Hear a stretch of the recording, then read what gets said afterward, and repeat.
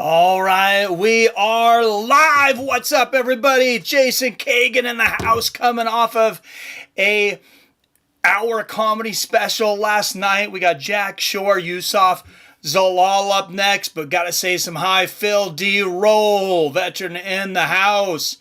Daniel Berry Sports, what's up, my friend? Azrael, have not seen Azrael in a while.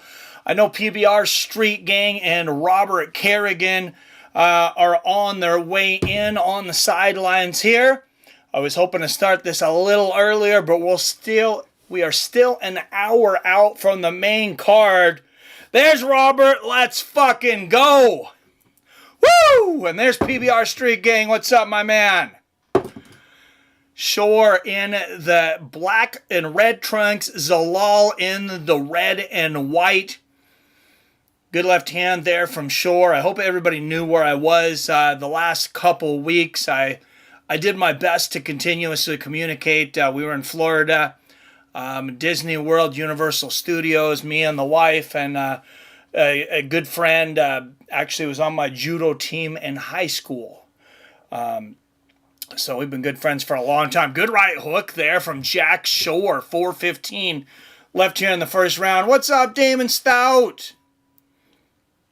What's going on, my friend? Fights with Friends family member Damon Stout. Been here for quite some time, too. There's a takedown attempt from Jack Shore up against the cage 1 minute in. What is this up with YouTube? It's telling me there's only one person in here. I'm talking to like 6 of you. Okay, now it says 7. That's right, YouTube. See how I just intimidated them? They were gonna try to cock block us again, boys. Got to smack them around and put them in their place.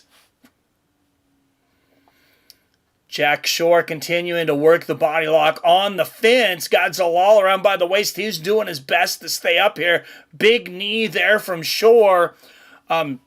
So, I believe this is the first event, unless it happened the last 2 weeks. I don't know because I wasn't here.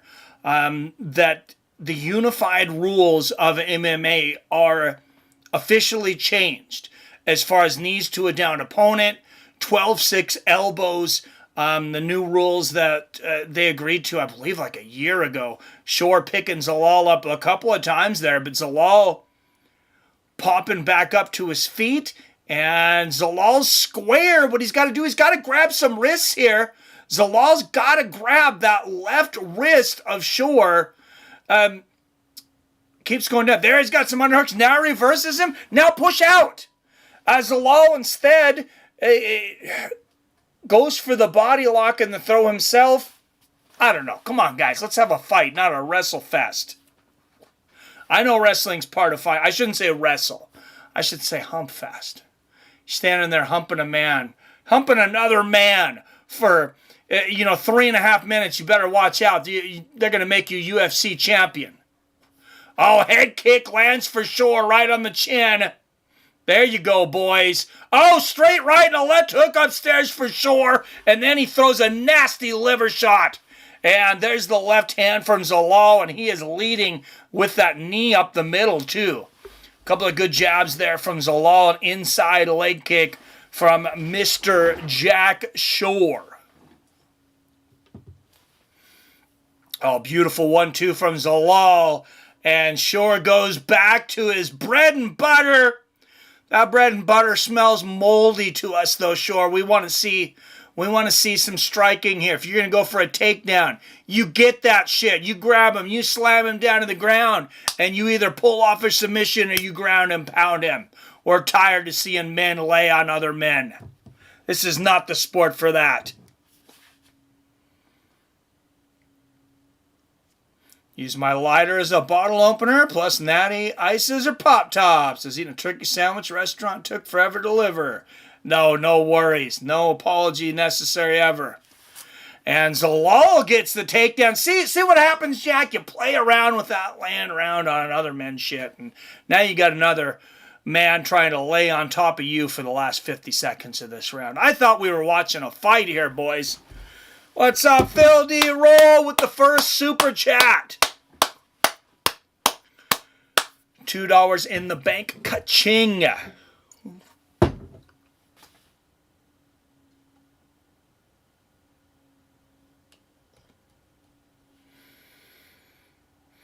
I'll tell you, I can use it after Disney World and Universal Studios trip. That's a once in a lifetime trip if you're not rich. And Zalal's got the back here.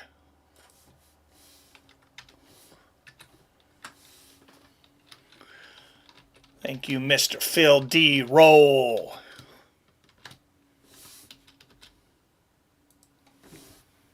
And that's going to be the end of the round one.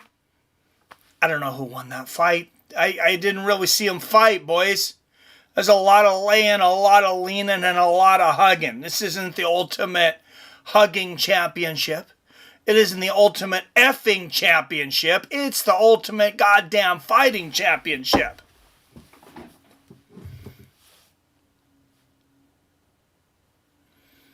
Cheers, Jason says, oh, give me a hell yeah all the way across the blue big dog. Croso Chimo. Cheers, Croso. Yes, Jason says, I am an adult, so for dinner it's corn dogs and tater tots, and I'm dipping my tots in ranch. Dude, that is a very adult meal. I don't give a shit what anybody says.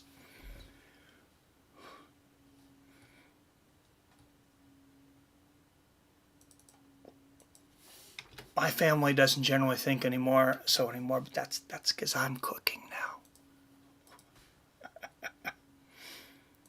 We eat a lot of chicken, though. I can cook a mean chicken breast.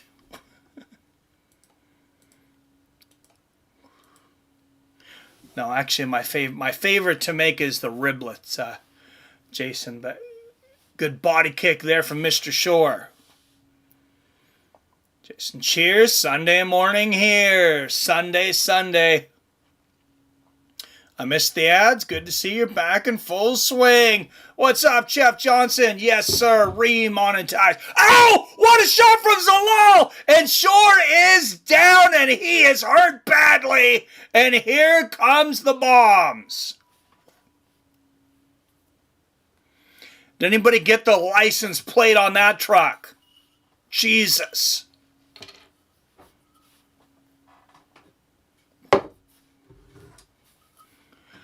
Jack Shore just seen that red coming, and he had flashback from his ancestors when the rebels were coming. And Zalal gets the arm triangle and the submission, and he's gonna rub it in a little bit.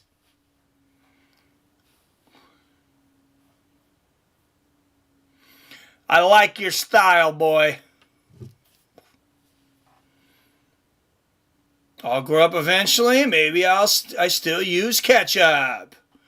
Dude, I use ketchup too. Ketchup, honey mustard, sometimes ranch. You got to have a good ranch though. And I know Jason's got a good ranch. I know he's not coming with that weak ranch game. If you're using Kraft Ranch, Jason, please don't tell me. I don't want to think lesser of you. You got to... The bottom of the barrel, it starts with, I'd say, Hidden Valley's Ranch, maybe some Ken's Steakhouse. Other than that, you better be making your own ranch. I don't know. Maybe there's a lot of good brands on the East Coast I'm not familiar with. Torrin Brown in the house. What's going on, my man? Good to see you, brother. Swore off ranch after Joey Diaz talks about it. Oh, yeah, talking about ranch on wings. That was great. I like ranch. I do agree with him on hot wings, though. I do prefer blue cheese. I wouldn't kick you out of my house if I was making wings and you brought ranch. I would just politely ask you not to come again. No. It's blue cheese and wings, or go F your mothers, Phil. Yep. What's going on? Crosa says, man, I don't know what's in the corn dogs here. They call them American dogs. They're by far the best corn dogs I've ever had. They're eating the cats. They're eating the dogs. They're eating the pets. Oh, different kind of dog. Sorry.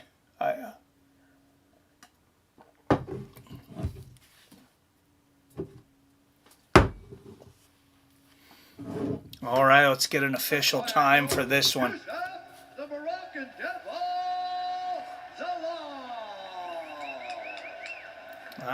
the Moroccan Devil getting it done. 59. What the hell is Zalal talking about? He sounded like SpongeBob SquarePants on helium. You were plus 1,000 to win this fight by submission. Plus 1,000 to win by submission. If you didn't say you bet him by submission beforehand, I don't believe you. Amen. I told you guys. First of all, I want to say alhamdulillah. I told you guys when I came in here, I want to be a world champion, and I will be a world champion. I don't care if you're a black belt and all this stuff. I'm a black belt. You got to face me, and that's what's most important. Lastly, I want to shout out to the King of Morocco. And shout out to Jacob. We pick him. We want yes, Taryn, cheers. Let's take a look at your work up here. Hey, that knee was beautiful. Oh my goodness, you landed that beautiful knee up the middle to hurt him. Oh, that was an incredible knee down the middle. Remember, I was talking about that knee up the middle earlier. You guys remember the revolution of leg kicks in MMA. It's not been that long. I mean, as it's been a major weapon in most fights, maybe 5 years. Here's something I've seen really coming up, really becoming a trend right now, is knees through the middle. We've only seen the flying knee attempts. The face kicks, you're starting to see more guys get that knee all the way up to their standing opponent on the chin or the head. That is some major flexibility.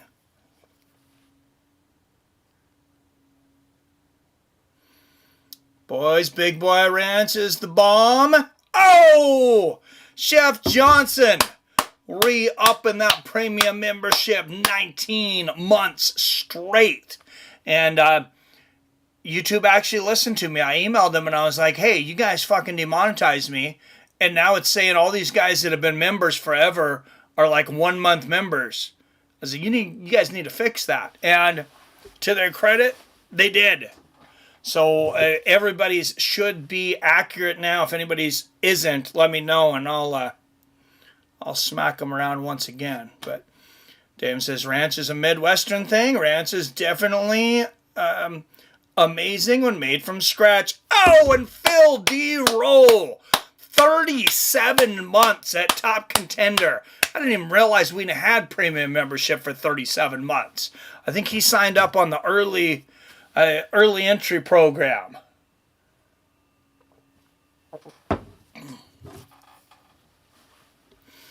Benson Henderson was the first to use low leg kicks in the UFC.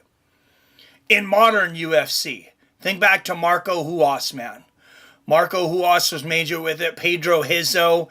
There was guys that did it, but it was not. Benson Henderson. Benson Henderson was the first with the calf kick, though. So yeah, you are right about that. If you're talking about the calf kick, yes, Benson Henderson really kind of perfected that. Huas was more of a lower, like in between the calf and Achilles. Henderson, what's up? Dean Hamper in the house. Good evening. We got all the important people in the stream. Now that Dean's here. Phil says, well, that was awesome. Ranch with carrots. Oh, yes, ranch with carrots. That's a good one. But not the ranch, the pre-bought ranch. You got to get the sour cream and the Hidden Valley Ranch packet. That's what's good with ranch, with carrots. Of course, says, I can never find the beer mugs. Oh, beer mugs emojis. Hey, Jason Kagan just put it out. Cheers, Jason. I am drinking this week. My stomach was acting up on the gluten, so no beer. But I seen this at the grocery store. I was like, geez, I had not seen these since like the 90s. They've probably been around. But it's the Jack Daniels Lynchburg Lemonade. I don't think I had seen those in a very long time, so I had to pick it up. Anyone besides me find the Topuria Glazers irritating? Dude, I think all of us find it irritating. All of us old school fans, because we're seeing our heroes be replaced by guys that we don't recognize. And that's why I'm like, hey, if you're going to replace these killers, if you're going to replace these heroes, you better bring it. You better bring it every time. We don't need no more of these Marab Vishavili and Bilal Muhammad's. I mean, respect to them, I guess, for picking up their belts, but come on. Let's get some action. I feel like they need to bring stalling. You guys remember the Pride guys here, the Pride FC guys, you guys remember stalling. Bring back yellow cards. They were never in the UFC, but bring them back to MMA. Bring them to the UFC. And let me tell you something. I bet guys stopped stalling real quick because those yellow cards, those were fines. They took money from them. That's how you get a fighter's attention, is you take their money.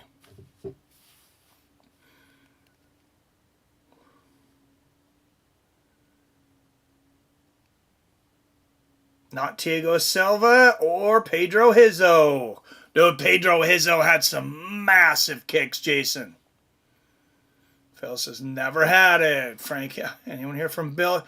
I have not, but at least I know he's okay because I seen he made a trade over on our fantasy football.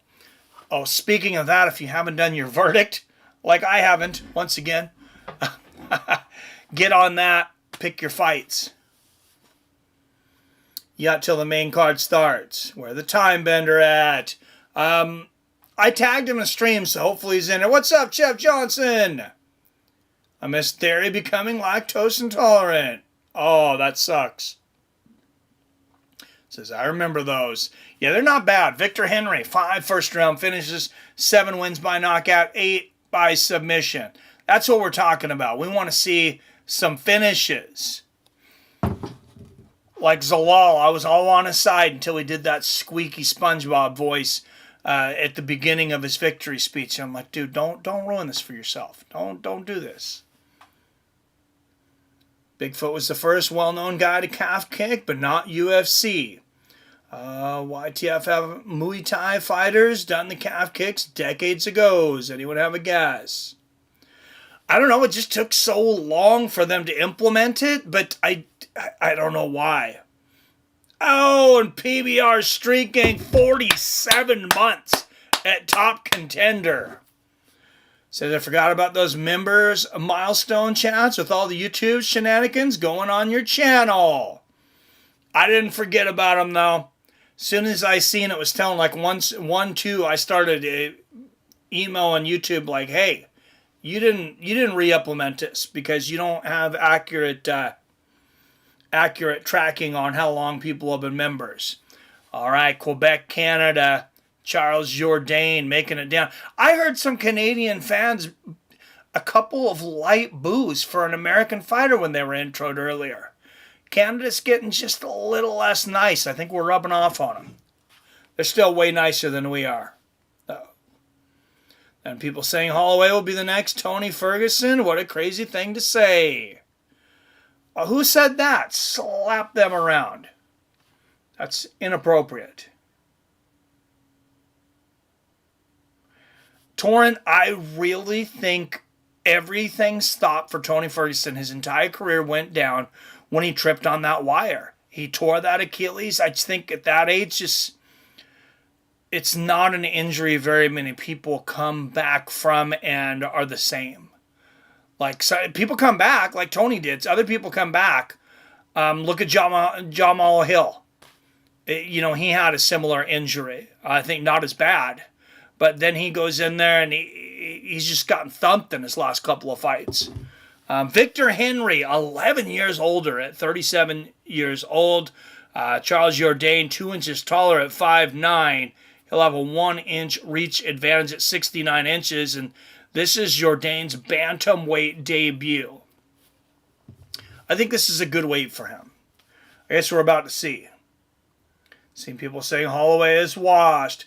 Well, those people don't know what they're talking about. Who was the guy in early UFC who leg kicked that huge white dude till he couldn't stand? Marco Huas. Out of the blue corner, a 105 underdog from Southgate, California. 24 wins against 6 losses. Victor Henry.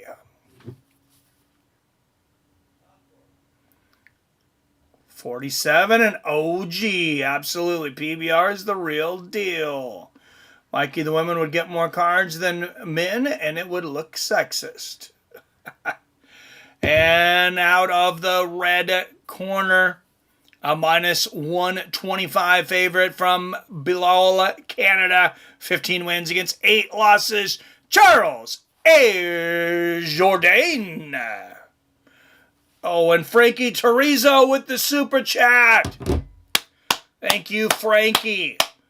Blake Grice, the referee here, says Stipe Jones might signify the end of an era. Yeah, we're there, man. We're seeing it all the time. We're seeing the UFC is matching up their young lions with, the guys that we've watched forever. And the young lions are not breaking through every time, but eventually, Father Time gets us all. And speaking of a battle with Father Time, damn, does Iron Mike Tyson look good right now. I was about counting him out, guys, because he's a million years old. But, man, that guy is in shape. I really believe he's confident. I think we could see an Iron Mike knockout on November 15th.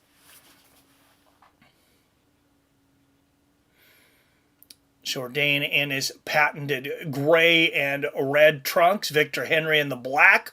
Henry checks that leg kick.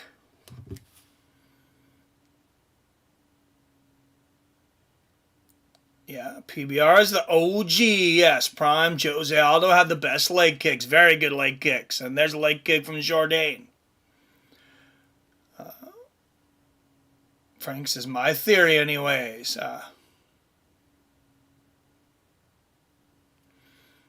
YouTube had not been cool, but I do appreciate them doing that. Good low leg kick there from Henry. Yeah, and I could be nicer, in my emails and the way I correspond with them too. I tend to take things too personal sometimes. It's just the way I am. Good head kick there from Jourdain and a straight right. Man, does he look fast at bantamweight. There's a good straight left from Charles. There's another one. And a low leg kick. Henry's going to look for a takedown here. Good right hand there from Henry. Another straight left from Jourdain. Oh, Jourdain catching that body kick attempt from Henry. I mean, he is light on his feet tonight. Good inside leg kick there from Henry.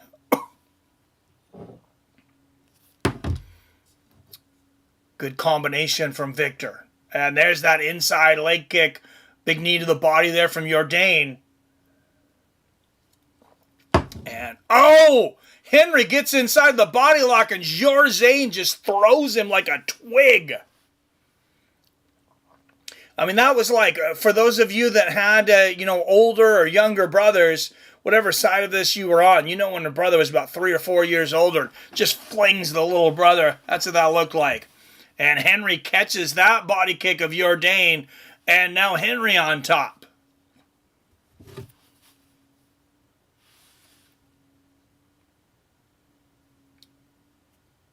Ad break, hold please, says Robert. Hold my beer.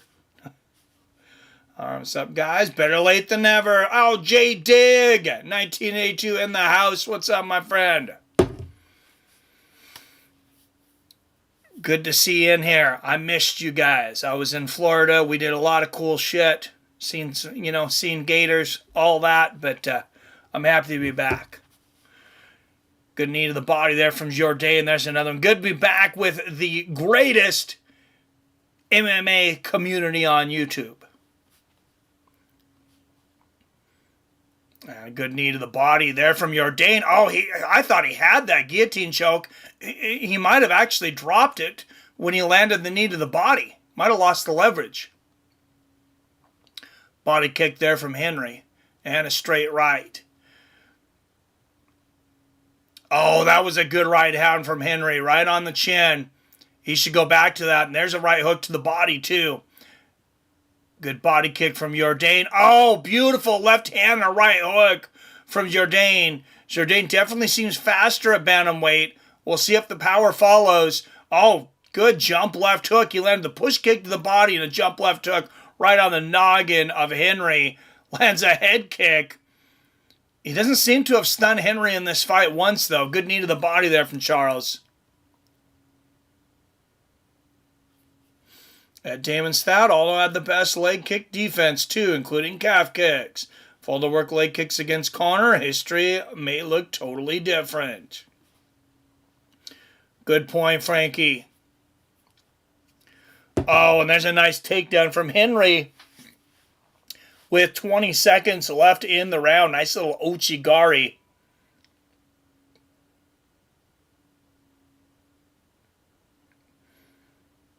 And Jourdain seems to be content he's just working that guillotine attempt. He's really been looking for that guillotine this whole first round, though. It's going to get harder in the second. These boys are getting sweaty.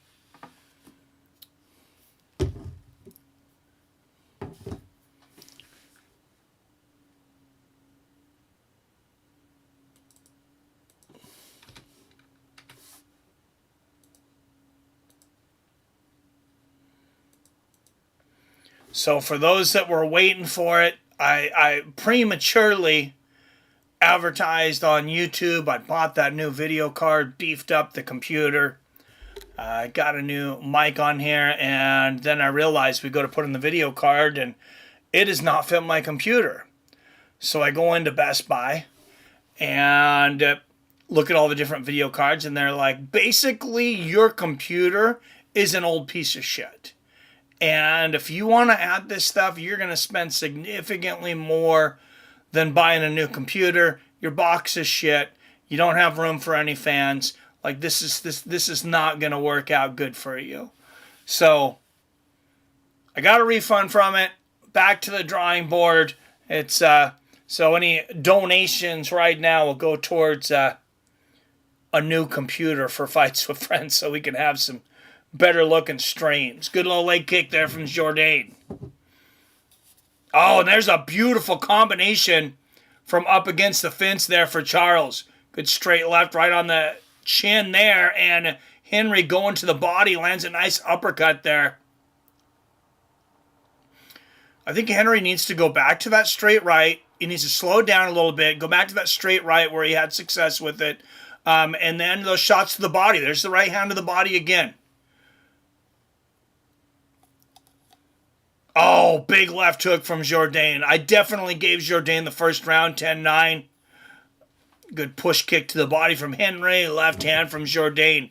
But, I mean, there's a lot of positives out of that first round for Henry as well. Good straight right, now the left for Jourdain. Jourdain throwing that head kick again. Henry blocked it and lands the right hook to the body. Oh, Jourdain goes for the takedown, but Henry reverses him. Henry's got the back now. He's got hooks in. Let's see what he can do with this. He's got a lot of time, too. 3 minutes and 40 seconds.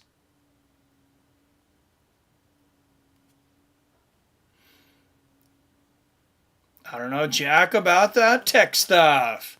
Yeah, me neither, really, man. I'm learning, but my tech is this free phone with my new cell plan. Haha. Well, congrats, Kurosu. Oh, Henry's got heavy hooks in. Liz, he's doing a good job of putting all of his weight on Jourdain. He hasn't gotten the submission yet, but you might see that neck crank. You might see the Khamzat Chimaev style. I don't know if you guys remember, but I know I've said it on many streams. You get on that neck, you don't have to be under the neck. Couple of things. Of course, you can do, like I talked about, the FU choke. You flip them off. That's how you remember it. Go back behind the head. The other one is just grinding that knuckle on their chin. It's one of my favorite moves when I was competing in judo. I'd get penalized for it. I got many penalties. But the weird thing was, even if you got penalized, if you didn't get disqualified, if the guy was unable to continue, you got the win and moved on. The other part of that was a lot of times you get it under the gi, the referee wouldn't see it. It was kind of a gray area. It wasn't like you couldn't put knuckles on the chin, but you weren't supposed to try to break somebody's jaw. But it's a fight. So I could care less at that time. But they would expose that chin. If it hurt enough, they would put their chin up and they'd give you the choke.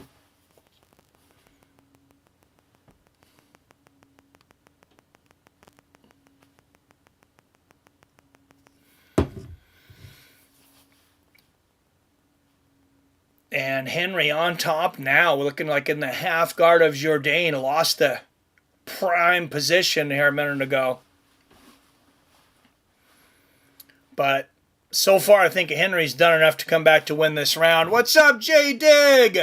Says, glad you're back. I'm glad to be back. Glad that you guys are here. Oh, and there it is. Charles Jourdain's been looking for that guillotine the entire time. And this time he gets it. Second round submission for Charles Jourdain in his bantamweight debut in front of his home crowd. And that caused that fat dude to shotgun his entire 16-ounce beer. You seen the camera got on him. Did you guys catch that? Camera got on him. Immediately, dude goes, done. Us fat guys can drink some beer. But yeah, I'm glad to be back, J-Dig. Glad to be back at this desk. Yes, Robert. Woo! My neighbors will appreciate that.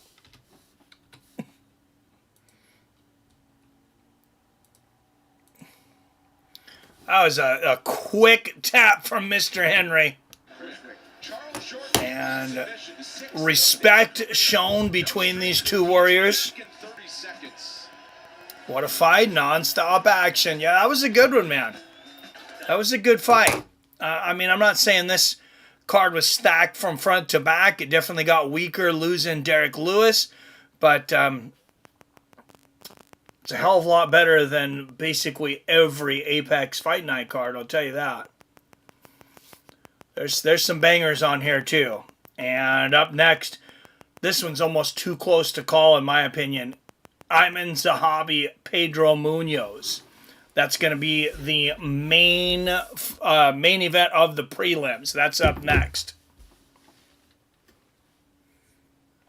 And we are less than 2 weeks away from Stipe Miocic versus Jon Jones. And who realized?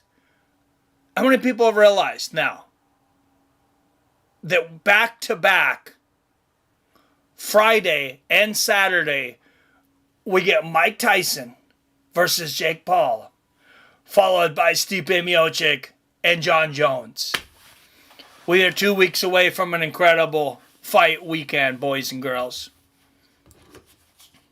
Due to a guillotine choke, Charles and Jourdain. You don't see as many guillotine choke submissions as you used to back in the day. Guys are a lot better at defending them, but Jourdain's got a great guillotine. How good did it feel to get a victory? But a victory with your pretty much signature move. Yes, sir, the guillotine. By the way, can I get my mouthpiece back? I threw it and it's expensive. No, I'm kidding. I was just gonna say, no, that's that fan will cherish that thing. Was a move you looked for many times over the course of the fight. Was that something that you thought You know, could do in this fight? catching a mouthpiece, yes, it's nasty. I'm gonna argue it's not as nasty as catching a cup, though. I guess it depends on how long the fight's been going and how sweaty a cup is. You telling me fat guys can drink beer? I'm a lean 245 now. I love it, Robert. Good for you.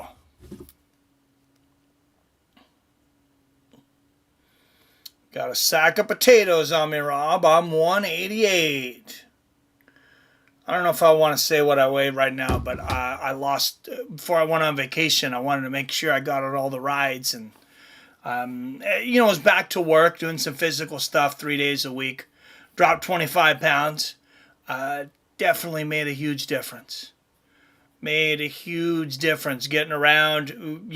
Disney World and Universal Studios. You're thinking, oh, this is vacation. Hell yeah, it's vacation.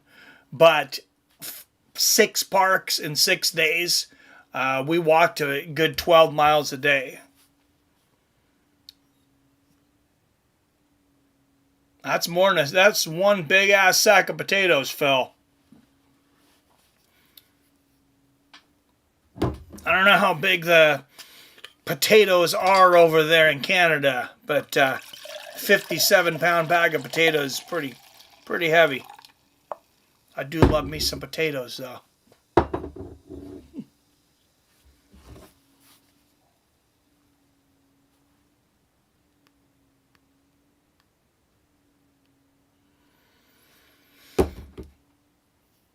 We got football tomorrow. We're doing another stream tomorrow. We got the Seahawks. And trying to...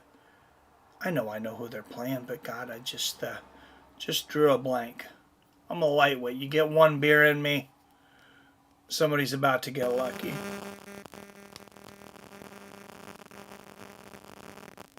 Ask the wife. Oh, Houston upset number 17 Kansas State in college football. You guys see that? That's a pretty good upset.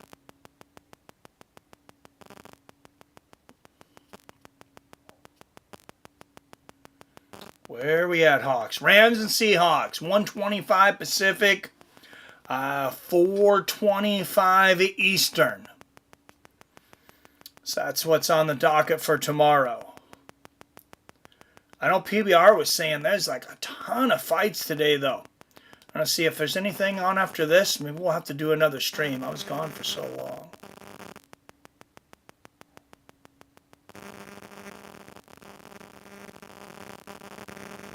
Wife just might have to not get late tonight.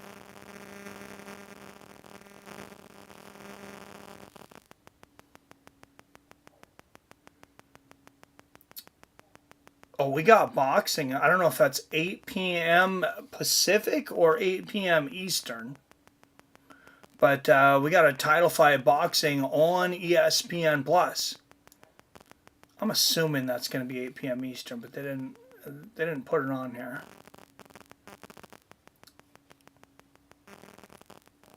Yes, it is. And it's a rematch. Consecao and Foster, too. I will go back and watch that later. I'll have a great rematch. Might go back and rewatch their first fight.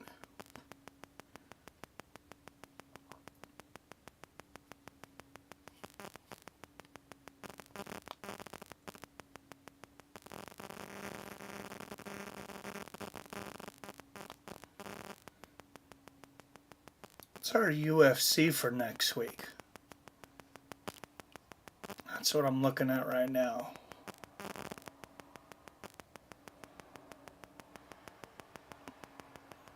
Oh, it's Magny and Paredes. And Cody Garbrandt returning next week against Miles Johns. Carolina Kalakowicz, Denise Gomes. Yeah, it's an okay card next week. Cody Stamann, David Blackshear.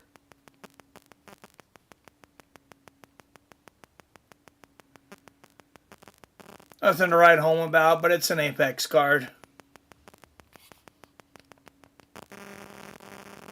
At least it's an early one.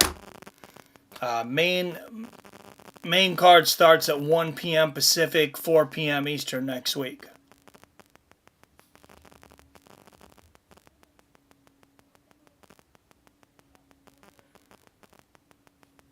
Weird sound issue. There's a static sound. Yeah, let me see what I can do about this. I got a new mic here that I'm playing with. It's really loud with Raycon earbud. Oh, crap. I thought we entered Mike's Secret Ray Club. Oh, my Lord. That is ridiculous. Weird sound issue. There's a static sound. Yeah, let me see what I can do about this. All right, This is a brand new mic, but I'll see what...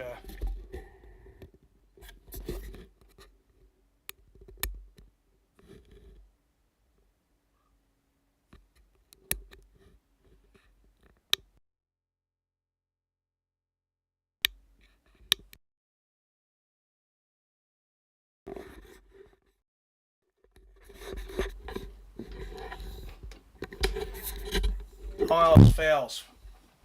Unplug it and plug it back in, I guess.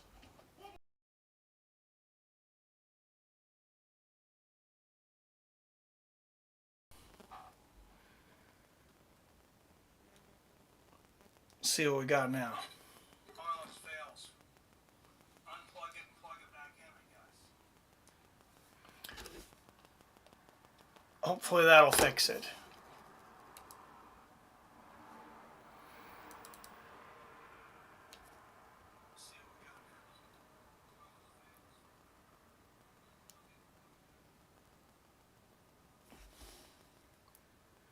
Is that any better?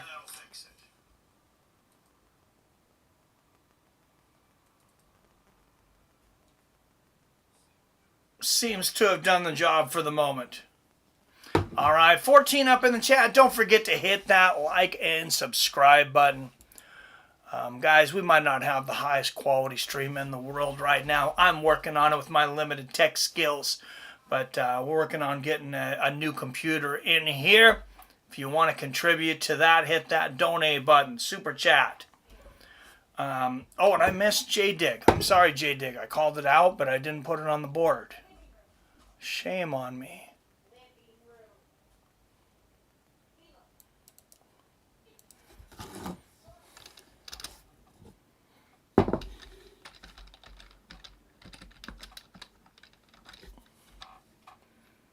I just looked up at it and I was like, I know we got $6, not $4.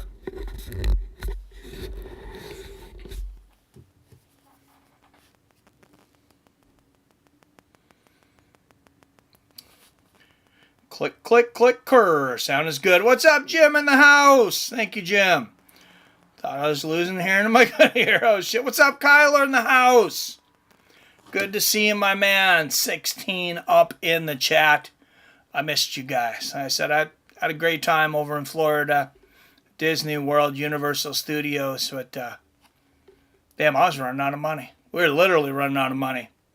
Oh, this fight already started. How rude. They started this fight without me? You son of a bitches. All right, 4 minutes left in the first round. Zahabi in the red, Munhoz in the black. Good little left hook there from Zahabi. Oh, beautiful body kick there from Zahabi. He's been practicing that one. That's that body bag kick.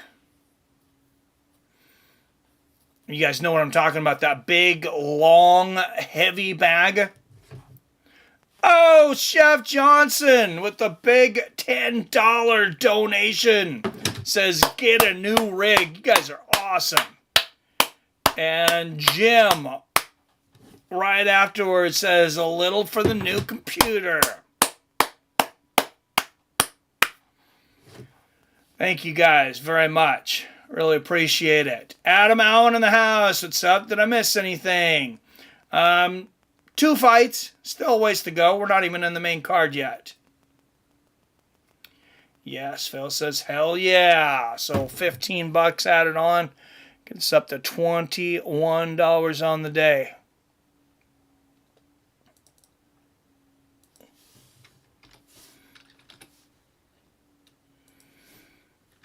We'll have that new computer before you know it. And Phil D. Roll with another donation. Thank you, Phil.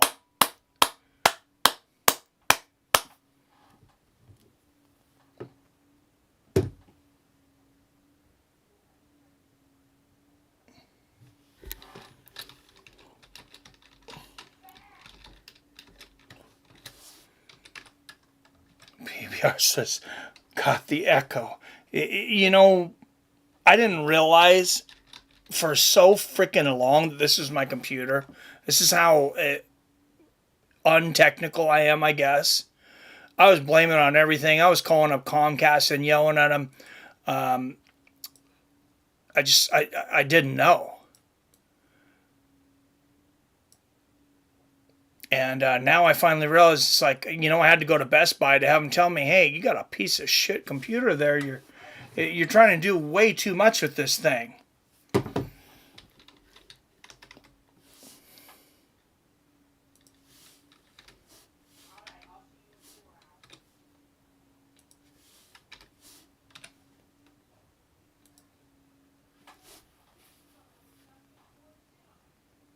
Oh, good straight left there from Zahabi and the right uppercut to the body. How good has Eamon Zahabi gotten in a short amount of time? Good left hook and a couple of jabs there from him.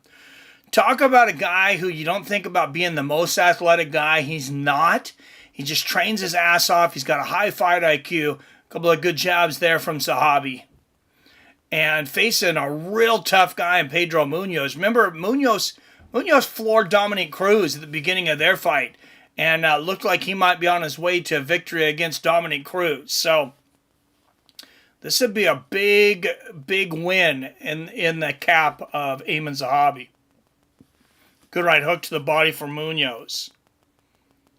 What's up, Clavitt in the house? What's going on, my man? Echo left. Might have just been my empty head. What's up, Sevens? Let's get it on, Bass. Welcome back. Thank you, sir. Welcome to you. I appreciate it. I only hear normal echo in my head. You're good. Damn technology, yeah. AMD is the way to go. Thank you, Chef Johnson. Need to get a computer where you can always upgrade the VMD video AMD soundboards. They come out with new ones. Yep. Hold, please add. Yes, cheers, Clavid. Good to see you in here. Yeah, I'm hoping to get something, Chef Johnson, I'm hoping to get something for around $1,000.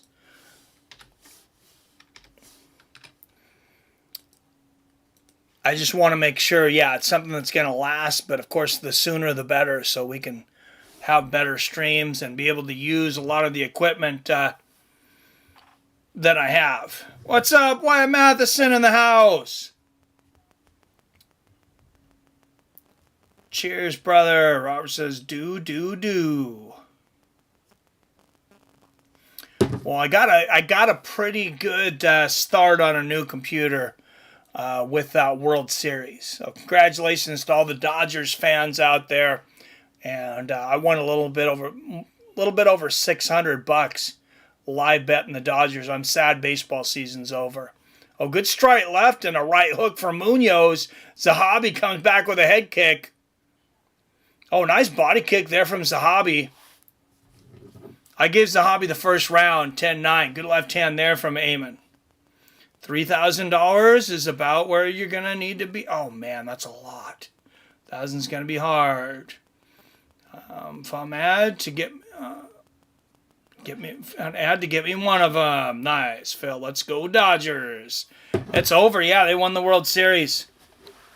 I know Wyatt's just coming in. I don't know if I'd talked to Wyatt on Messenger quite a bit, but I don't think I told you, Wyatt. That video card I was so excited about, it doesn't fit my computer. I went to Best Buy and they're like, you got a piece of shit computer. This thing's basically ungradable, not upgradable. You got to get a new computer. So that's what we're saving for now. Good push kick to the body there from Munhoz. And then maybe we'll take this thing out and do a video stream. Take it out in the woods and beat the last little bit of life that's left in it out of it. A White Sox fan, glad we broke a record this year. For the most losses? Oh my God, Kyler. I was feeling bad for you guys, but hey, take what you can get, I guess. Good left hook there from Munhoz, straight left from Zahabi, and the 1-2 down the pipe from Zahabi. Zahabi's got such a weird style. He throws those lefty hands from such strange angles. There's that left hook straight right from him, though. He looks like he can't fight. When you see him, you're like, this guy doesn't understand fighting, but it works. He's just super awkward. Good 1-2 from Zahabi. Ducks under a shot from Munhoz. Lands a good left hook. At least you figured out the issue. That's more than half the battle, right? Windows 10 is finished soon. I got to get a new one, too. Yeah, this is on Windows 10, too. So I guess I get maybe sooner than later. Get a 5th gen AMD and CPU with matching motherboard. The video will be easy to place. Thank you, Chef. I'm going to screenshot that because I don't remember stuff. What's up, PR? Hey, dude, just a heads up. I was a former lead tech for Best Buy. You don't need anything more than a mid-grade computer as long as it has an i3 core processor with at least 6 gigs of RAM. Beautiful. Thank you, PR. I think you've messaged me on Twitter too, right, PR? Pretty sure all we're doing is streaming, so there's no need for anything high-end in the graphical department. Nice. Yeah, just this thing has just fallen behind. I upgraded the RAM not that long ago. I upgraded the, just my regular hard drive because I thought, maybe it's a memory thing. But no, that wasn't it. Just got no video card. Good left hand there from Zahabi. Zahabi's got some blood on his back. Looks like he was scratched by a cat. I mean, literally, that's what it looks like when a cat gets on your back and just all the way down.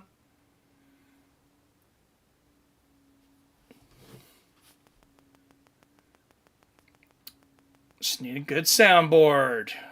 Not me. I don't have Twitter. One where you can plug in the front of the computer.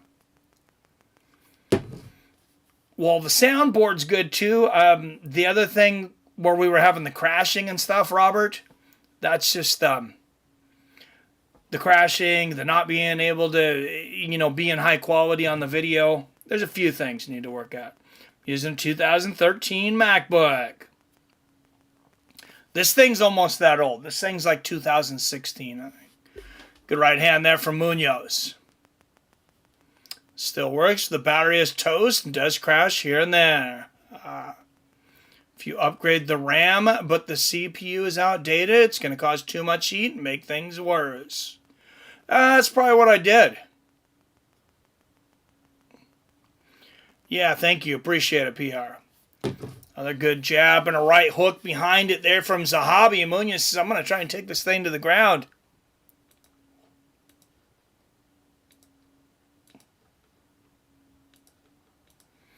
Eight seconds left in this round.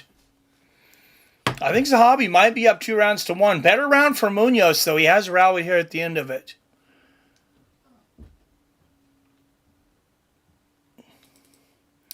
What's everybody drinking, smoking, eating tonight?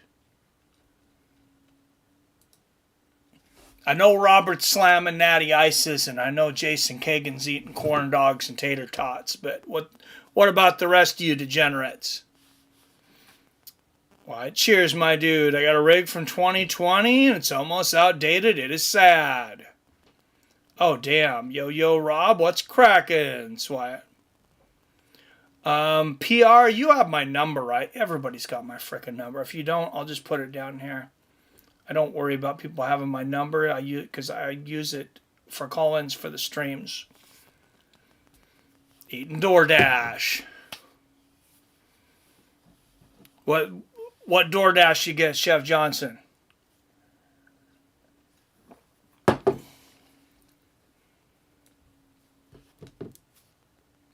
Oh, lasagna. What's up, Theron Nelson in the house? Good to see you, my man. How you doing down there? Theron's a surfing professional, if you guys didn't know. I don't know if I've ever talked about that over there in Long Beach. He's always posting pictures of all his surfboards and stuff. This guy's a surfing stud. Good right hook there from Munhoz. Dude's, 5-10 years older than me, Theron? He's always got a woman on each arm, and they're carrying his surfboards for him. Smoking on some white truffle strain. Nice. Pocari Sweet, like Japanese Gatorade. Interesting. Hey, got to get those electrolytes. Watching this with some friends on Xbox. Nice. Good left hand there from Zahabi. Yeah, I was thinking I get this graphics card. I was thinking, I can play some games too, Kyle. I was getting excited about getting back into gaming. I was like, I'm going to go out and get the new Madden, all this crap. And then, nope, your computer's garbage. Good 1-2 there from Munhoz. Oh, nice right hook on the ear there from Munhoz. There's a left hand. He might have stunned Zahabi there. He needs to jump on him now. Munhoz needs to jump on him now. Oh, and there's a good shot. because I think he got Zahabi hurt a little bit. And yeah, Zahabi's going to pepper you, but he doesn't have that one-shot knockout power.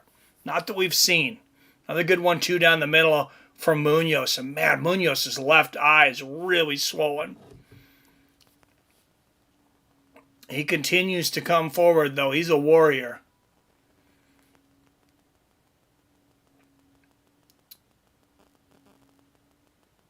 I'm going to hop off. All right, we'll see you, Kyler.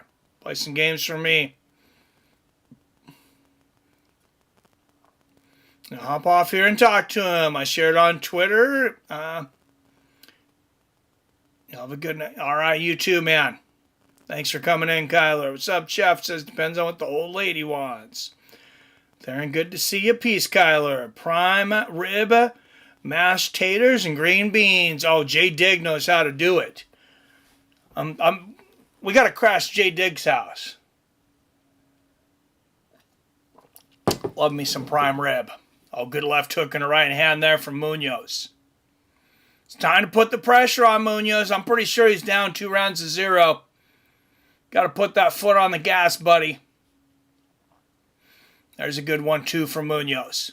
I don't know that he can see out of his left eye, though, and the right one's not looking great either. That was a good double jab from Zahabi. Oh, Munhoz lands a great combination there. Went for the takedown. He almost kind of feinted it, I think. Zahabi started sprawling, and Munhoz just lit him up with the combination. That was actually a great strategy. Good right hand there from Munhoz. And Munhoz, I think, definitely winning this round. According to CompuBox, he's outstriking Zahabi 2-1 this round. Good left hand there from Zahabi. How can you order takeout with the name Chef Johnson? You gotta make some fancy shit, my man, right? J-Dig, that sounds amazing. Oh, there's another great combination from Munhoz. Left hook from Zahabi. Smoking on something called Pure Mitch. And for a flour, it's at 32%.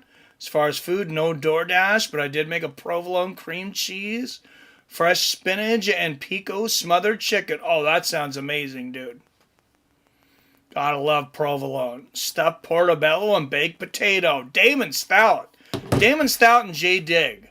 Well, you guys need to put on a dinner for the Fights of Friends family. We'll just buy all the shit and buy all the drinks, and you guys do the cooking. Oh, good 1-2 there from Zahabi, and Munhoz goes down for a moment. I don't think he was actually knocked down. I think he was kind of off balance, but doesn't look good to the judges. Good backup left hook there from Zahabi and a double jab.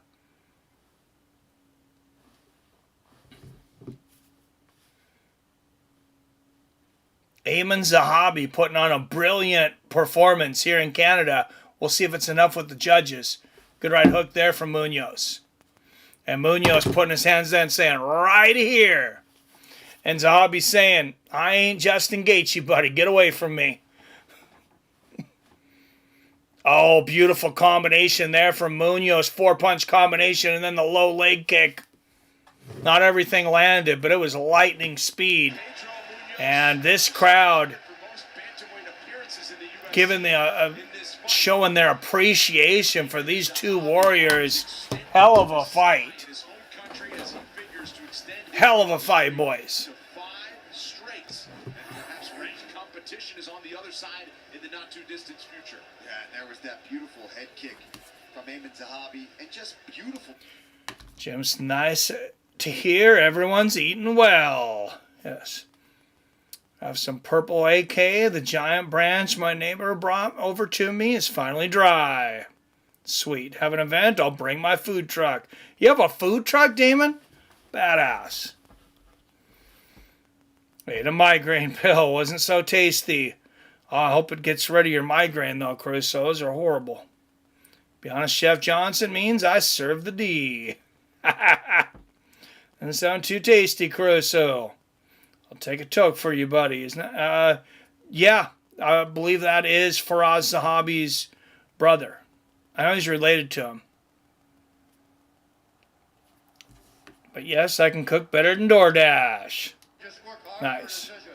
The judges score the contest 30-27, 29-28, Oh, we know which way this one's going, I would hope.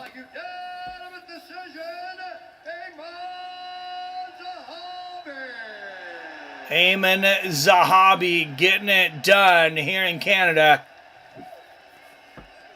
I'm here with Eamon Zahabi. Eamon, you said the only And if you haven't done your picks for a verdict, like I was saying, hurry up and get those done because the main card's about to start. How good does it feel? Ole, ole, ole, ole, ole. DC, I can't give that up in Canada. I love to do it. It feels incredible. I'm hoping now that we get a nice talk with Sean Shelby. Hopefully, if the people don't put me in the top 15, like the journalists don't do it, hopefully I get to fight someone in the top 15. So let's set that up. Well, you're 5-0. You won 5 in a row. You earn a shot against a top-ranked guy. Ladies and gentlemen, give it up for Eamon Zahabi. Back to Montreal with his brother Faraz and the team at TriStar MMA. Eamon Zahabi makes it 5. All right, it's doing a real quick Wraps up the prelims. Had some Canadians with some success on the prelims. They're 4-1 so far. 4 more Canadians. some real quick verdict picks here. The flyweight division and our main and co-main event. As we continue from Edmonton, UFC Fight Night starts now.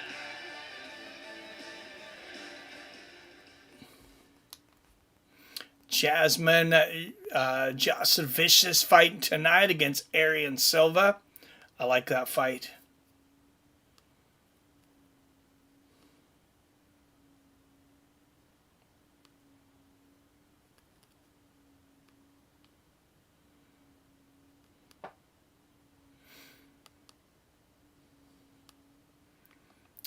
Machado returning against Brandon Barriault.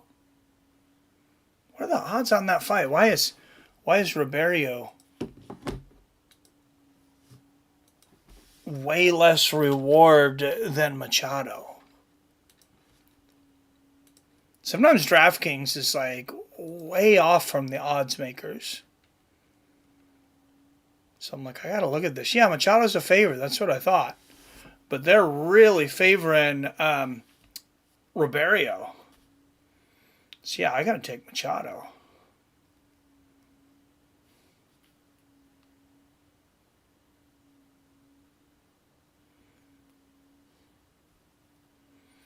Erin Blanchfield, Rose Namajunas in the co-main event. I think that's a great one.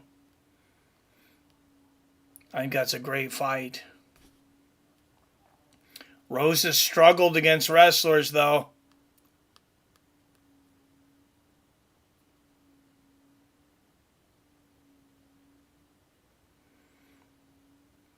She's struggled quite a bit against wrestlers.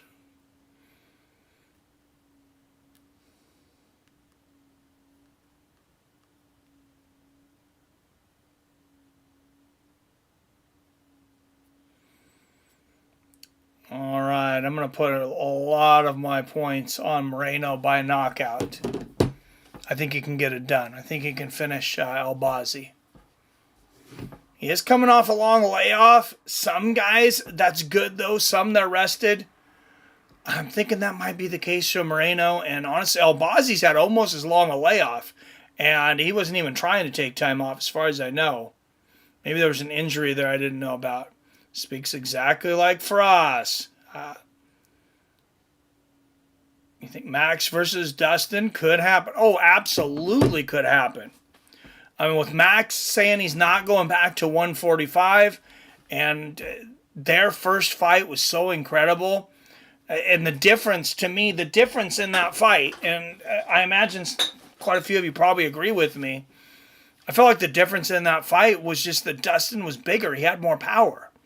It wasn't like Max wasn't hitting him. It wasn't competitive.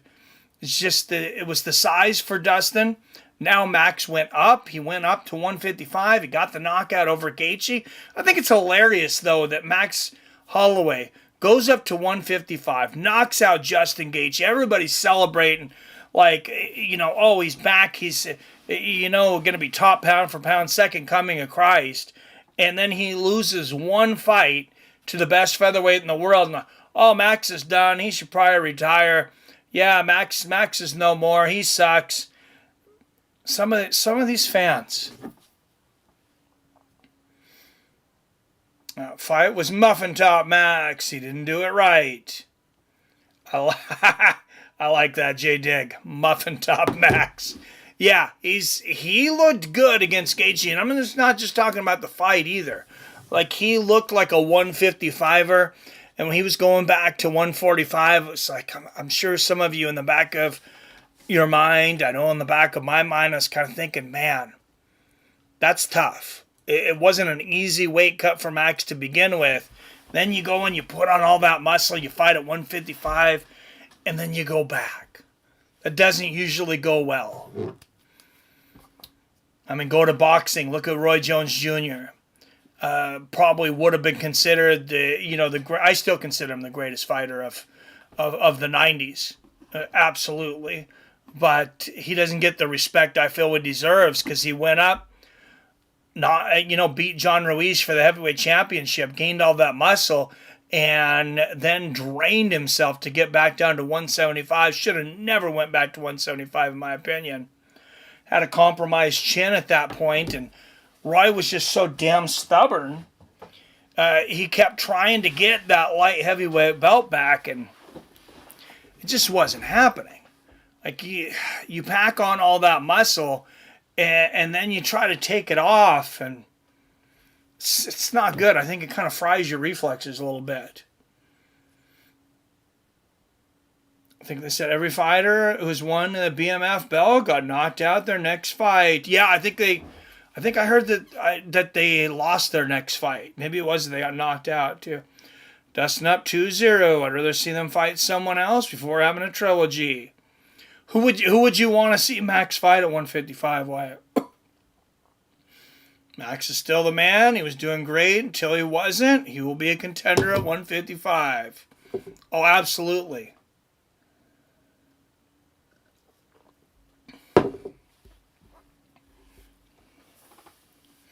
Absolutely. I almost bet on Max. When I seen the odds, I was like, man, and if I'd have been close enough to a casino, I'll admit, I would have, but I was in Florida.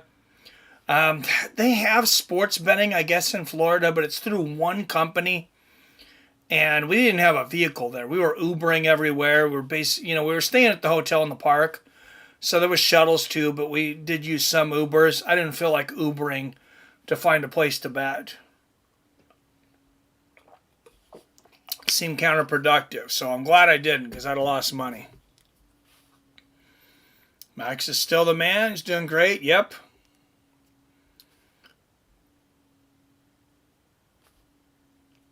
Absolutely. Moreno and Albazi. That's a good fight, though. I think Moreno pulls this off, though. I think he comes back with a victory.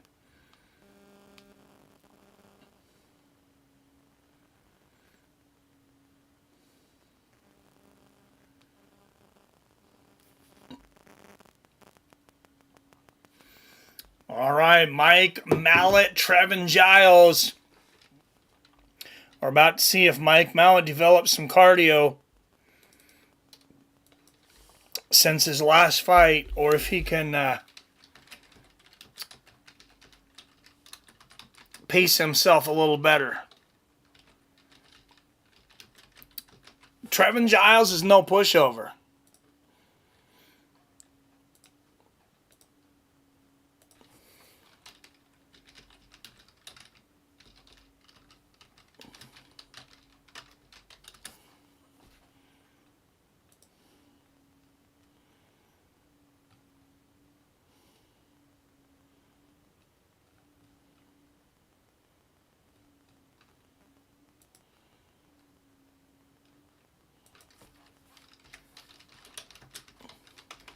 Just going to try to bring up these fighters so we can compare them here real quick.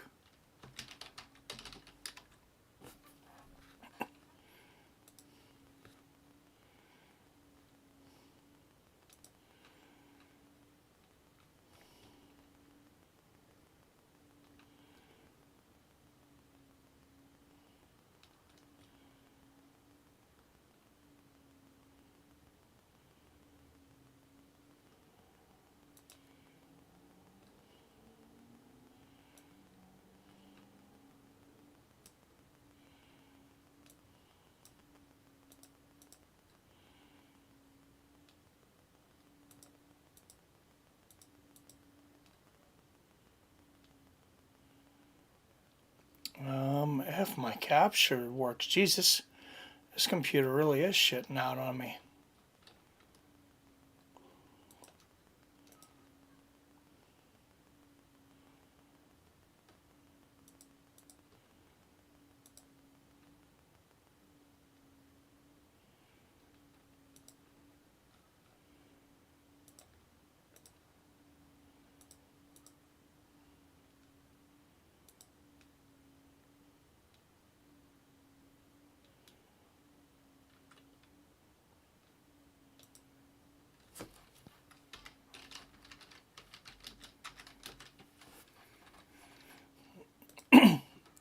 All right, we'll try to add a new capture here. Here we go.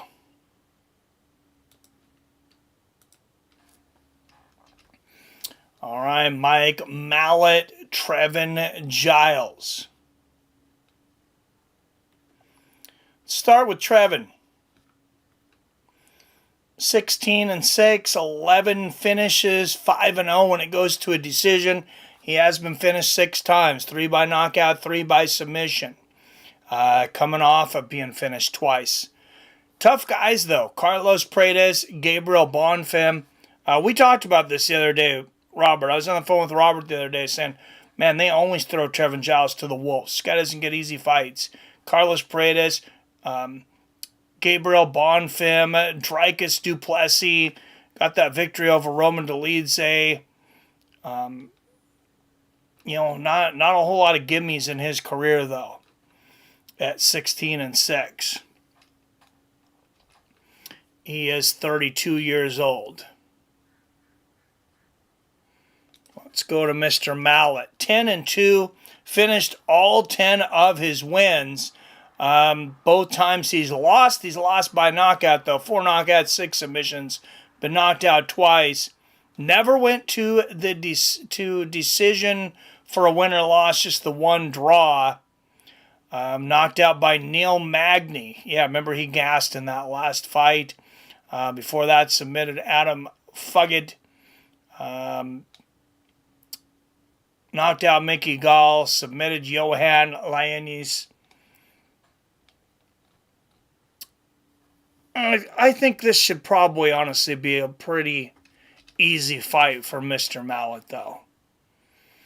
And he is a minus 375 favorite now. These lines have moved. Plus 295 on Giles. Let's look at our winning method. Mallet by knockout plus 240, by submission plus 215.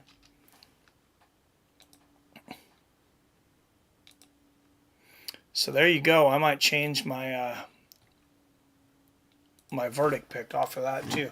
Trevin Giles, one of 18 fighters in UFC history with wins in 3 different weight classes, 4 first-round finishes. As we mentioned before, 6 knockouts, 5 submissions, but he has been finished 6 times. Wise Max ranked 5 at lightweight, and Justin is ranked 3. I mean, it's one fight. I think when you beat somebody, you don't always take their ranking. So, honestly, I kind of agree with that as long as they're consistent about it. Polls for the main card. Yes, let's get a polls for the main card. Thank you.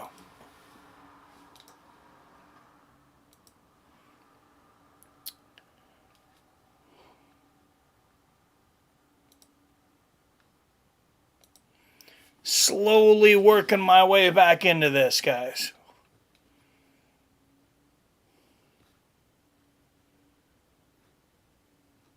Giles always been a middle-of-the-road guy.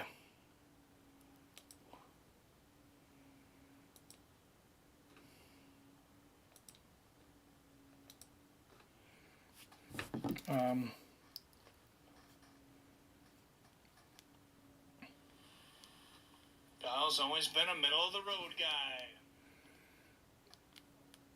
Oh, I'm glad we're not crashed. YouTube just told me I'm not receiving enough video to maintain smooth streaming. So, let's see if I can do something about that real quick.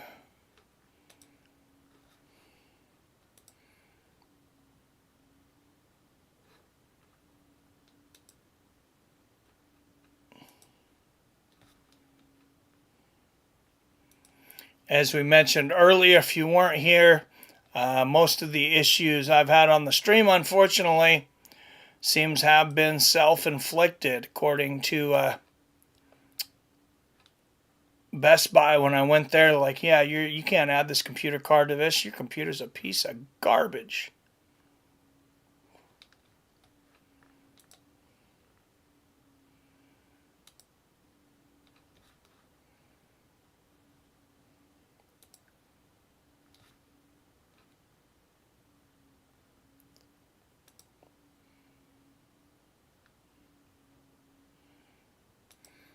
All right, both men 32 years old. Mallet an inch taller at 6'1". Giles will have a 1-inch reach advantage at 74 inches. We'll start the poll on the next one. Sorry about that.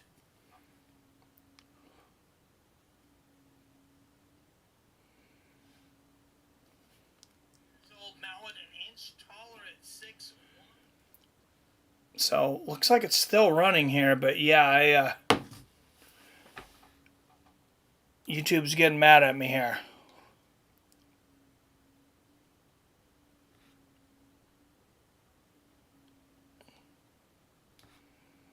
Stream bit rate of 1,000 kilobytes per second.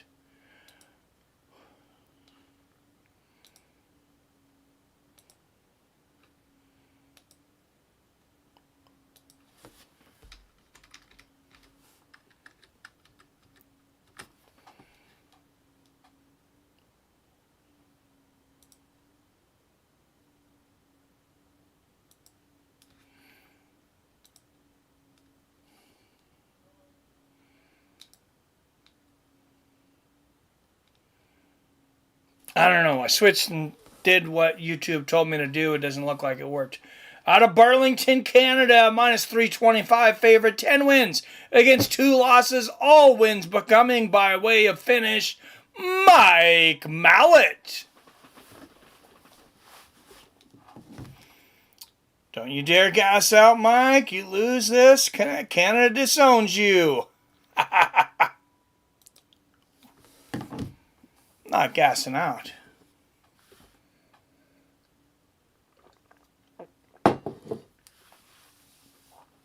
Oh, yeah, Mike Mallet. Yeah, sorry.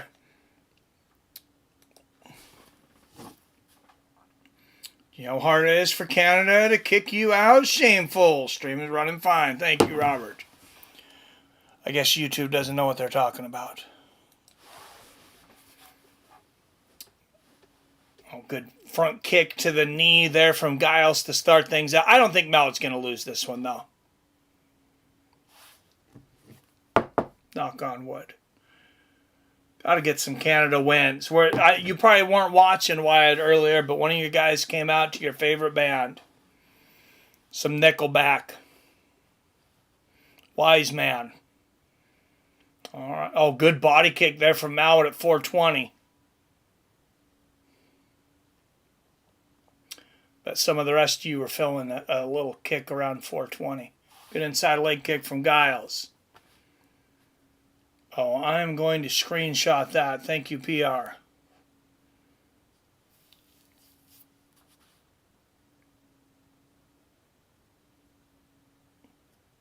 So I got 8 gigs of RAM now. Reached out to a tech buddy. This is what he said for opting my streaming on. Thank you. Much appreciated, man. Because, yeah, I'm not looking to, spend $5,000 or anything. I don't have it right now. Good head kick there from Mallet. Inside leg kick from Giles. Oh, Mallet's dropping the hammer. Fun fact, Mallet used to fight at 145. Giles used to fight at 205. Damn. Yeah, Giles has wins in 3 different weight classes. Good body kick there from Mallet. Damn.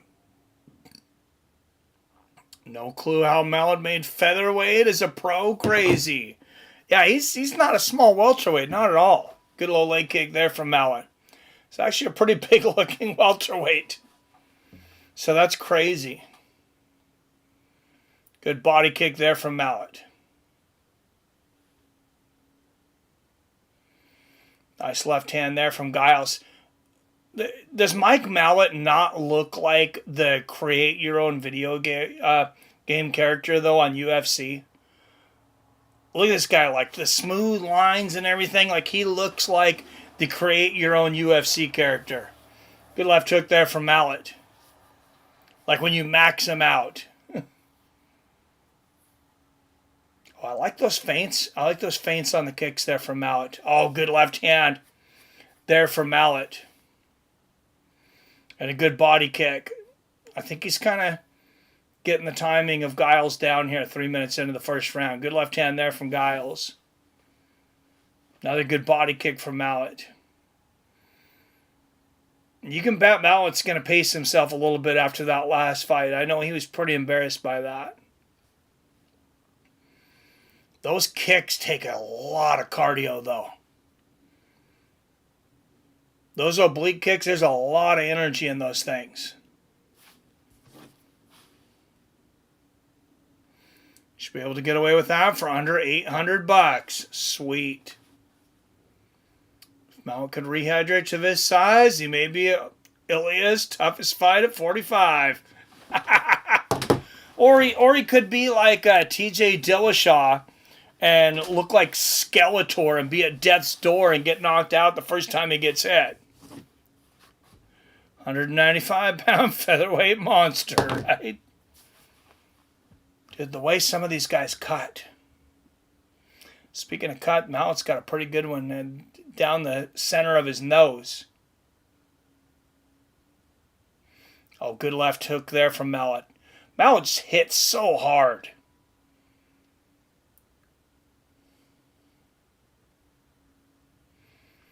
Good left hand there from Giles. I mentioned earlier, Giles, all 6 losses. He has been finished. He's been finished in his last 2 fights. One by submission, one by knockout. Oh, good spin kick to the body there from Mallet. So not exactly a good matchup for Giles. But somebody at the UFC does not like Trevin Giles. I said, this guy never gets an easy fight. Good body kick there from Mallet. Oh, and a right hook upstairs from Giles. That was a good shot.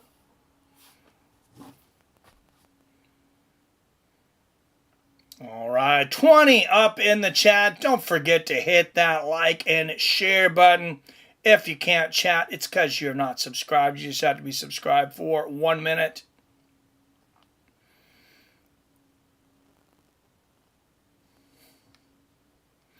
Other channels moving to premium membership just to be able to watch their stream, or premium membership to be able to comment.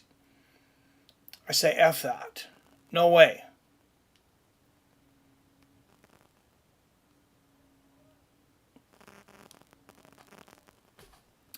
Fights with Friends, the fight live streams are free. Unless YouTube changes something, they're always going to be free. Giles better start checking those kicks. Yeah, he's going to have a problem, right, Jim? He's going to have a big problem here soon. Anybody hear what happened to the Black Beast? Derek Lewis, they just said he was pulled off the card for medical reasons. That's all I heard. I'm thinking it's probably something with his stomach, maybe. He's had some stomach issues in the past. I mean, he had to pull out of one card for his stomach, and was having big stomach problems in that Junior Dos Santos fight he lost a couple of years ago. Good low leg kick there from Mallet. Right as he was calling out DC out of retirement, too.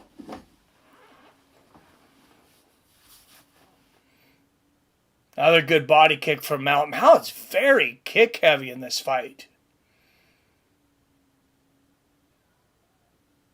Get himself a Taekwondo instructor in between fights. Good low leg kick there from Mallet. That was the first liker. What's up, Jason? Yes, you first like today. Derek Lewis got cold. Edmonton is freezing. Wild, I don't know what happened. I said his balls were freezing and had to leave. Good left hook there from Mallet. And the push kick to the body. Push kick to the chest there, actually. Yeah, I see Mallet 10 for 10 on those leg kicks. Oh, big right hook there from Mallet. Giles also 100% on leg kicks, 5 for 5.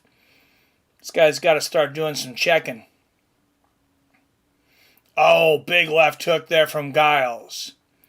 A little chickadee check yourself before you wreck your leg.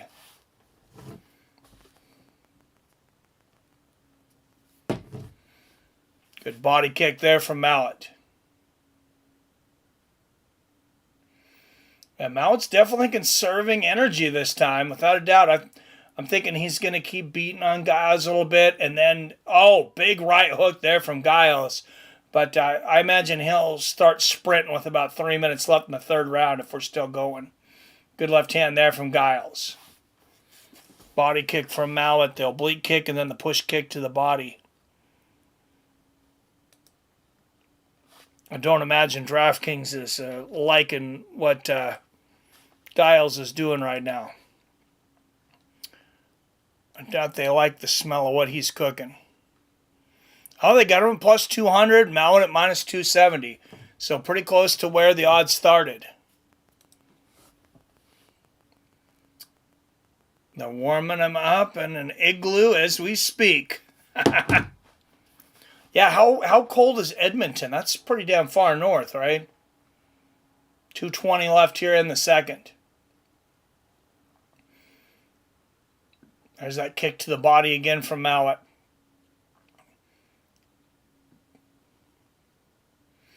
Good takedown defense from Giles.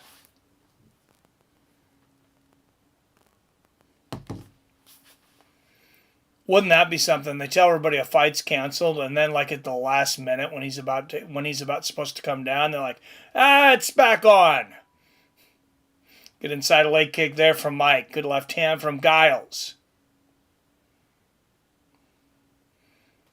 I wasn't real familiar with the guy that Lewis was fighting, but I did have a little bet on Derek Lewis plus 225 knockout. Good straight right from Mallet, right hook from Giles.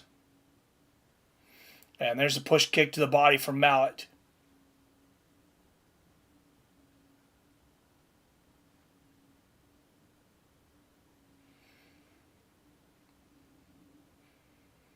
Mallet continuing to batter those legs of Giles. Oh, what a rocket of a right hand from Mallet. And Trevin's taking it. Good low leg kick from Mallet. I think Mallet's going to slowly wear him down and finish him in the third, though. That's my prediction here.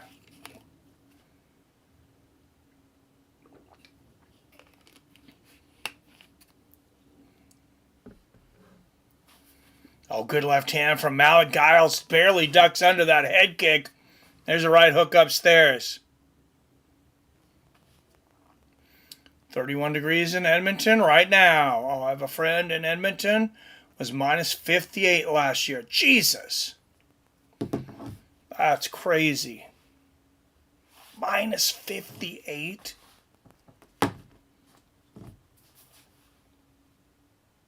Oh, big left hook there from Mallet. And a head kick.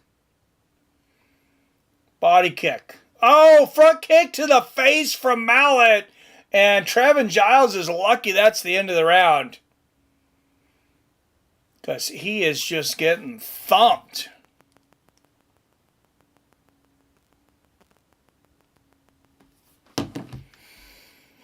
All right, third round coming up. I really think this is going to be where Mallet puts his foot on the gas. He didn't want to gas out like the last fight. He was good in his pacing, although, like I said, those kicks take a lot of energy. He's been throwing a lot of kicks, but he hasn't been blitzing the way he has in the past, that, full bore that he was against Neil Magny when he lost last time.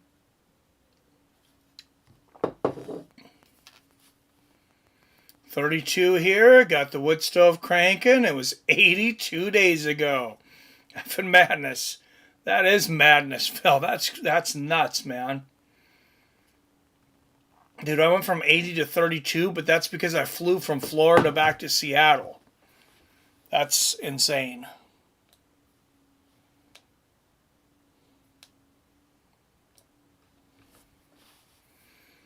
All right, here we go. Third and final round. Can Mike Mallet finish Giles off? Good push kick to the body there from Mallet. Oh, and there's that oblique kick to the body. That might have hurt Giles. He grimaced on that shot.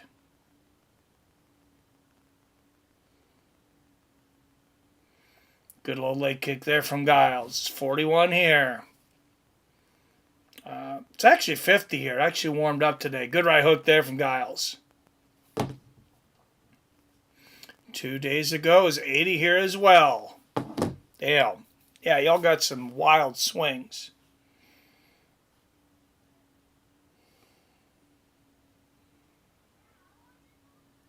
Good left hand there from Mallet. Let's check in on the DraftKings odds here. Mallet a bit of a bigger favorite now, minus 425. Giles at plus 300.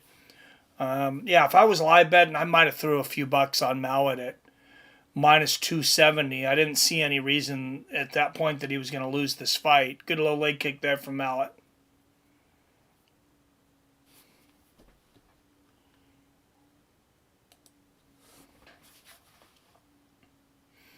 Oh, head kick from Mallet, and there's the left hand on the temple. And the inside leg kick. He is definitely opening up now.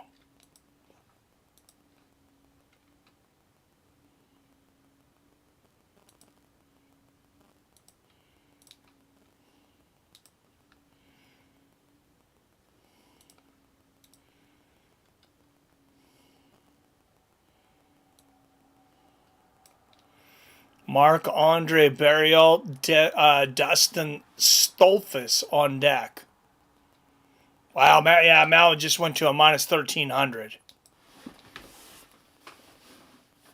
That was quick. If you took him on minus 270, good for you. Good left hook there for Giles. I just don't think Trevin's going to win this fight.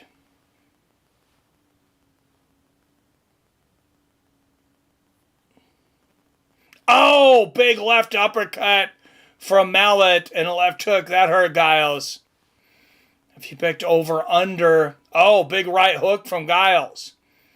If you picked over 2.5 rounds, you just cashed.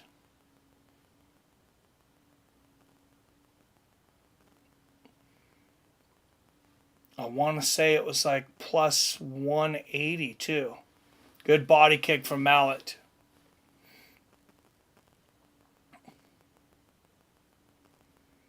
I did not expect this one to go the distance, though. Good little leg kick from Trevin. It still may, but I expected it to be on the under, too, for sure. Warmest Halloween over a few decades. Damn, 80 degrees on Halloween. That'd be crazy. We got no trick-or-treaters because it was downpouring. At first, it was rain downpouring, and then it started sleeting. But in between 5 and 6 o'clock when most trick-or-treaters would come. Good right hook there from Giles. Giles literally living on a prayer right now. He needs like one shot. And I know Mallet wants the finish, but he's got this fight in the bag. Remember trick-or-treating in a blizzard numerous times in the 90s. Yeah, but these kids ain't built like that today, Phil. Good right hook upstairs there from Mallet and the push kick to the body.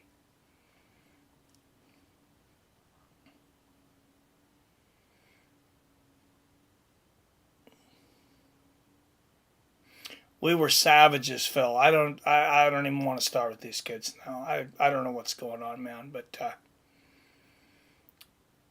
we'd definitely had some choice words for him back then. Oh, nice little elbow there from Mallet. Clips him with a left hook. Good left hand there from Giles. Giles wanted to finish this fight, so that could play into Mallet's hands. Good little leg kick there from Mallet. Mallet going to put his foot on the gas one last time. Goes for a head kick there. 10 seconds left. Can he finish it? He's got to land a bomb. Left hand for Giles, and that is it. Should be a 30-27 for Mike Malot. Not near as entertaining as I expected, but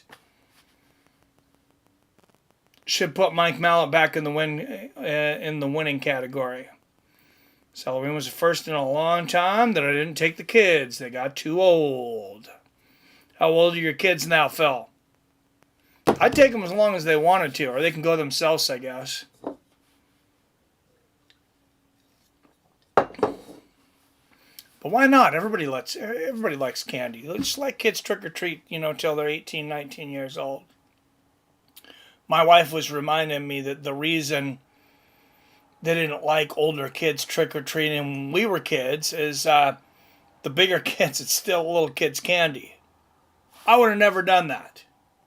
I'm being honest. That'd be an asshole thing to do. But when I was, with my friends, 12 years old, and you had one of those take one big-ass bowls on your porch and you weren't there, how can you lose? I'll leave you your bowl, but candy's mine. Youngest is 14. They going on their own or are they done? Cheers, Eddie. Eddie Alvarez in the house. What's up, my man?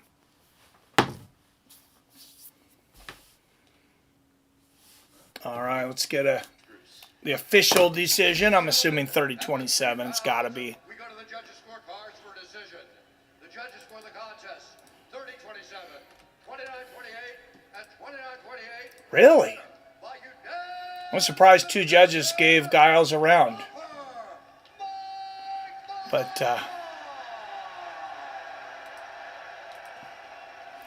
right guy got the decision there, though. 4 daughters, 14, 15, 17, and 22. I wonder why I drink so much. I would take the bowl and leave the candy. You would take... What the fuck, Robert? Dude, that is the weirdest thing. How many beers are you in, Robert? What are you doing with that bowl? I could never steal younger kids' candy. He'd judo toss them, grind his knuckles in their jaw until he gave them their life savings. No. No, not kids. Oh, God. I did like that knuckle grind, though. That's a...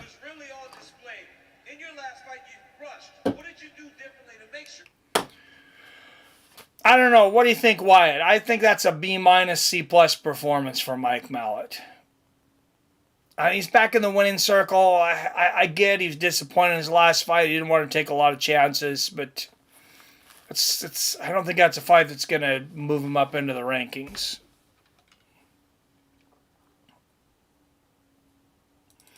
Not that he was going to move up against Trevin Giles anyways, but...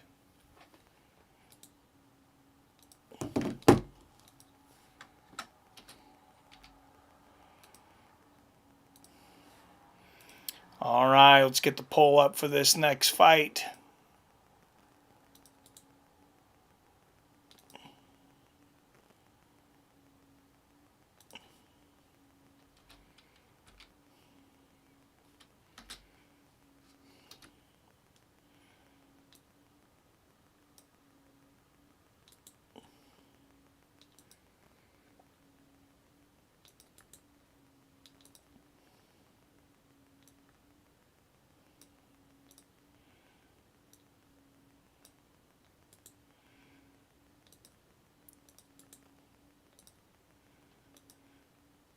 All right, Marc-Andre Barriault, Matt Stolfus up next.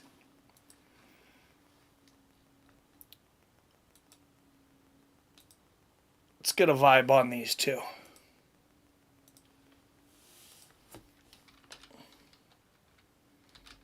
Dustin Stolfus, excuse me.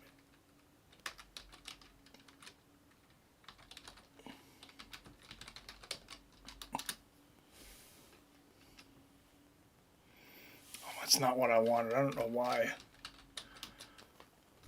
I closed that before, but here we go.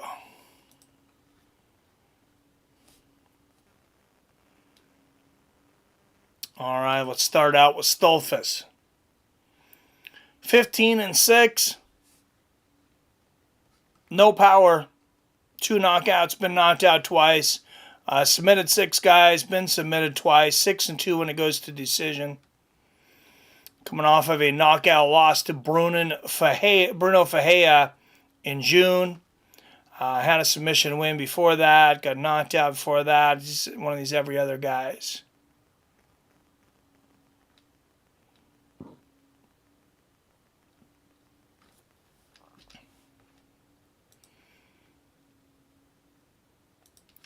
Let's look at Barriault. 16-8. 10 knockouts, just 1 submission, but knocked out twice, been submitted once. 5-5 when it goes to a decision. He is coming off of 2 losses. One of them that split decision to Chris Curtis. Then in his last fight, he ran into a absolutely possessed Joe Pyfer. Got knocked out in the first round. Before that, a couple of decent victories. Eric Anders, knockout over Julian Marquez. Not a guy that's ever really impressed me. And Marc-Andre Barriault, but I think he's got a made-to-order opponent today. Let's look at the odds. Barriault minus 270, Stolfus plus 220. I like Barriault. Over-under 2.5. Oh, take the over-under on this next one, by the way, too. Lipski and Jasudavicius.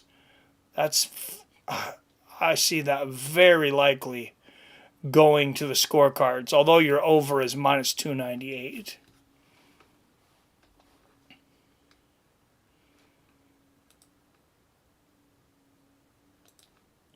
So that is a lot of money to put down.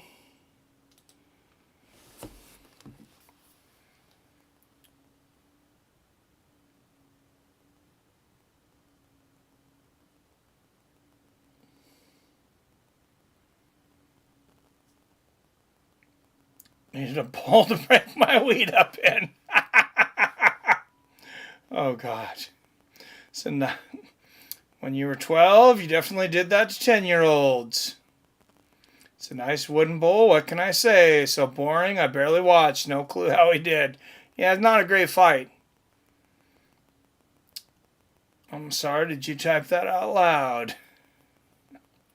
You know, it's Edmonton when the celeb they put on the big screen is the 3-time bull riding champ. Right? Yeah, that's what I'm like. What? I've never seen a PBR guy on there as like the biggest star in the crowd. But hey, my wife is from Edmonton, Canada. Small world. Yes, that bull riding in Canada. Canada's a big-ass rodeo every year. Probably in Saskatchewan. Nothing like riding a pissed-off, freezing bull, right? Hell with that. Yeah, I never seen what people got out of riding that fucking bull. I grew up in a hick town, so I actually had some friends in high school that rode bulls, and it actually made money. Like, I guess semi-pro, whatever. I didn't know much about it, but I know they actually got paid. Not a ton, but when you're in high school, a few $100 here and there, it was a lot of money, especially in the 90s. But, yeah, I was never intrigued with, like, oh, yeah, why don't I go fight this fucking bull? I'm good.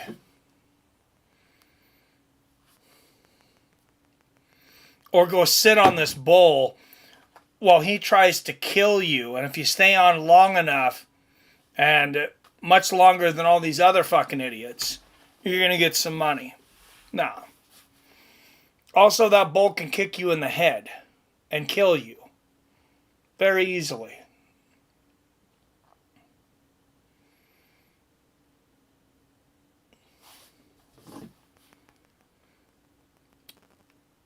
All right, where's our poll at here? Stolfus, 57%. Hey. Barriault at 43%. Just 7 votes, though. Make sure you vote. That should be starting here in just a moment. I'm going to take a quick restroom break before these guys walk out to the cage.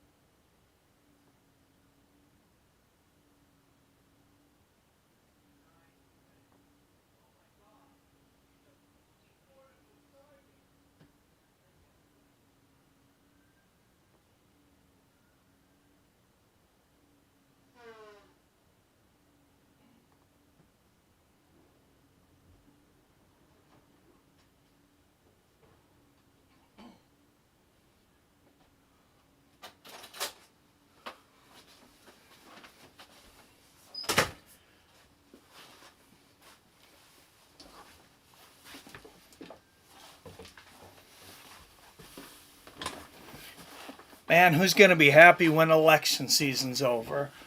I know I'll be happy to stop seeing all these damn commercials. I see my ballot with everything on there. I just want to light that damn thing on fire. Now, if you did light your ballot on fire and happen to drop it into a box in Seattle or Portland, the FBI wants to have a word with you. Marc-Andre Barriault, 2 years older at 34, an inch taller at 6'1". Stolfus has a 1-inch reach advantage. All right, 9 votes in, up 56% for Barriault now. And there it is. That's the end. Out of the blue corner, a -200 underdog from Germersheim, Germany. 15 wins against 6 losses. Dustin Stolfus.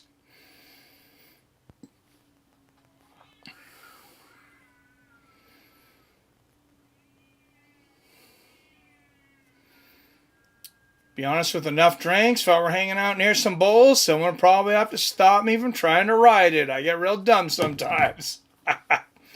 A -245 favorite out of Gatineau, Canada. 16 wins against 8 losses. Marc-Andre Barriault.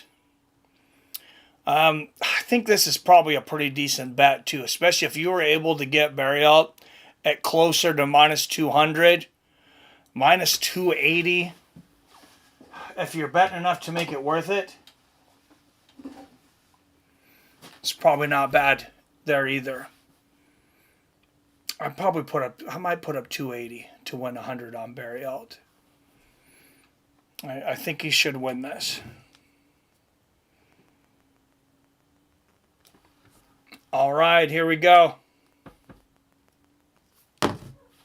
Barriault in the red trunks, Stolfus in the black and gray and white.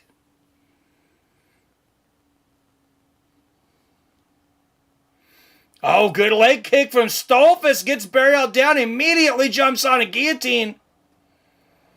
Barriault just had all of his weight on one leg, and Stolfus kicks the other one out from... Man, this would be a decent upset here.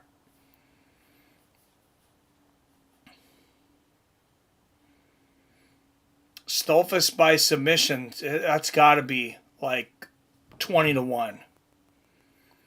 If I was drunk about a bowl, you'd have to stop me from getting him drunk or feeding him mushrooms. Now that sounds like a good time. Bet might win, but bad value. Yeah, right, Adam? Yeah, I don't jump on a lot of those. You have to be pretty confident. Hopefully I learned from that -600 out of Sonya against Strickland. That's how dumb I was, Adam. I bet $1,800 on Adesanya to win 300 against Strickland, and lost all my money.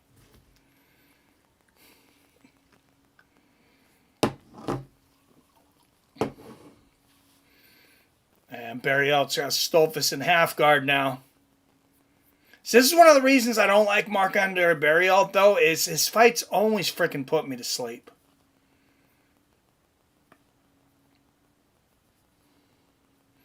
I don't care how many times this guy wins. Whenever I see him on a card, I'm just like, oh, fuck. Stolfus is a savant at wrestling and grappling. Adam says, that hurt for sure. Oh, yes, yes it did. I didn't want to bet for a minute.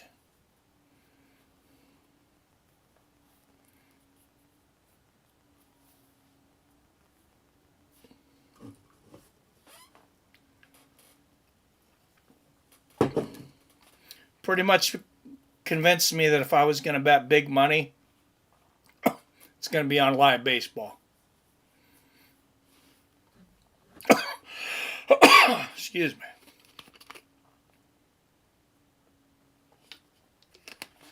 And Stolfus on top here. He's putting the pressure on Barriault. Good call, Robert. Oh, inverted guillotine. Oh, look at this. Stolfus, he can't land the knee on the ground, but grinding his knee against the head of Barriault. I believe that's totally legal. And creative. Oh, this is tight. It looks like a Peruvian necktie. It's hard to tell from the angle how much trouble Barriault is in, but oh, Barriault's out. And now Stolfus on top, landing the ground and pound though.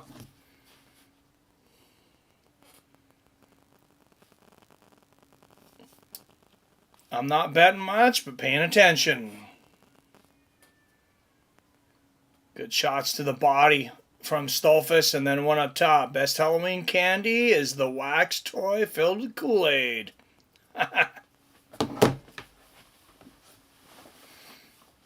The worst one definitely candy corn. It's got to be candy corn or circus peanuts.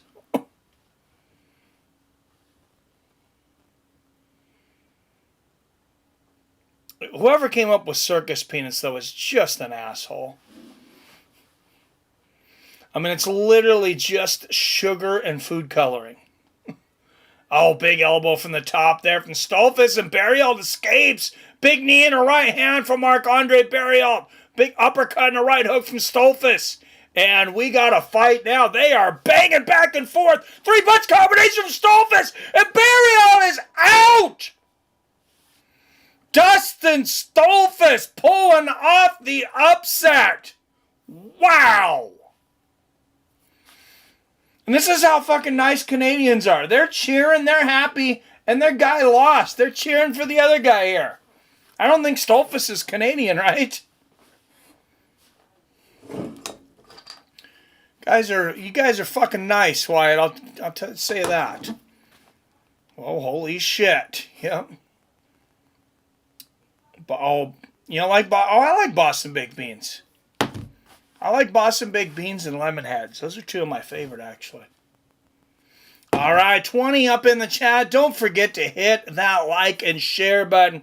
If you can't chat, it's because you're not subscribed. You just got to be subscribed for 1 minute to be able to comment. Voted right in that one, says Phil. Nice. I don't vote on here. But, yeah, I'd have been wrong.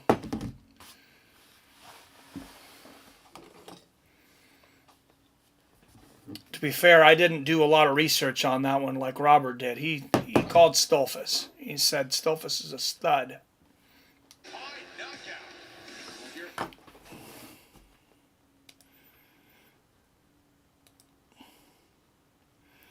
Well, unfortunately, a few more of you picked Barriault than Stolfus. I think it was only 1 or 2.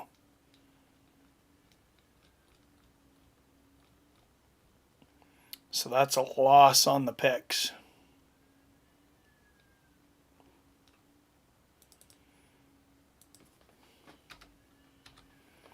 65-47.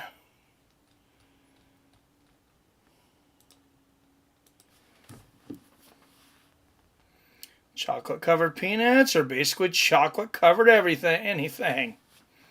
Oh yeah, chocolate covered peanuts are delicious, man.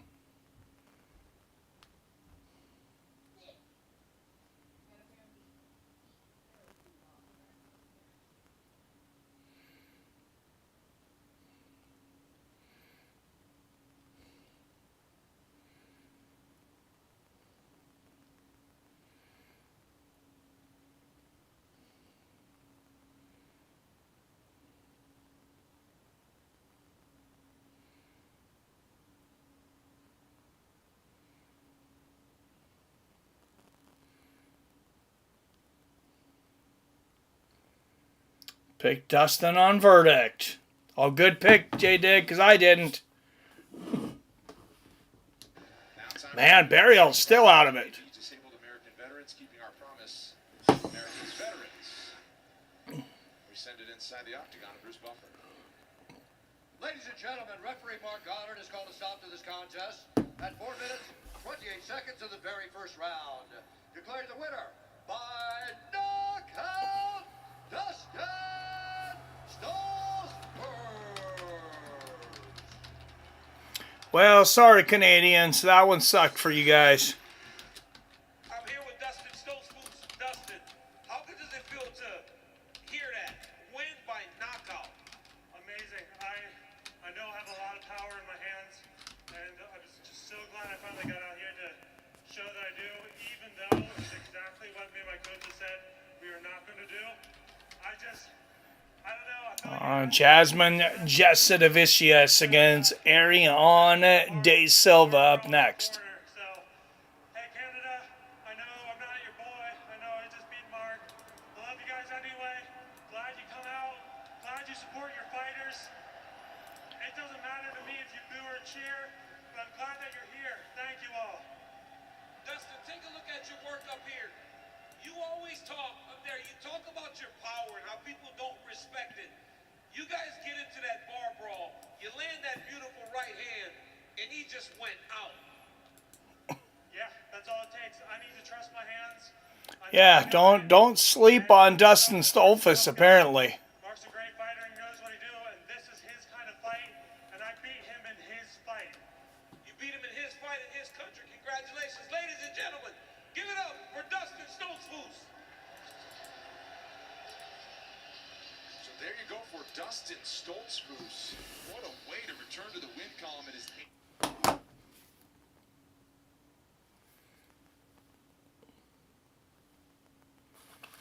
Yeah, big knockout, though. Damn. Pick Justin on verdict.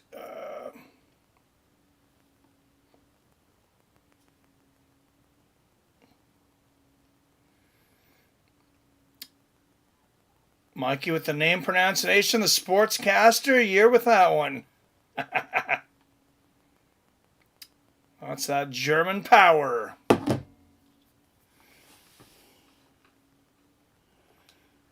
Yes, it was. What, Jasudavicius? I think that's pretty close, isn't it? I don't know, maybe not.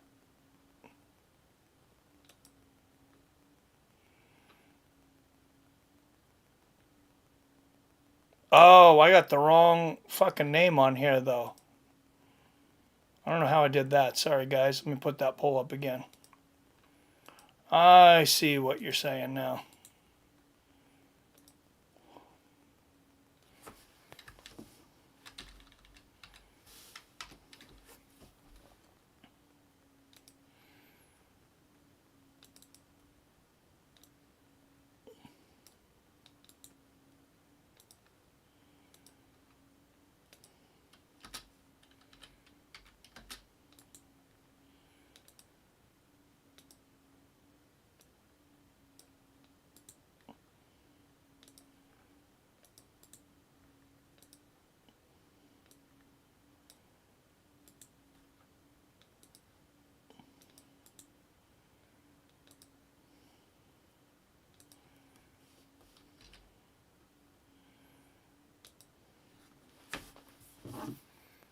Oh, no, it's on point. Well, thank you. Yeah, thought I had it. All right, let's give these ladies their due.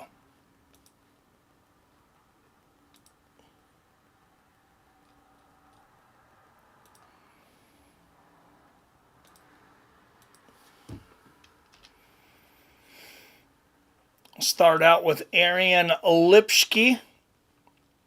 17-9, 10 finishes, 6 coming by way of knockout. Been finished 4 times, all by knockout. 7-5 when it goes to decision. Coming off of a decisional loss to Corrine Silva. Before that, she won 3 in a row, including defeated J.J. Ulrich and submitted Casey O'Neill by armbar. It's got that loss to Priscilla Koshea. First round knockout. Got knocked out by Montana De La Rosa, too. And Antonina Shevchenko. Oof. Yeah, she's hit a couple rough spots in the road. Jasmine Jasudavicius. 11-3, 4 finishes. Never been finished. 7-3 when it goes to decision. She did finish Priscilla Koshea by Anaconda choke, 4:21 in the 3rd round. How is she not a bigger favorite? Let's go to this. Minus 245. This is way more value than the last fight. Minus 245 still a bit thick, but I feel like I missed out on this one. I wonder what it opened at.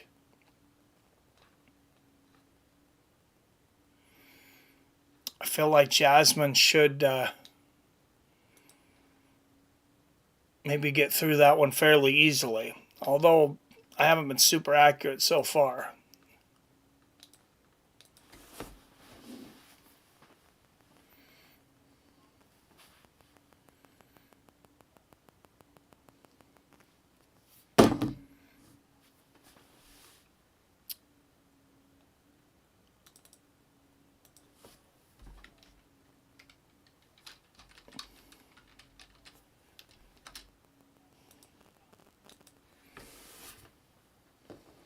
I think that just goes for absolutely anybody that ever interacted with Derek. The entire UFC, everybody's going to miss it. Yeah, we want to send special condolences out to his mother, Gail. And I want to say special condolences from us to Zach Candido, our head of production, who grew up with Derek. What the hell's going on with Derek Lewis? He was 39 years old. He's set to turn 40 years old in a few weeks. And everyone in the truck that worked alongside him that are really suffering right now, our hearts are with you. Oh, Derek Thompson. I don't know who this guy is. They were just saying Derek. I thought Derek Lewis died for a minute. Okay, memory of Derek Thompson. Well, in memory of Derek Thompson, that's sad. But I didn't know who he was.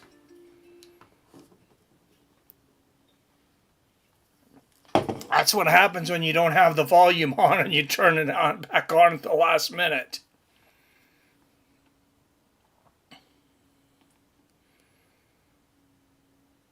Not that, Derek Mike. Jesus. Yeah, I just turned it on. There was no words on the screen, and I hear the commentary, and they just said, we're all going to miss Derek. And I knew he was out for some kind of medical emergency. Yeah, I had about the right age, too. 39? How old's Derek? Derek's got to be 39 or 40.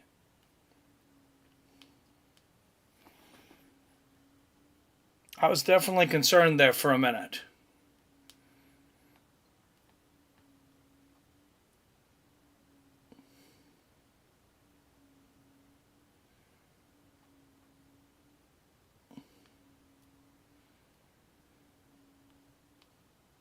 Yeah, he is 39, so same age, too.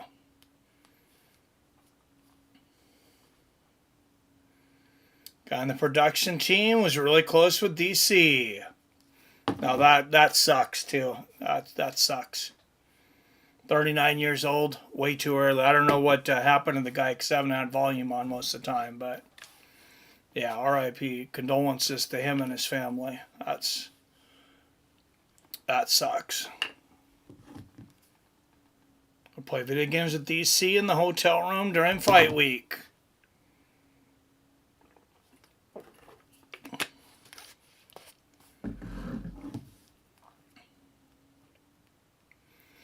All right, what do we got left on this one?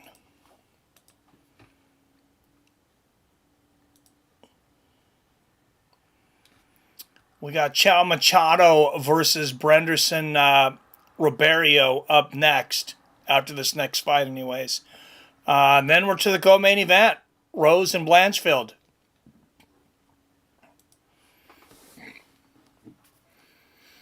I feel like that's a bad matchup for Rose too, by the way. I think we're going to have a second to talk about some other stuff, some other fights or something. Here's to Derek Thompson, RIP. Yes, absolutely. That sucks. Cheers.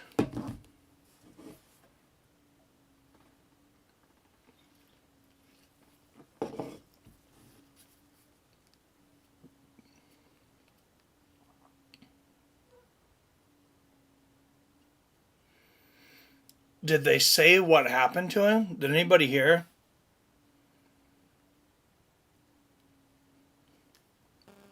I might be able to find something here online.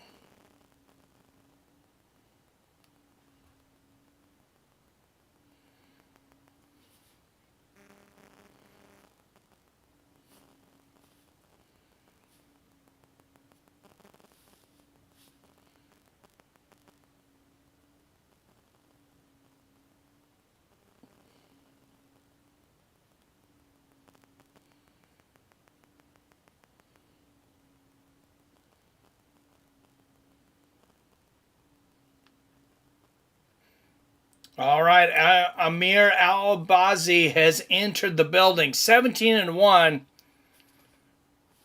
Number 3 fighter in the division. He is riding a 6-fight win streak. He's got his hands full tonight, though.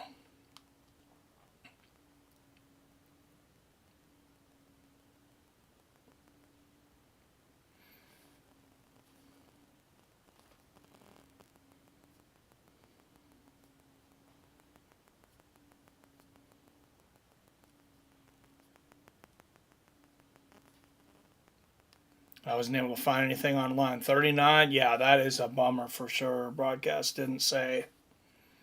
Oh, I mean, that just sucks. And when they don't say, a lot of times, you know, it's everybody's kind of thinking one thing. I know.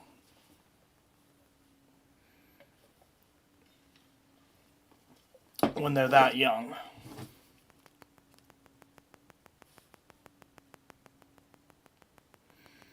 But yeah, just thoughts and prayers to his family. That's such a tough thing to deal with. Oh, see here they have it as Ariane De Silva. Maybe she got married. Okay, I had it De Silva earlier and was wondering. I thought I must be wrong, but yeah, we know her as Erin Lipski. She fought most of her career as Erin Lipski. Here comes Jasmine Jasudavicius. She is pumped.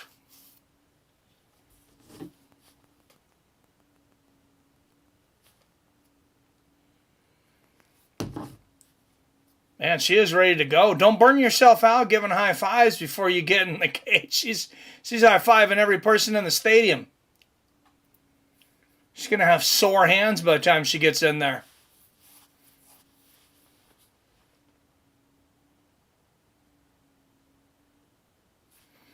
Definitely getting this crowd going out of Ontario, Canada. She told me that she never fought. He was the one who brought her to the gym. She was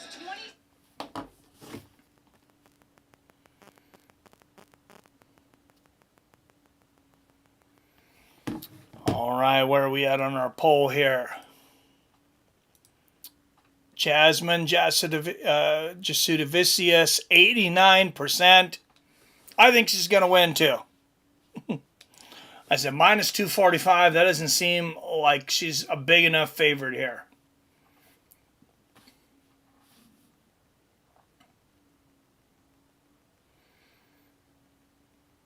Stone better to finish.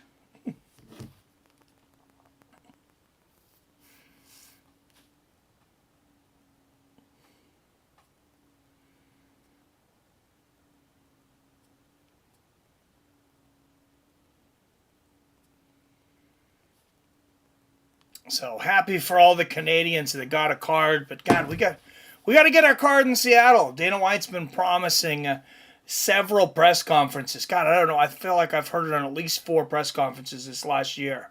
That, we got to come back to Seattle. So I don't know what the hang-up is. Get over here.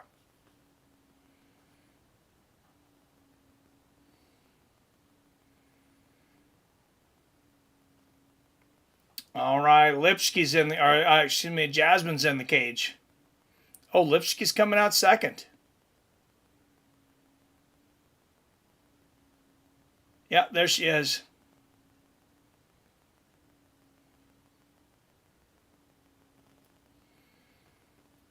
All right, I'm going to take a super quick restroom break before they start the fight.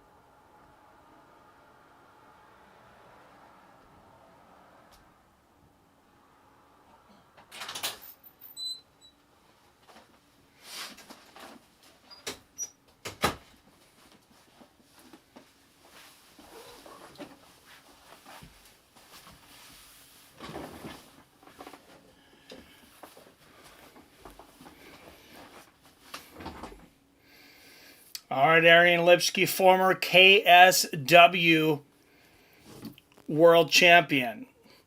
What's up there, Nelson? Checked out wheelchair surf competition. There's surfers on wheelchairs? All right, cool. All right, Jasmine, 5 years older at 35, an inch taller at 5'7". She has a 1-inch reach advantage at 68 inches. I didn't realize Jasmine was that old. Snowden had a leg up in the competition. Press seeing these modern day device wheelchairs for the beach allowed the competition to run smoothly. That's awesome. All right, out of the blue corner, a -230 favorite out of Niagara, Canada. 11 wins against 3 losses, presenting the number 14th ranked women's flyweight in the world, Jasmine Jasudavicius. Yeah, no, that's badass there. And out of the red corner, a +190 underdog out of Curitiba, Brazil. 17-9. 3-3 is a UFC underdog, presenting the number 13th ranked flyweight in the world, Erin Lipski. Luke Batin is the referee for this one, and poll is in 89% on Jasmine. I had a good feeling about that one. I had a good feeling about you guys' vote on that one. Knock on wood. I don't want to jinx it. What's up, Tony Baloney? Yo, sir. My buddy Jeff Monson's in the first heat tomorrow. Sweet. All right, push kick to the knee from Erin Lipski to start this thing out. I know it says De Silva now, but I said most people remember as Lipski.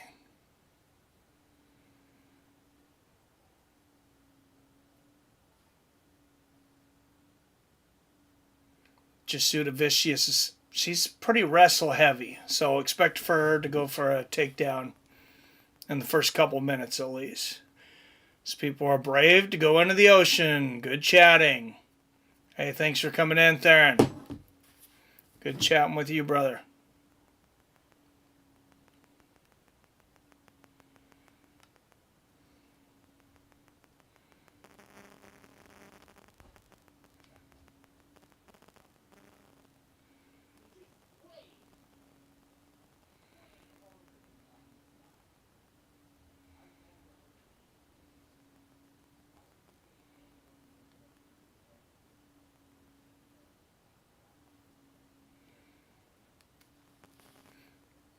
Hope the fights lived up to expectations. Yeah, Derek Lewis dropping out, but besides that, we got a couple of decent fights. Thanks. Good right hand there from Lipski. Lipski's got a good front kick to the body. Good exchange of right hands. She might be a little hesitant about throwing it tonight because of Jasmine's wrestling. Oh, beautiful right hook to the body there from Lipski in a combination upstairs.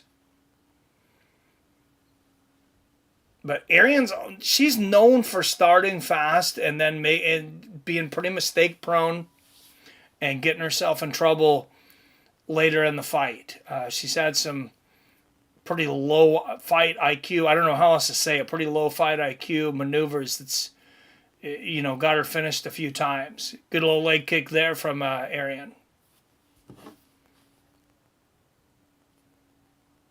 That Hamzat is something special. Yes, sir.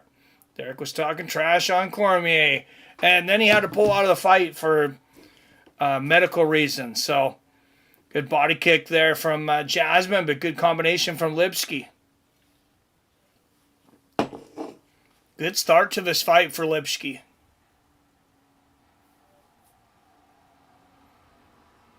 Oh, Jasmine thought about it. Started going for the single leg, but she was a little open.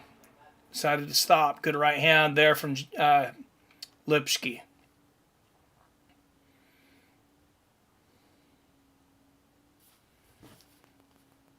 I love Derek Lewis.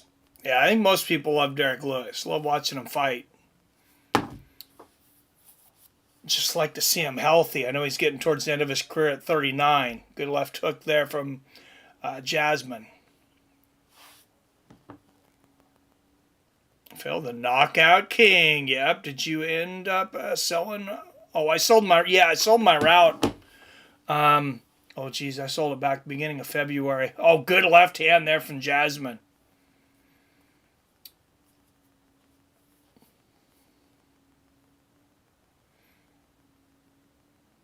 Good body kick there from Jasmine. Jasmine having a hard time getting in for the takedowns, though. Lipski's had good defense here. Good shot to the... Oh, big right hook upstairs from Lipski. Lipski looking like a different fighter right now than she has in the past. Good left hand down the pipe, and there's a 1-2. Oh, beautiful combination there from Ariane.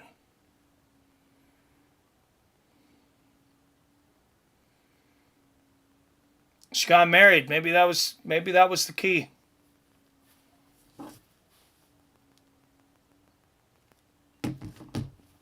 Yeah, I sold the route, made some money. I got to get busy again here soon. Oh, big takedown there from Jasmine, though. Catches that kick. That's what I was talking about.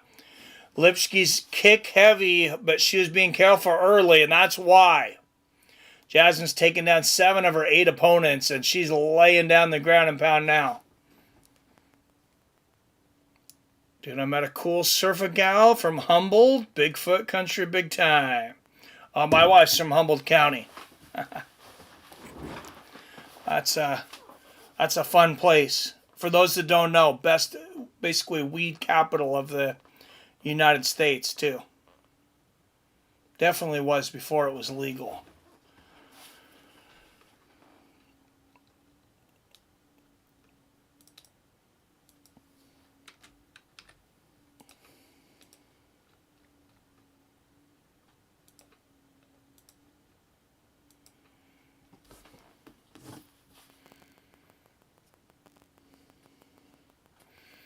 Well, have fun tonight, Theron. Smoke a bowl with her and, do what you do.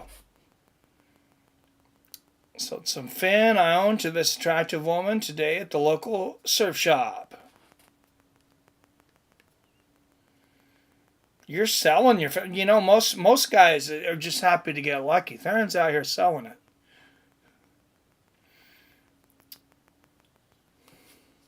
Theron, the surfing gigolo.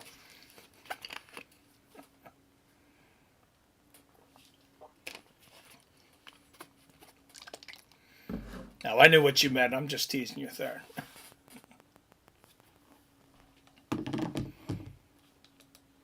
All right, round 2. Oh, big right hand from Lipski to start the second. Low leg kick from Jasmine. Yeah, expect Jasmine to go for that takedown earlier in this round. Inside leg kick there from Arian.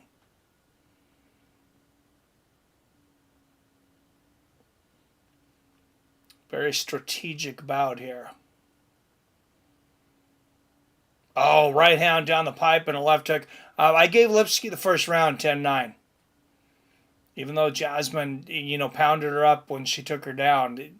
It's not enough of the round for me.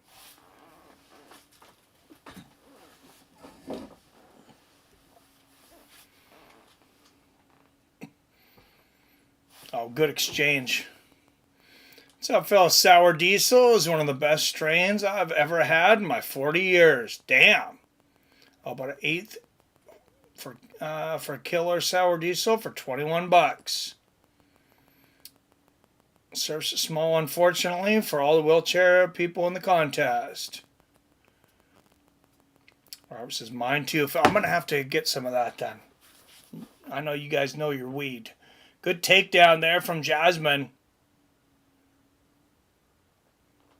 Right into side control. Oh no, she's got her in dominant 69. I mean north-south position.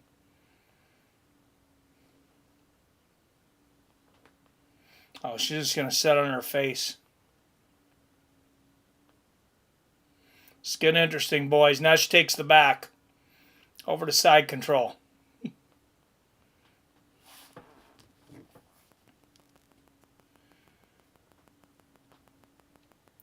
And some a couple months ago. Hopefully come across some again soon. Nice.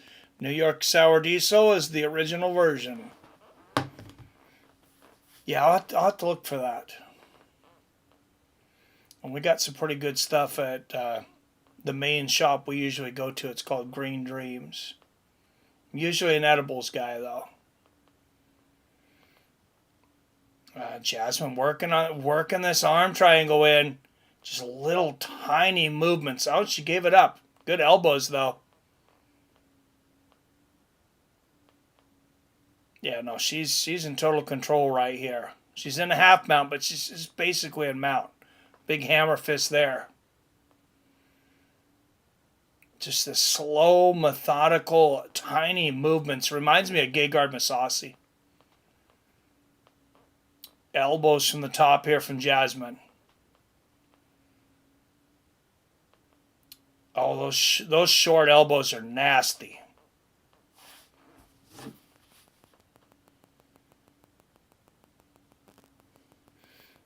Is it? That's effing cool if it is, Phil. Grateful for high-end sativa like Sour Diesel.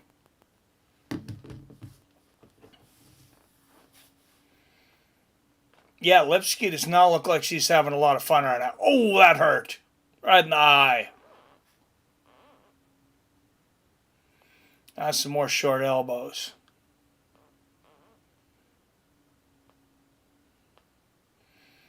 Oh, full mount now. Oh, that nasty upward elbow. Remember, 12-6 elbows are legal now. They talked about this before the event. New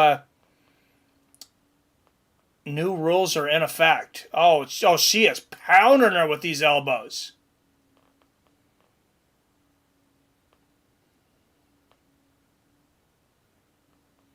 And shots to the ear. Yeah, Jasmine might finish her here by knockout.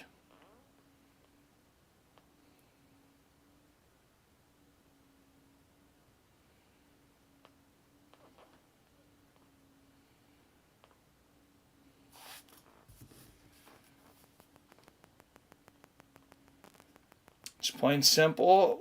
Fully sativa, bud that smokes easy. I'm telling you, that originally called New York Sour Diesel was insanely good. Oh, more big hammer fists and elbows here from Jasmine. She's really trying to get a finish, and she might. Referee's watching closely here. Some of these are starting to hit the arm of Lipski.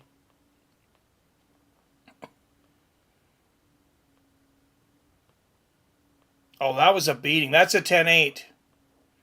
That's a 10-8.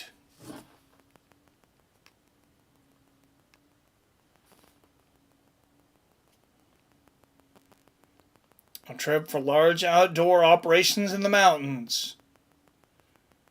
Oh, sweet. Oh, yeah, that's where the money's at. It's where the risk was back in the day, too. So you better be getting paid.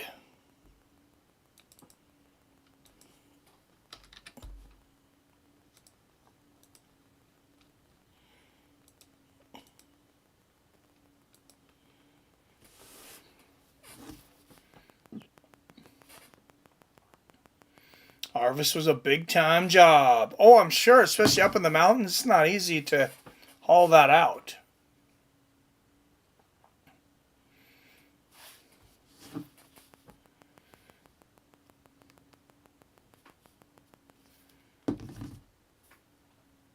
The real money, the real safe money back then, and a lot of you guys probably know this, is all the businesses around there.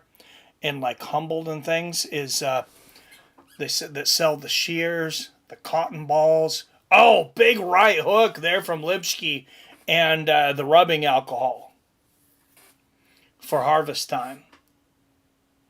It's like selling shovels to gold diggers. Good right hand again there from Lipski. Tried in the 2000 bid in California. Nice, I did my share of that. Not big time though. Just a few pounds every 4 months indoors. Was interesting waiting to get paid. Oh, that's never interesting waiting to get paid. It sucks. Good right hook there from Lipski. And you do work, yeah, you got to get paid right away. Good right hand there from Jasmine.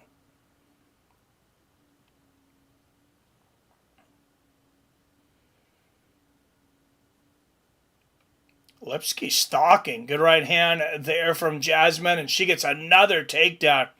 And Lipski just walked right into that. Now Jasmine in side control. Jasmine's got some nasty elbows to the body, too. Look at that. Look at that. Those shots she's doing in the body.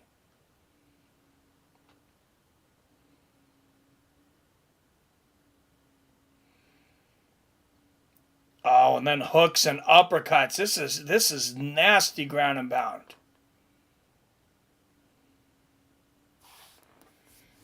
Body head now. The girls would hire a trimming army of friendly hippies. Yep, that is the way. All right, 20 up in the chat. Don't forget to hit that like and share button if you can't. If you haven't been able to chat, it's because you're not subscribed. Figure that out right now. It's easy enough.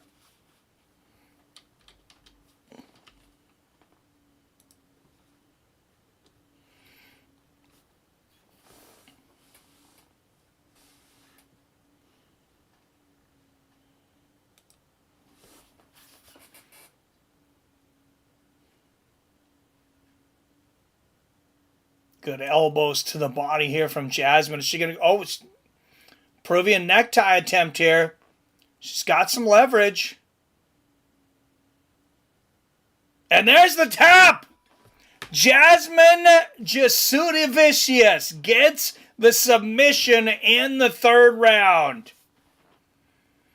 And this Canadian crowd is going nuts.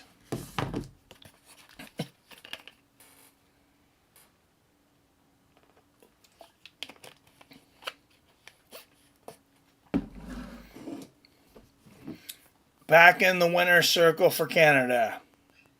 The artwork was a cool old gold mining.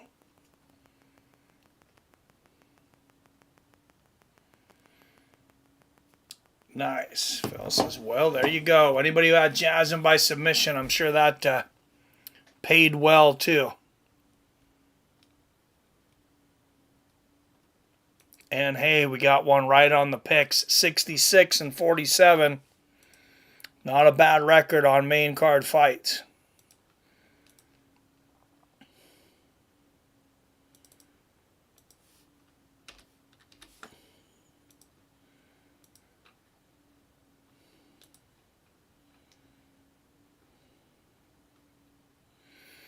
All right, 3-spot up next. Machado, Brenderson, Roberio.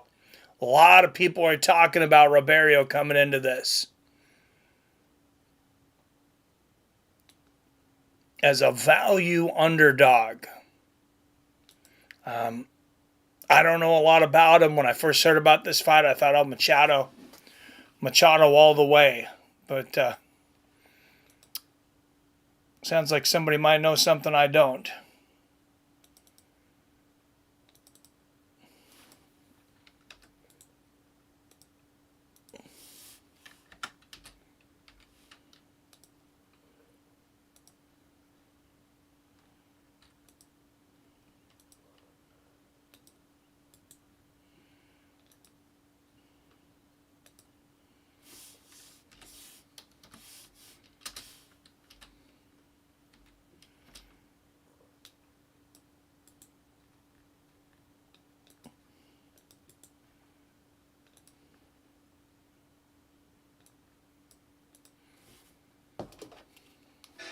Check out ESPN.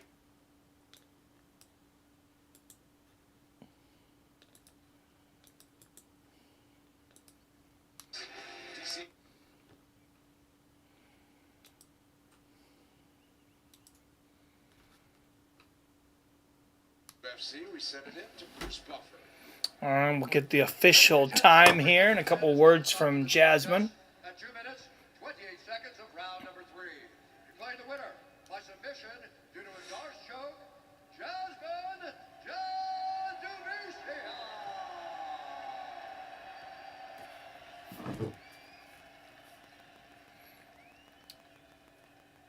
North San Juan Ridge below Lake Tahoe. Nice.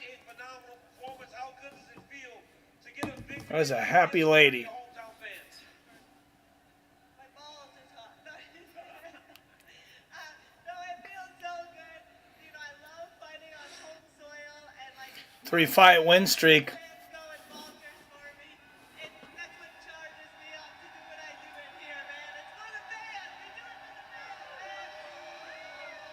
Jasmine, the first round started, she was landing, but then your coach started to yell, wrestle a little bit, wrestle a little bit. Let's take a look at some of that work. Once you started wrestling, it was a completely different fight. Did you know that that would be the key to you winning this fight? Yeah, I knew that was like the biggest wrestling. Yeah, dominant performance here for Jasmine. The way they would devastate the mountainsides with the crazy water spring in the 1800s was interesting back then. It says, I bet the gold mining area of California is cool, good zone for agriculture. Yeah, there's a lot of gold mining back there in the day. Robert's facts, Phil, I grew 100 plants outdoors with 2 buddies. They reach 8 to 10 feet tall. When I was 21, a ravine in Woodcrest, Riverside, California, next to a natural spring. That's a lot of money's worth of weed.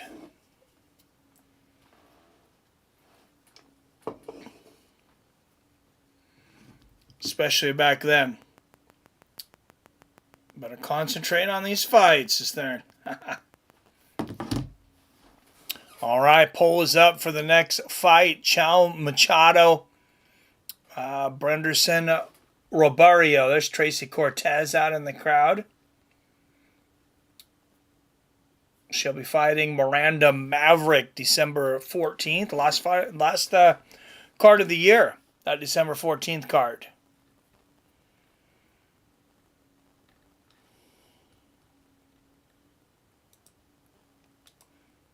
All right, let's take a look at these fighters.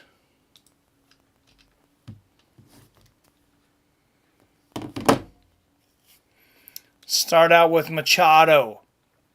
Bigfoot Machado, 8-3, 30 years old. 8-3. 6 finishes in his 8 wins. 2-3 when it goes to decision. Never been finished. He is coming off back-to-back losses in the UFC after getting into the UFC undefeated on Dana White's Contender Series.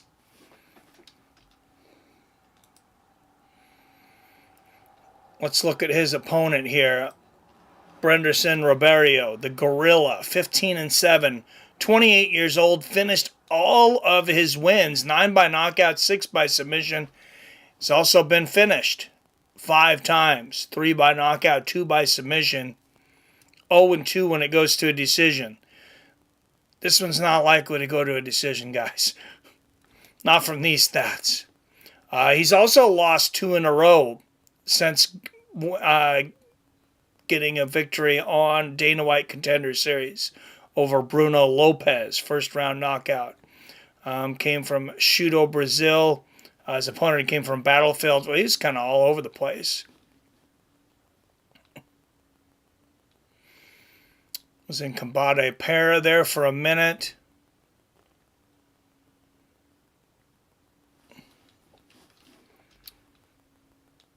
Yeah, kind of some unknowns with a lot of finishes, though.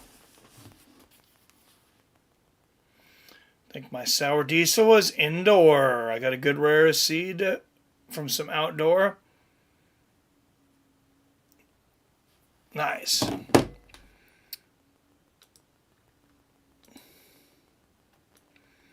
And speaking of unpredictable, as mentioned, what's unpredictable right now is this market. Stock market, crypto. We don't really know what's going to happen. A lot more will be clear here in the States, at least in a few days. Why not be ready to get a jump start on that, though, with a free stock from Robinhood?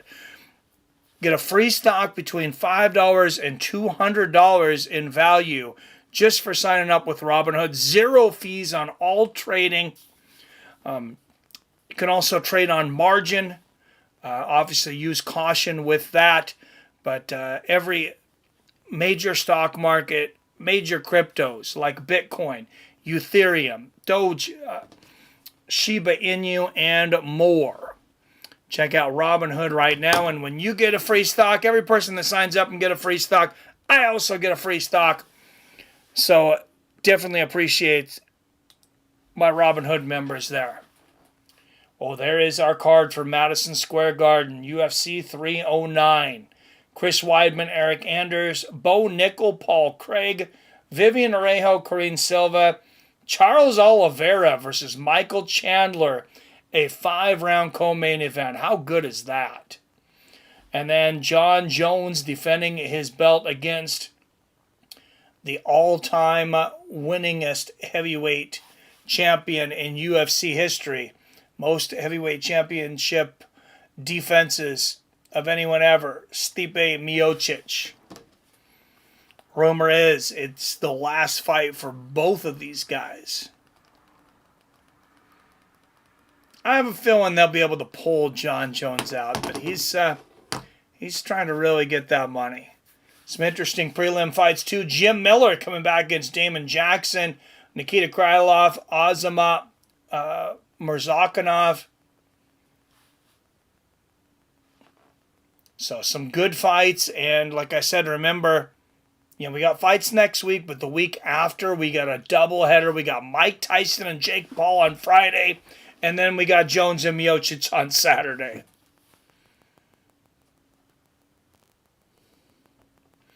Sounds like these two are fine to keep their jobs, right? I think they might be, Damon. I have some Gorilla Glue seeds from a few years ago I've been saving. That's another strain that's ridiculously good. But they're here in this 3 spot because these are guys that don't go to decision. These are guys that finish fights. The over-under in this is a round and a half. Vegas doesn't like to lose money.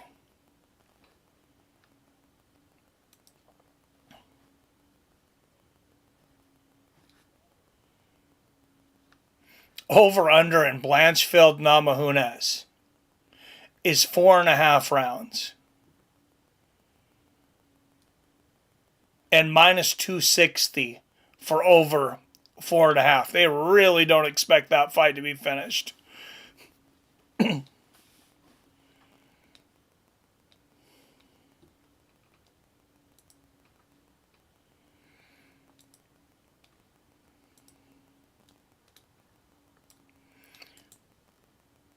Maybe you're watching a lot of these fights, you're doing your picks, and you're saying, hey, I'm doing really well. Wish I could make some money on betting on fights. Well, you can. On DraftKings, not only can you bet before the fight, you can bet live during the fight as long as it's legal in your area. Guys, still running an incredible option with DraftKings. Deposit $5, bet that $5, win or lose, and you will get a free $200 worth of bets from DraftKings. Jump on that now. That promo will not last. If you like betting on fights, you need to go to DraftKings. If you like betting on any fight, any sports. All right, Brenderson Roberio, one of 8 active Brazilian light heavyweights. There's so many Brazilians in the UFC. There's 8 just in the light heavyweight division. They're all in the top 10. No, just kidding.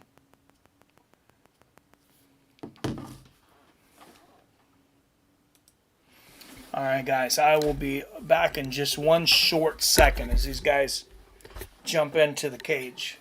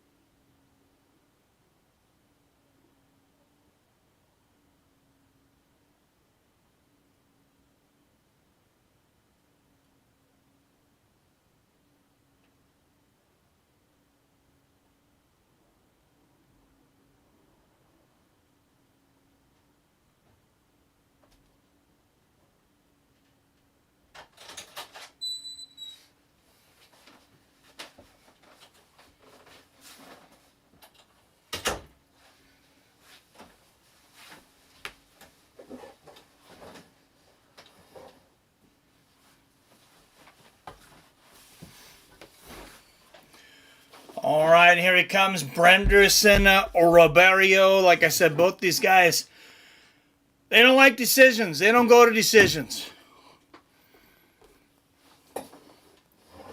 They knock people out. Feel bad for Edmonton. Derek is what kept this card out of the Apex. Yeah, pretty much, man. It wasn't a super strong card outside of that.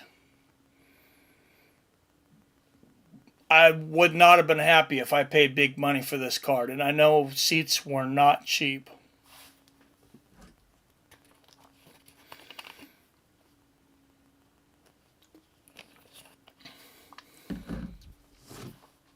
How far are you from Edmonton, Wyatt? You're like a long-ass ways, right? That's super far north.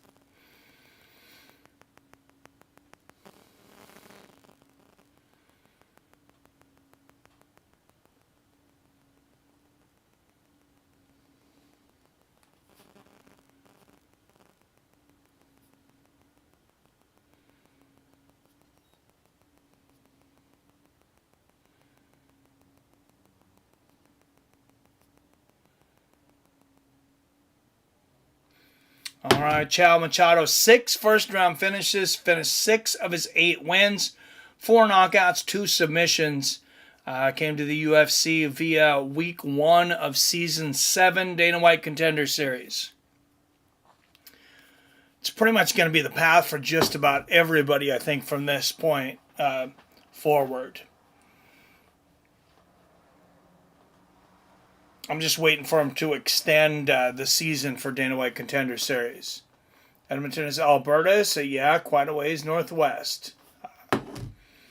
All right, Machado, 2 years older at 30, an inch taller at 6'4". Roberio will have a 3-inch reach advantage at 81 inches. This is Machado's light heavyweight debut. Machado's a minus 165 favorite. Roberio plus 140 dog.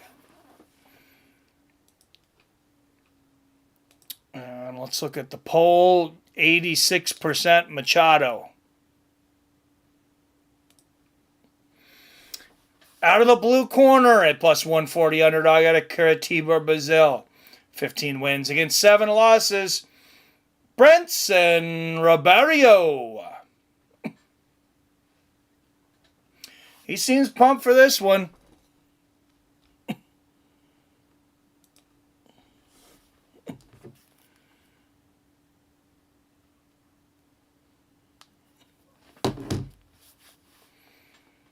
And out of the red corner, a minus 165 favorite out of Vancouver, Canada. 8 wins against 3 losses. Ciao Machado.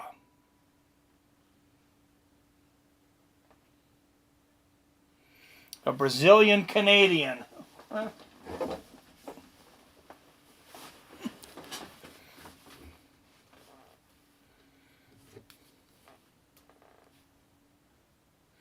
Referee Erin Blanchfield for this one.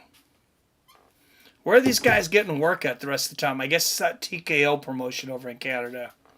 It's probably where all these guys normally ref at.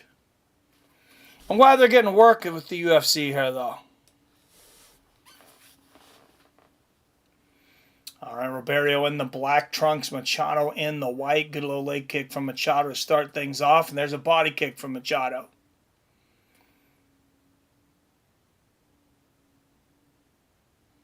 Oh, Machado going for that knee stomp early.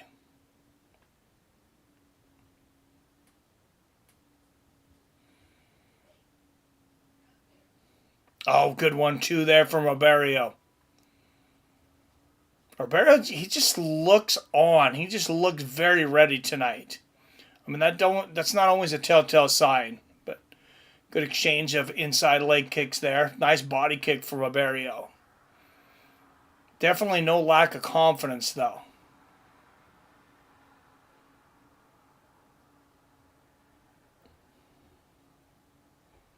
Oh, he barely missed with that right hand.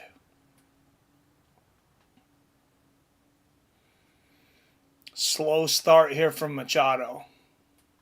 Not really want to take a lot of chances. There's a good body kick from Barriault. Remember, the over-under is only a round and a half on this.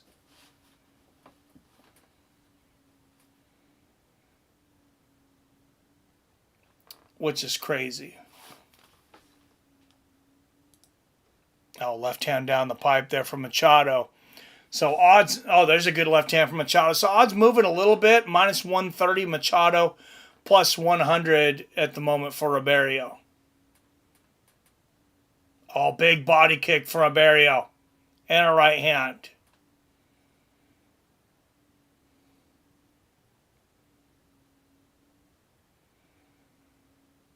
Yeah, Machado seems slow tonight. I don't know if he's just warming up. Like, I don't think you saw what I said earlier. I think a rematch between Charles and Max would be better than going straight back to Max versus Dustin. No, I did miss it. That'd be a great fight. You're right. Oh, good left hand there from Machado and a body kick.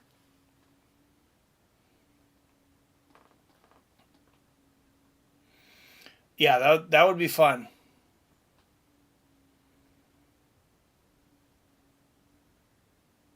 Good inside leg kick there from Barriault. I just know Max would like to get that one back from Dustin. I think he beats Dustin if they fought. Well, I mean, it could go either way, but I would favor Max against Dustin right now.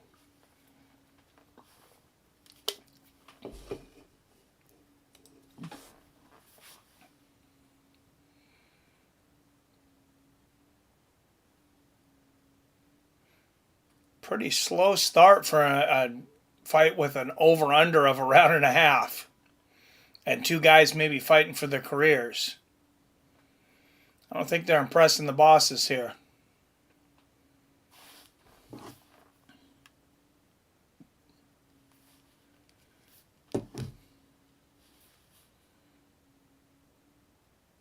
Oh, nice right hand there from Roberio. Just glanced Machado. Oh, big body kick for Machado. And the push kick to the knee. Machado's got some nasty body kicks. He can definitely end this fight with a body kick. Oh, big right hand, and there's a 1-2 down the pipe from Barriault.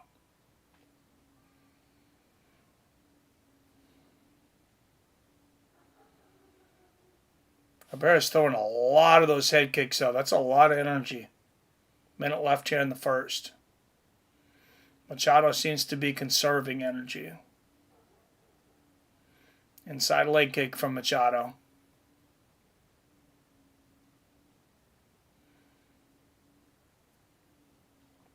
Oh, there's the nuts.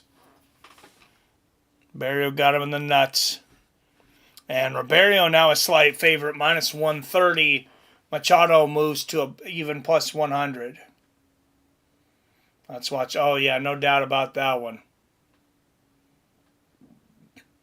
It's like he was aiming for it.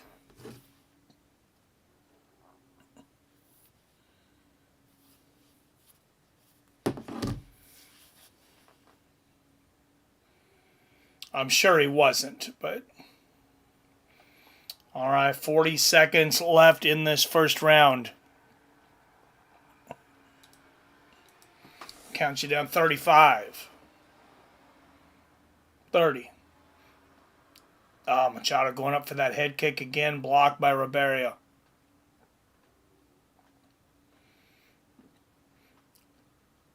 So Machado just doesn't seem to have a lot of snap on his strikes tonight. Oh, there's a good left hand from Roberio.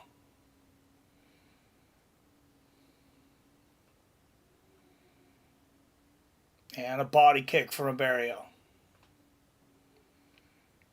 All right, bit of a lackluster first round, but I definitely give that first round to Brenson Roberio.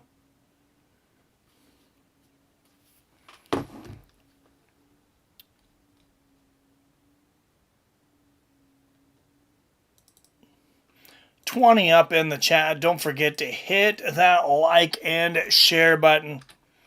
If you're new, we'd love it if you subscribe, join our community. We are here pretty much every week,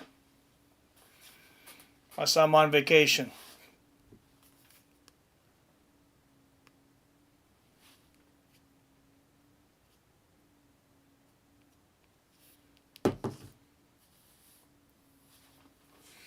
Rose Namajunas and Erin Blanchfield up next for the co-main event. Thug Rose trying to get back into the title conversation. Erin Blanchfield looked like she was on the fast track to a title shot, and she stumbled a few times recently. Rose seems to only struggle with wrestlers, though.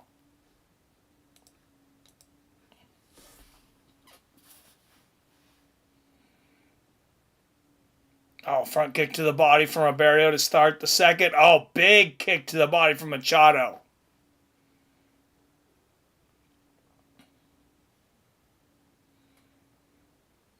Oh, there's a nasty low leg kick from Roberio.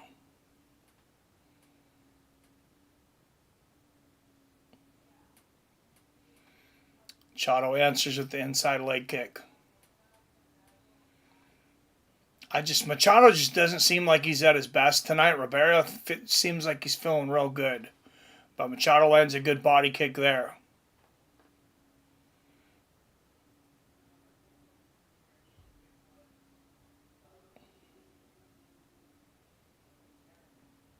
Light heavyweight, that doesn't always mean as much, though. It only takes one shot.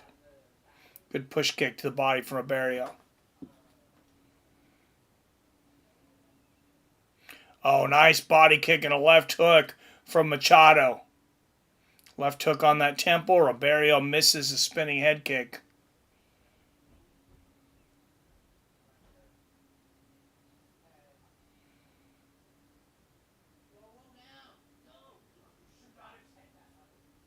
Oh, there's a good left hand from Machado.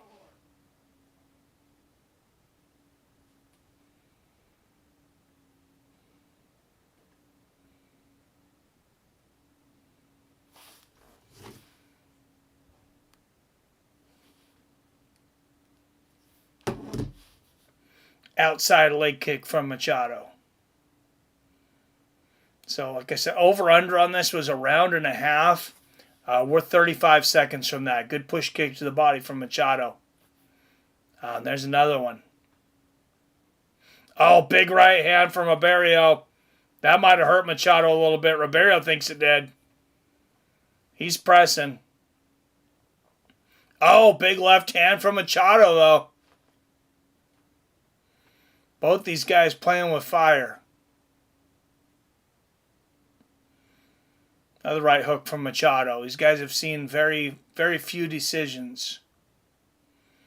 Push kick to the body from Roberio.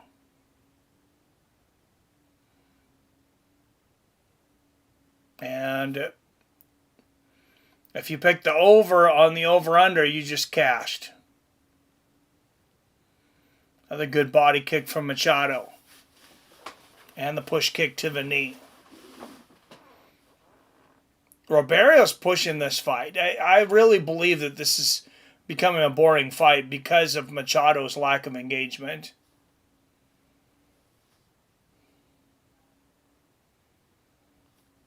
Good left hook there lands from Machado and a body kick. Roberio has slowed his pace down some too, though. Good body kick from Barriault.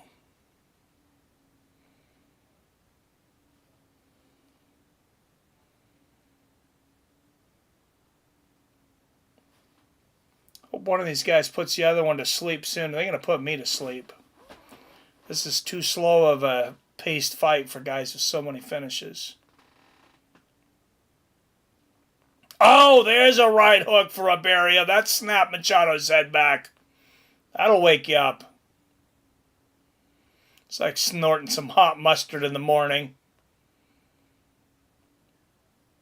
And Roberio checks that leg kick, lands a good left hook of his own. But I think Machado's still hurt. Roberio needs to jump on him.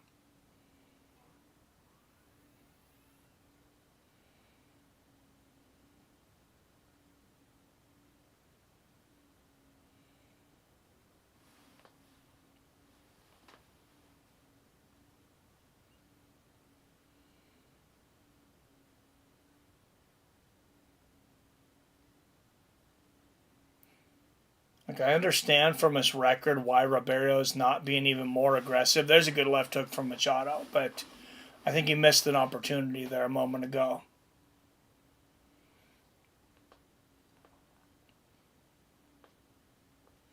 There's a good left hook up top from Machado.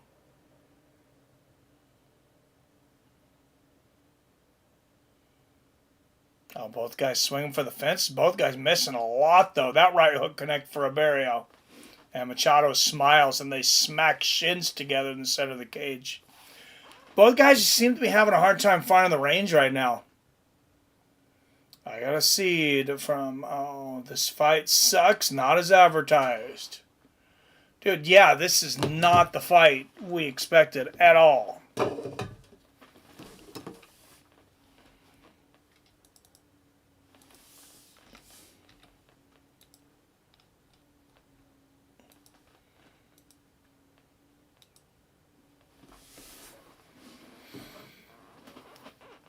Poor Canada. I'm glad you didn't pay $500 for a seat, Wyatt.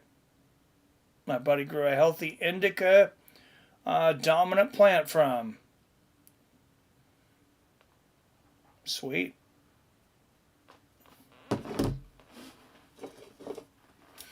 I thought about growing. I'm such a lightweight, and like I said, I'm only edibles anyways. Like, it cost me very little.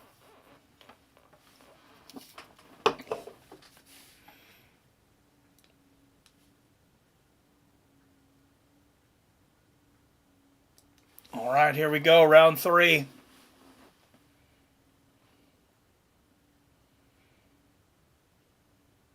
Straight right there from Machado to start. There's a head kick from Machado. Come on, guys.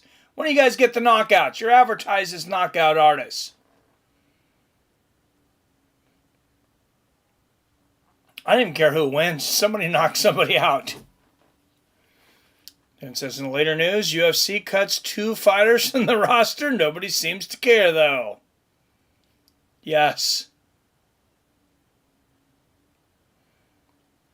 A very nice new seed in a glass jar. Prized possession there, Theron. Good inside leg kick from Machado. Oh, that's a good left hook to the body from Machado. It's not that there's not been good strikes landed by both of these guys. It's just way too long of periods of inactivity. There's a good combo from Roberio. He's hurt Machado a couple times, I think. But he just can't put it together. Oh, I think they both landed hooks there. Yeah, knock each other out. Let's finish this fight with both guys knocked out in the center of the cage. Oh, big left hook from Machado. Roberio answers the right hook. Oh, that was a good right hook. Good right hand on the chin from Roberio. And a nasty body kick. Maybe they save something here for these last 3 minutes. Machado letting it go now.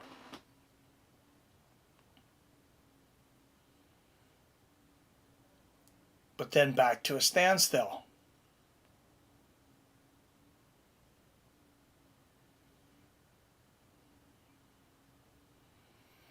Good body kick from Machado. Starting to think, these guys probably got a lot of finishes off of low-level guys because they miss a lot. These guys are missing all over the place.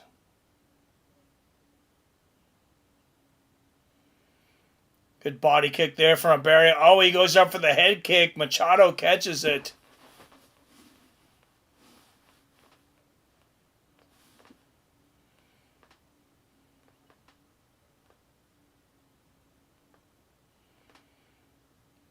There's that body kick again from Machado. Let's see what what DraftKings thinks of this fight. DraftKings fell asleep. No, minus 115 per fighter.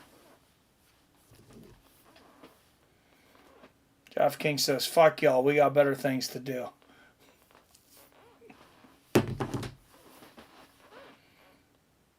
Right hand upstairs from Roberio. Machado, previous best, 18 leg kicks, just passed that with 19. There's a good body kick from him.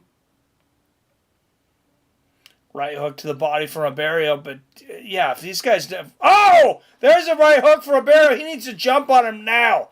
This is the most he's had Machado hurt. And now Machado hurts Roberio with the right hook. And there's a left hook upstairs, and now we're moving. There's a right hook from Roberio again. Here come the bombs. Somebody must have said something to him. Somebody relayed a message from Dana White. One of you motherfuckers knocked the other one out, or you're both cut.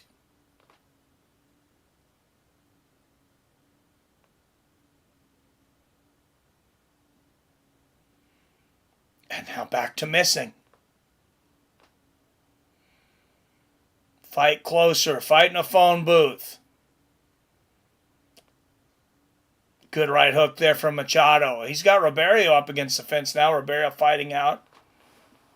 Fight in a phone booth against each other. Live and die by the sword. Oh, there's another big right hook from Barriault. He had Machado hurt again, and once again he didn't jump on him. Good body kick from Machado. Machado recovers quickly, though. Flying knee to the body from Machado.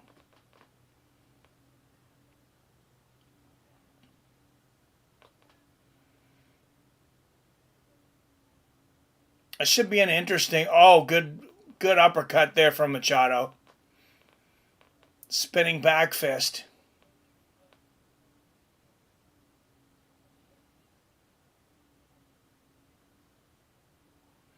Oh, this is just one of those nights. This is one of those fights on paper. Should have been over very quickly. but somehow it goes the distance.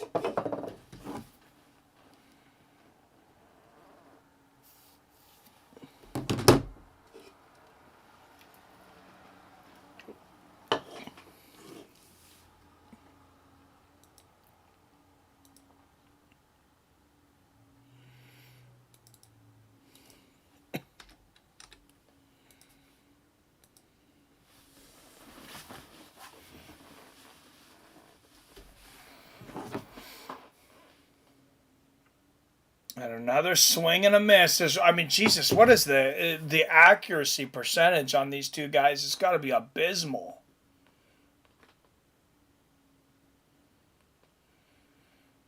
I think the heavy bag could get out of the way of these guys' shots. Machado lost, but they will give it to him, says PR. The fans lost in this fight. The fans are the ones that really lost. That was not good television.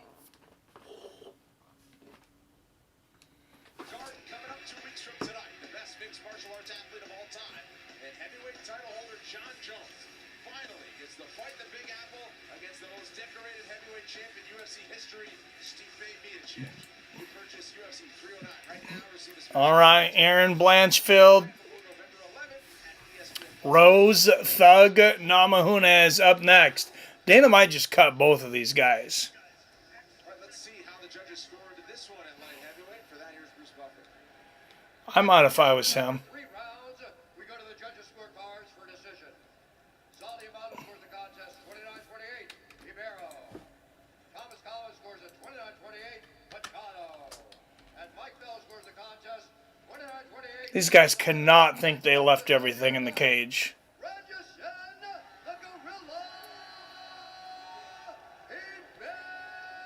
Well, Barriault gets it. I mean, I guess he probably deserves it. First decision of his win of his career. In the UFC for the first time tonight after going the distance against Machado. Hey, this guy will drop the gloves and look out. Just not a good performance.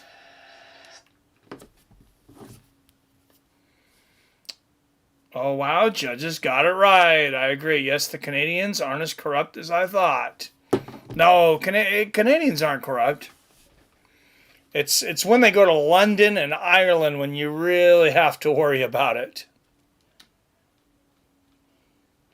Ireland has these boxing matches to just bet on every Irish guy. If it goes to a decision, like, they're going to win. I've watched Irish fighters lose 9, 10 out of 12 rounds and win and get a decision.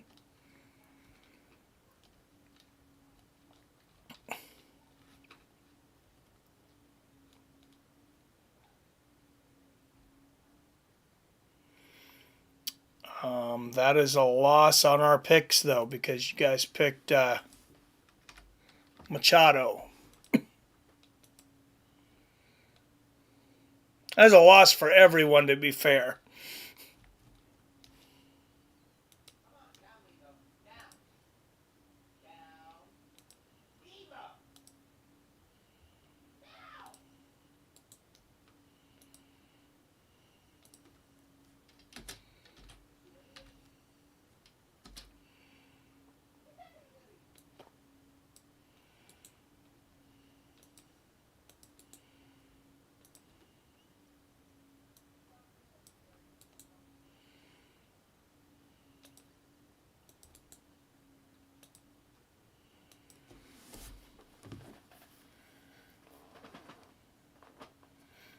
And Brazil. Yeah, they don't have...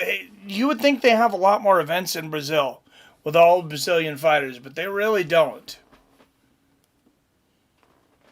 I mean, there's several reasons for that, but...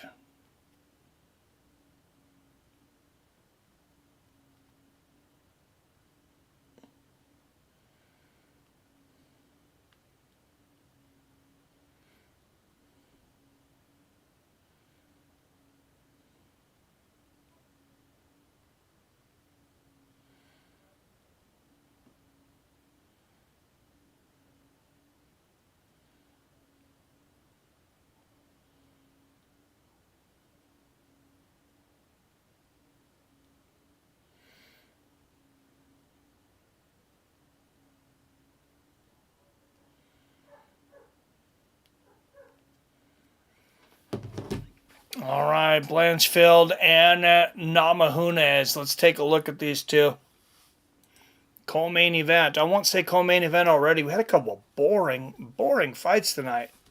I feel bad for Canadians that have been waiting so long for a card, and then this just has not turned out well for them. All right, let's start with Blanchfield. She is a slight favorite, 12-2. She's 25 years old, 12-2. 2 knockouts, 4 submissions, 6-2 when it goes to decision. Never been finished. Picked up just a second loss of her career in her last fight against Manon Farhat. A fight I thought she had a good chance of winning. She was dominated by Farhat. Of course, she defeated former top prospect Taylor Santos, is over in PFL now. In the fight before that, submitted Jessica Andrade in the second round. The fight before that, Molly McCann, J.J. Aldridge, submitted both of those.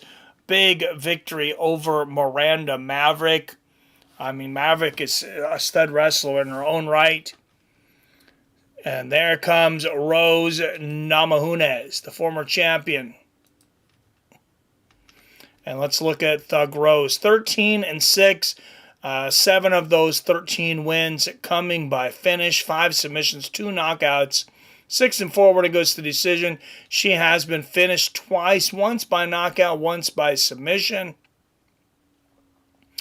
Back-to-back wins over Tracy Cortez and Amanda Hebus. Also was UD'd by Madame Farhat. Before that, she was champion. Remember, she lost that fight against Carla Esparza, one of the most boring fights in UFC history.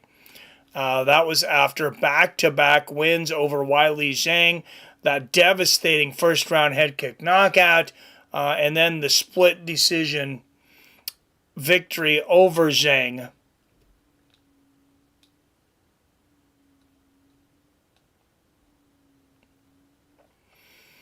Her one knockout loss was that KO slam against Jessica Andrade. Rose Namajunas, former 2-time UFC strawweight champion, back-to-back wins. Let's look at the odds here. Over-under, as I mentioned earlier, 4.5. Blanchfield a minus 155 favorite. Rose plus 130 on the dog money. Let's look at some winning methods here. Blanchfield, not even worth mentioning the knockout. She doesn't knock people out. Plus 450 on submission. Plus 140 by decision. Rose plus 650 on knockout. 1600 by submission.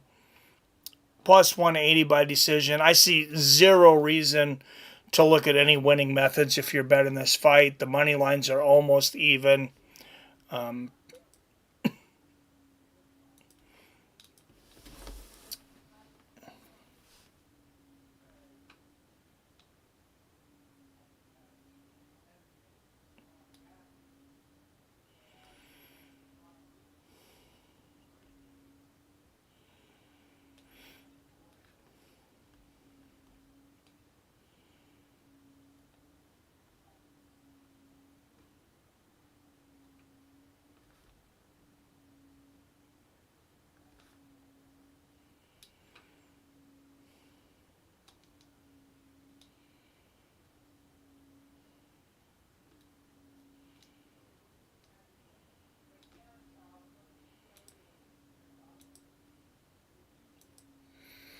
All right, there is Blanchfield.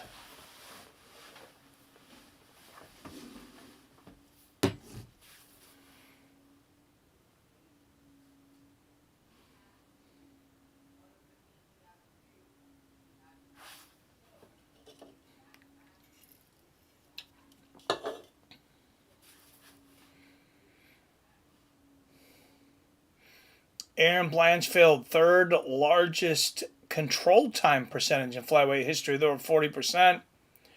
2 wins by knockout, 4 by submission. She is the number 3 ranked in the division today.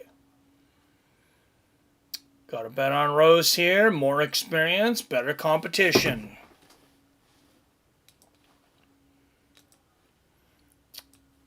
And there's our poll, 75%. Make sure you vote in our poll. It is 75%.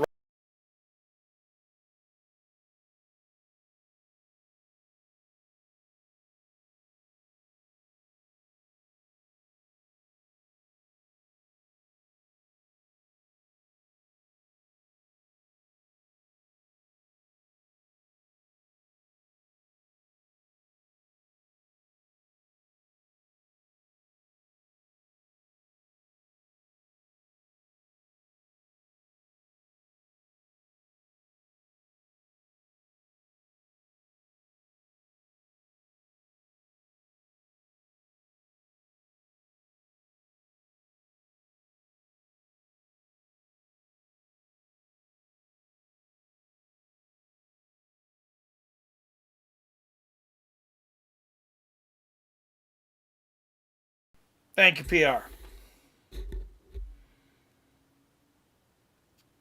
Hopefully it just cut out. All right, out of the blue corner at plus 120 underdog out of Denver, Colorado. 14 wins against 6 losses. Presenting the 2-time women's strawweight champion of the world and the 5th-ranked women's flyweight contender, Rose Thug Namajunas.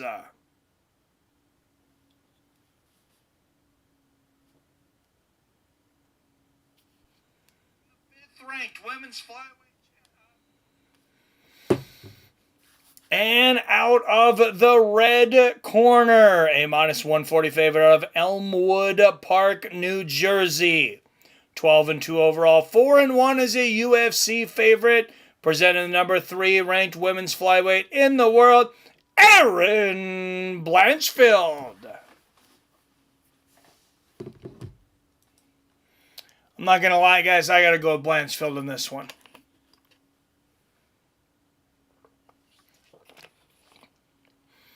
I love some Rose, but I think this is a bad matchup for her. Can we just get one entertaining fight, though? I'll be happy with that. We can just get an entertaining fight tonight. I know we had a few finishes earlier, but it seems like we've had a lot of stinkers tonight. Audio fine on my end. It cut out for a minute. I accidentally kicked the cord out.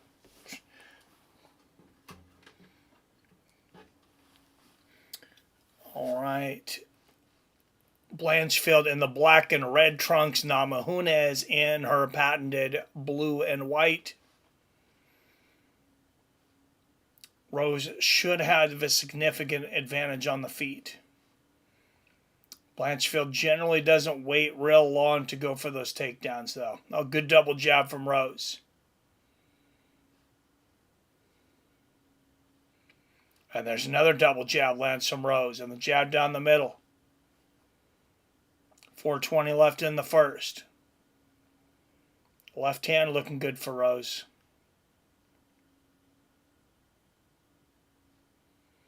Good low leg kick from Namajunas. This is a good fight for Erin to figure out where she is in the division. Good body kick from Blanchfield.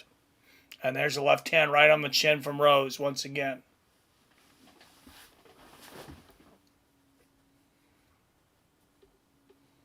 You never know what Rose Namajunas is going to show up. Just over a minute into this one, she looks very focused. Good body kick from Blanchfield. Rose got this, Mike, says Damon. That would be good. Straight right on the chin from Rose. It is a 5-round co-main event. Good inside leg kick there from Blanchfield. Left hook from Rose.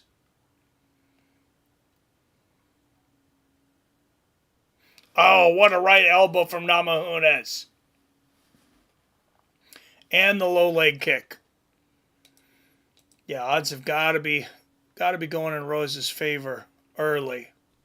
Rose is already a minus 270 favorite. Blanchfield plus 200. Remember, Blanchfield came in the favorite. That's some quick odds change. Good left hand there from Rose.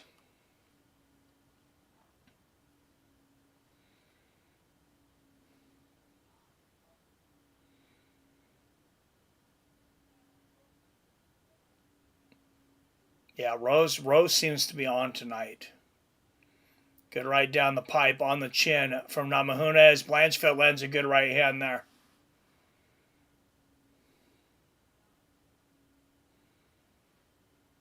Blanchfield just never been shown to have that power, though. Good low leg kick there from Erin. Very strong wrestler, though, and we haven't seen a takedown attempt yet.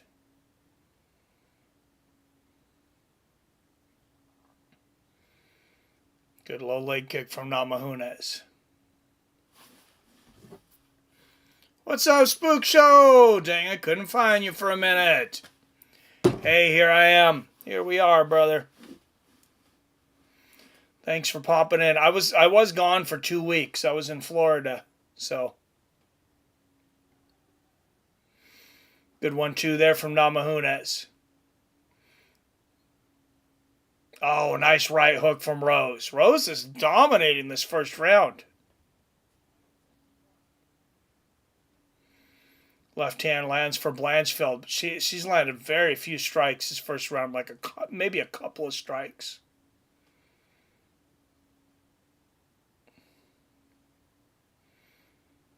Good left hook upstairs and then a straight left for Rose. There's another good left.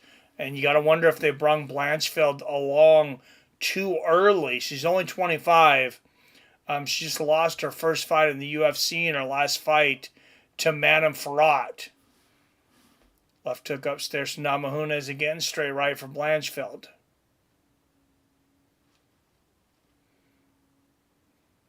There's a good right from Blanchfield.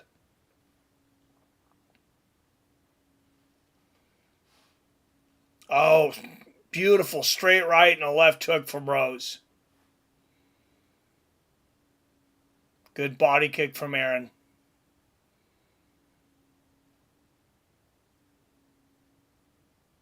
Brilliant tactical first round here from Namajunas. So, oh, great low leg kick there again from Rose. And another one. There's a straight right from Erin. But Erin's face is already looking busted up. Oh, big right hook to the body from Rose. And the straight left upstairs. I don't remember the last time Thug Rose looked that good in a round, but that was phenomenal. I'm confused. Is this the champ? Like, what do you mean? Like a championship fight? No, neither one of them are champions. It's a 5-round co-main event.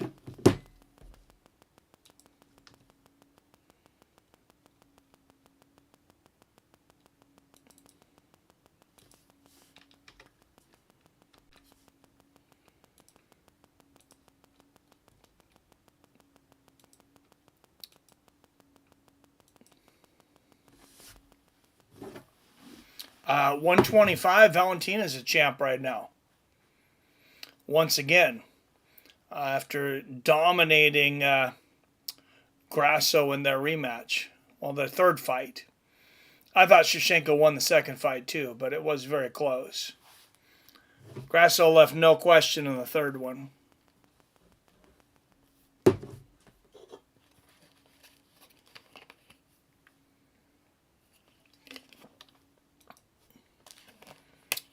All right, here we go, round 2.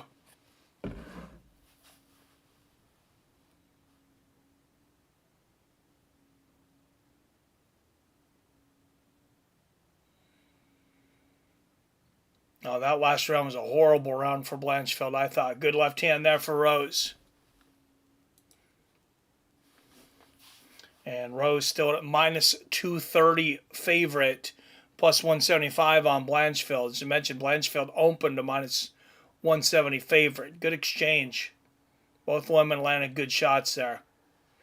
4:20 left in the second. Good left hand there from Rose. I think Rose does better when she goes in and out and does an exchange with Blanchfield. That was a good right hand from Rose. But Rose might catch a knockout in these exchanges.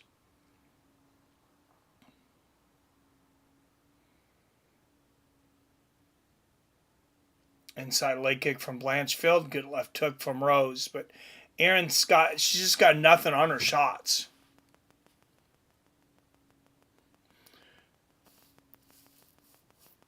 Two former champions headlining the last two bouts on tonight's card. Yep. Just piecing her up bad. Oh, beautiful right hand there from Rose. Yeah, she's putting on a clinic right now. Straight right and a left hook from Namajunas, who just went to a minus 620 favorite, plus 400 on Blanchfield, who finally grabs a body lock. I can't believe she waited this long to go for a takedown.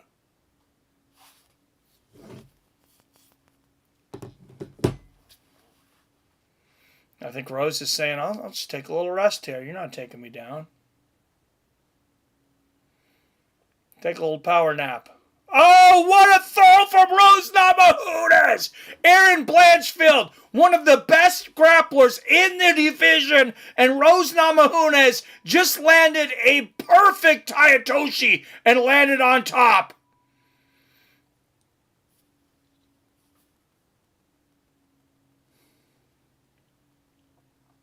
Welcome to 2020, Rose Namajunas in top form.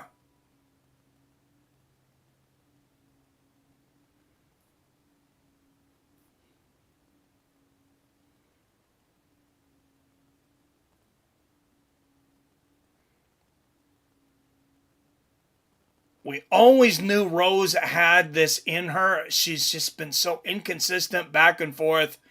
It looks like her night tonight. Good straight right and a left hook there from Rose.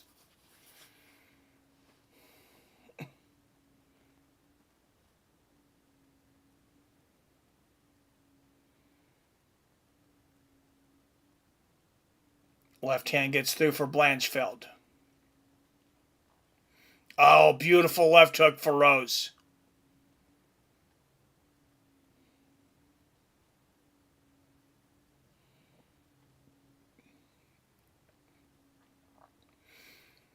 Rose making the number 3 contender in the division so far look like she doesn't belong. And even I questioned if Rose could be competitive at 125. I thought she was too small. Oh, good right hook there from Rose. And there's the left hook. Good straight left there from Blanchfield, but a 3-punch combination from Rose, and there's another 3-punch.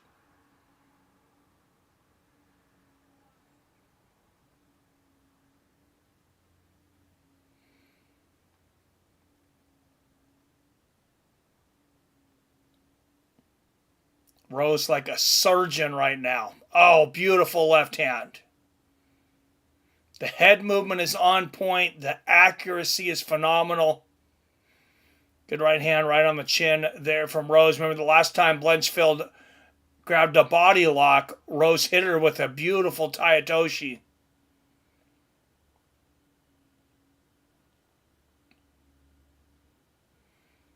Another good straight right for Rose. If Rose comes out like this, she can beat anyone in this division.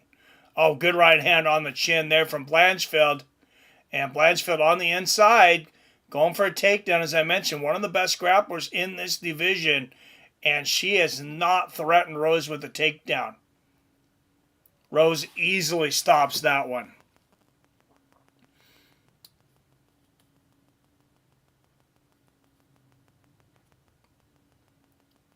Rose has that stigma of just being, she lost the fight. All of a sudden she's washed up. According to forgetful MMA fans, right? Is that Pat the Predator Barry in Rose's corner? Oh, geez, guys. I wish she'd throw more kicks too, Spook Show. She's putting it all together tonight, though. Minus 620. Well, I think she's probably not throwing more kicks because she's facing a wrestler.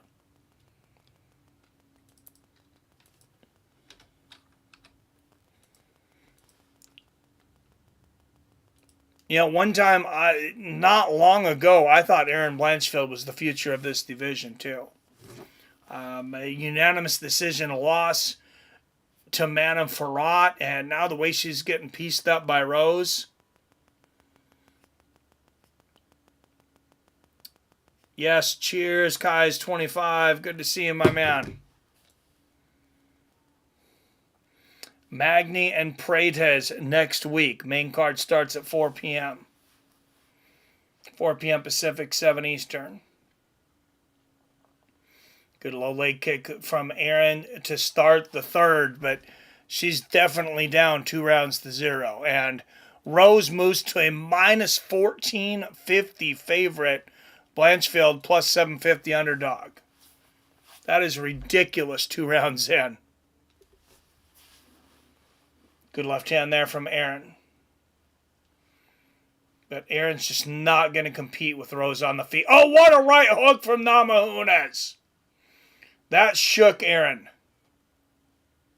4:20 left in the third.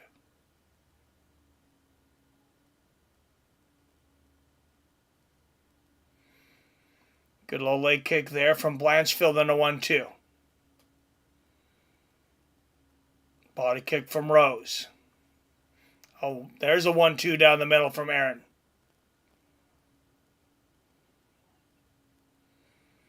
Good straight left from Namajunas. There's another one. Good combination from Rose. And Rose shoots for the takedown. Good defense there from Erin, but did not expect that. Oh, there's a knee to the head from Blanchfield. And now Blanchfield going for the takedown. Rose is the GOAT, her only weakness is Carla. Dude, if she becomes 3-time women's champion in 2 different weight classes, yeah, she'll have a great case for being the best, for the GOAT, being the GOAT. Oh, good transition there, and Blanchfield ends up on top.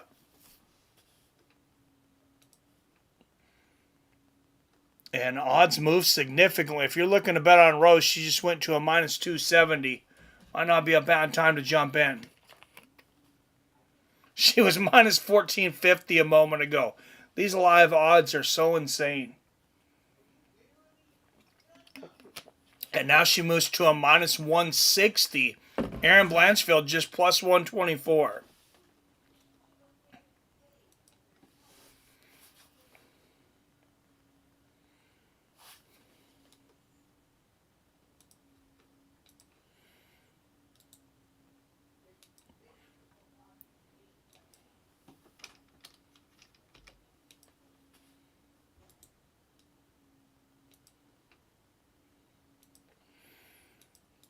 Find some of these live odds tempting. Jump on DraftKings now. Deposit and bet just $5. Win or lose on your bet. DraftKings will deposit $200 in your account, $200 in my account. Biggest promotion in sports betting history going on right now on DraftKings. It won't last long, guys. I want to put that money back on Blanchfield. When she was plus 700, dude, that would have been the time.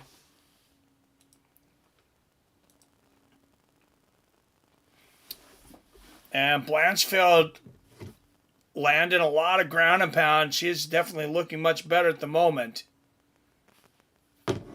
And I think everybody knew Blanchfield was going to have her moments.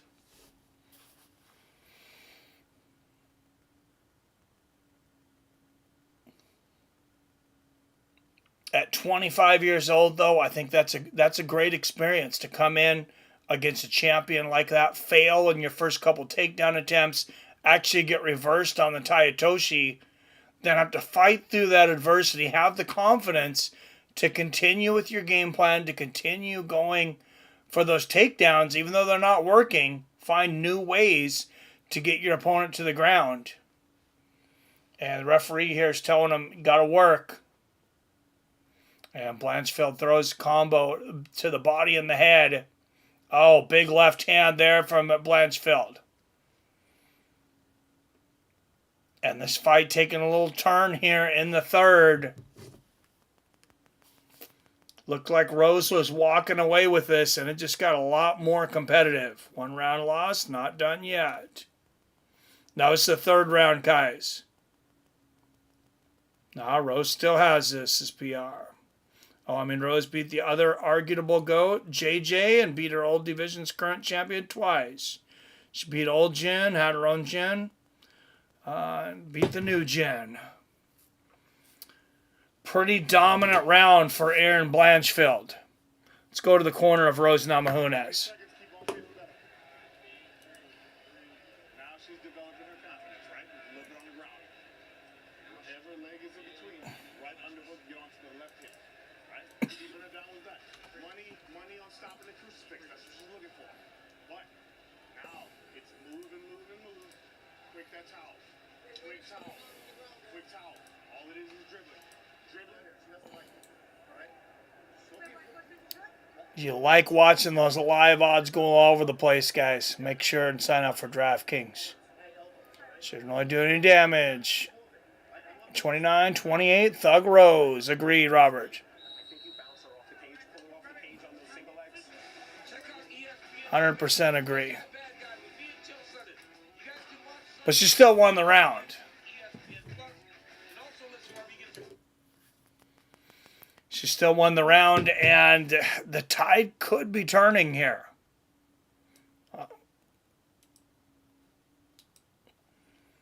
Rose just a minus 145 favorite heading into the fourth. Blanchfield plus 114 underdog. Oh, good straight left and a low leg kick from Blanchfield. Blanchfield could have just started late, too. Good body kick from Blanchfield. There's a good left hook from Rose. Looking like a totally different fight all of a sudden, though. Good low leg kick from Blanchfield. There's the right hook from Rose. Good straight left there from Namajunas. And I think Rose is going to be a little more careful about grappling exchanges with Blanchfield there. I mean, maybe she just got a little cocky there for a moment after getting that beautiful throw. And I think she's going to really work to keep it on the feet from this point forward. Good right hand there from Erin.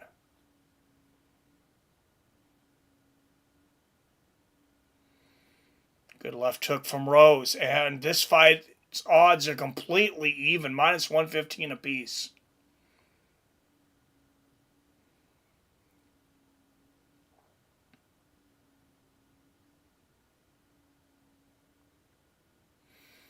Left hand right on the chin from Erin.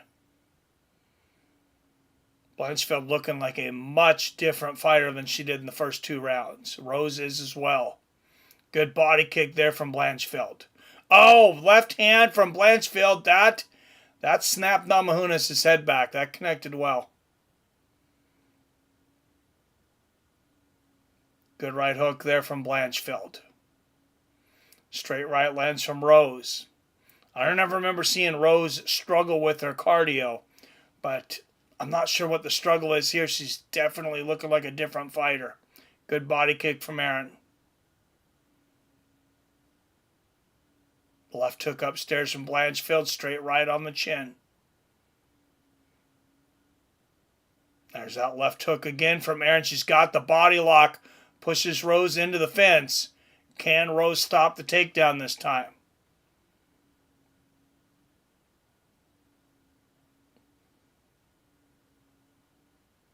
Erin doesn't have her hips in here.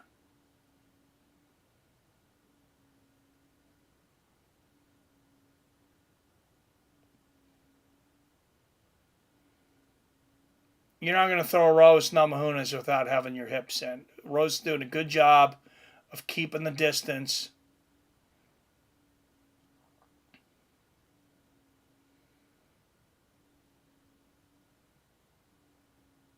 Two minutes left here in the fourth. And Rose escapes back to the center of the cage. Good 1-2 from Namajunas. And there's a straight left.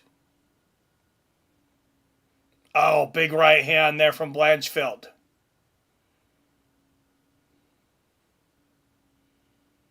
And Blanchfield, a favorite in this fight for the first time, for the first time since the first round, minus 160. Rose plus 124 on the dog money. Who the boss? I the boss. What's up, Frankie Trizzo? And Blanchfield outstriking Rose 23-13 in this round.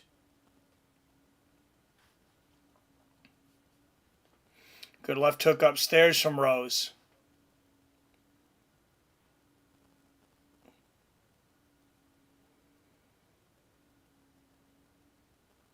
Rose just seems to depend so much on her confidence. Oh, there's a left hook from Rose. That was a beautiful left hook. And there's a straight left on the chin. And Erin comes in, looks for the single leg. Good balance by Rose. That was a very good attempt from Erin and great defense from Rose.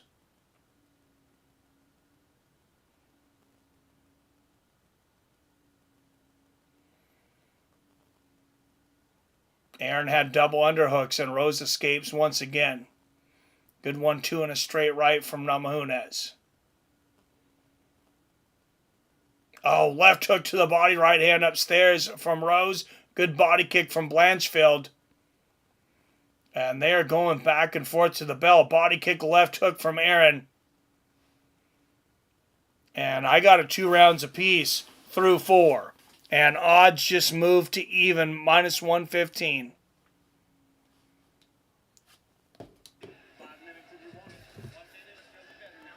Rose corner told her 5 minutes if you want it. I think both of these corners have to assume that this fight is all knotted up. Don't matter how you feeling, you can throw a whole bunch of arm quick ass towels in the shower box right now, right? Yep.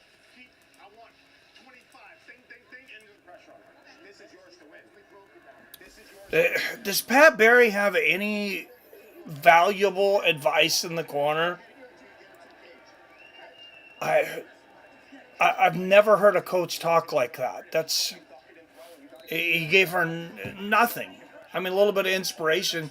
You get that from Billy Blanks. Just throw Billy Blanks in your corner. No, you need somebody over there with technical expertise, giving technical advice. He really didn't give Rose anything, in my opinion.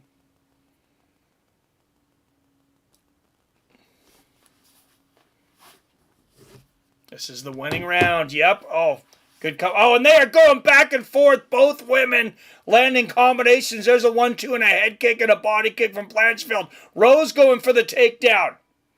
And Blanchfield reverses. Right hook lands for Namajunas. There's a 1-2 for Erin. You want to talk about a back and forth battle. You got it.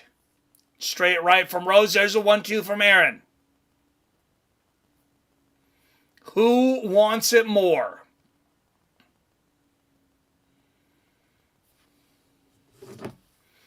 There's a good right hook from Thug. And Erin shoots for the takedown. She's deep. And sweeps Rose's feet out. What a huge takedown from Erin Blanchfield. And odds just changed from even to minus 425. Now minus 810 for Erin Blanchfield. That puts Rose at a plus 500. That seems like an overreaction to me. But Rose has got to work her way to her feet.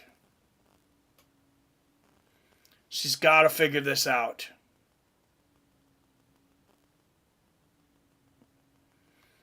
And this is not an easy lady to get off of you.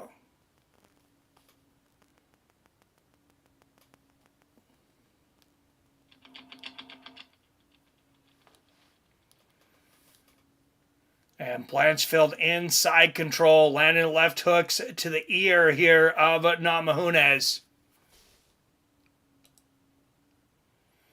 Blanchfield at a minus 8,500. Rose plus 2,000. Never seen odds move that quickly. 2-time women's strawweight champion. Won the first 2 rounds. She's got to get up right here.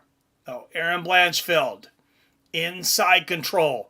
Rose Namajunas, representing the old guard, the fourth generation of MMA fighter against the new crop. Can she do it halfway through?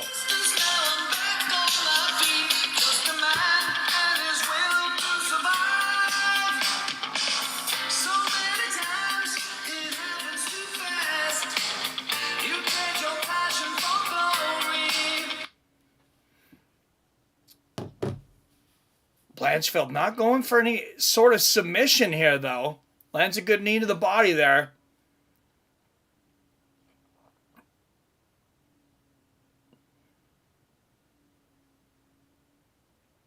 Good left hook there for Blanchfield. And Blanchfield continuing to pepper Rose with these shots. 1:45 left in the fifth. Rose might have to give up her back to escape. Temporarily. Nice elbow from her back there from Rose, but Blanchfield lands 2 more hammer fists. 1.5 minutes left here in the fifth. How much fight does Rose Namajunas have left in her?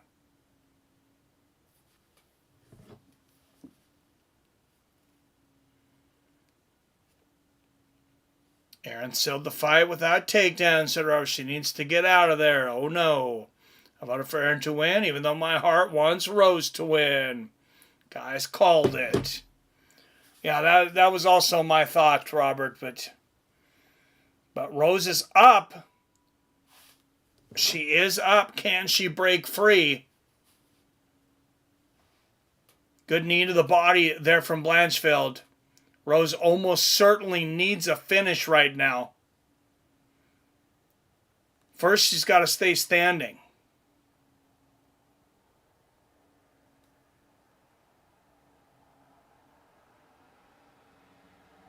"30 seconds left in the fifth.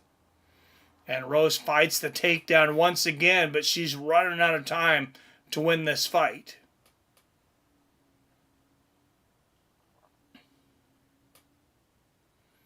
Double left hook there for Blanchfield.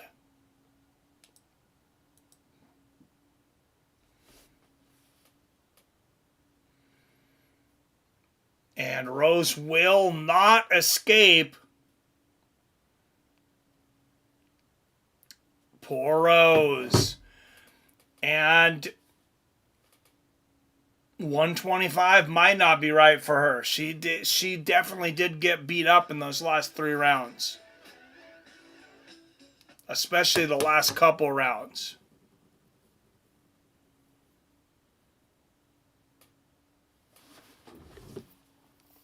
All right, guys, main event up next. Brandon Moreno, Amir Albazi.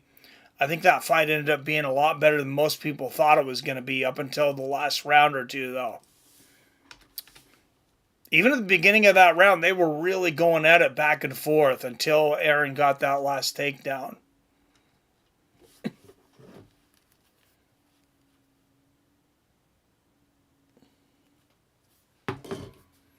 We've seen worse decisions. I'm not saying I want Rose to, get by on a bad decision, but it wouldn't be the worst decision we've seen.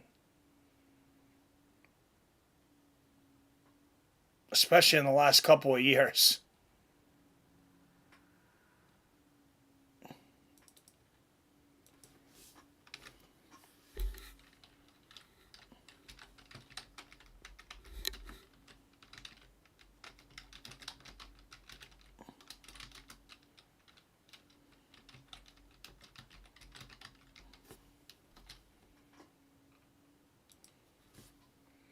All right, let's hear the final decision here.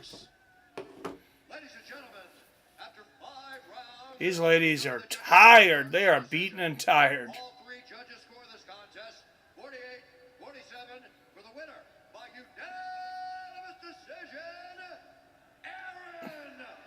One of the easiest fights to judge that you're ever going to see. Every round just seemed very obvious. I'm here with Erin Blanchfield. Erin, you're very emotional. Why?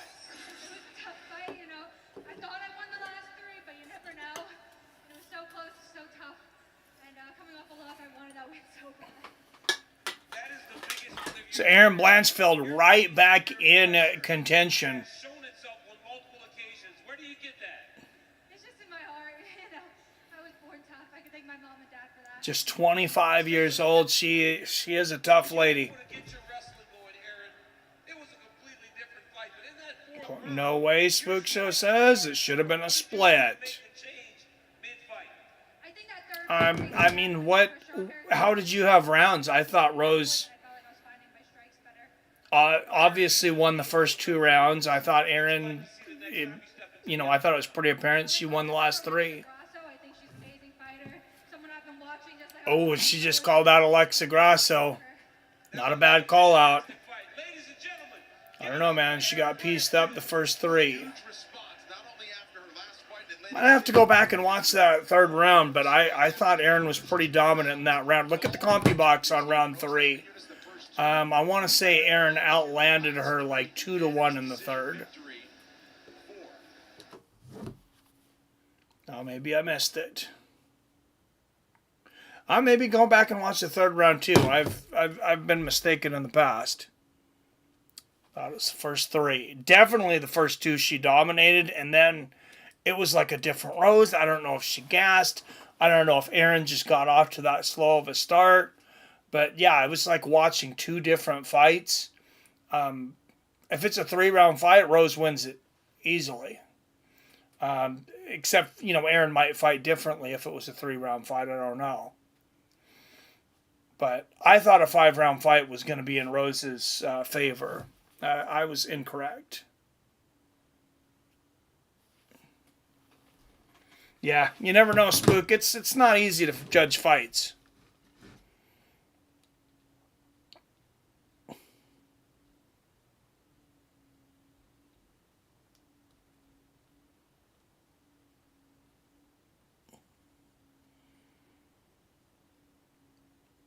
All right, main event is here, guys. Brandon Moreno, the Assassin Baby, former champion, former flyweight champion, of course, had a legendary trilogy with Davison, 4 fights with Davison Figueiredo.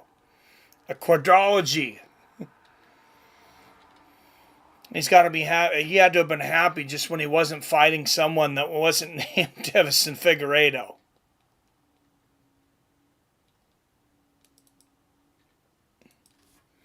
And that takes the 66 and 49. Of course, you guys picked Thug Rose.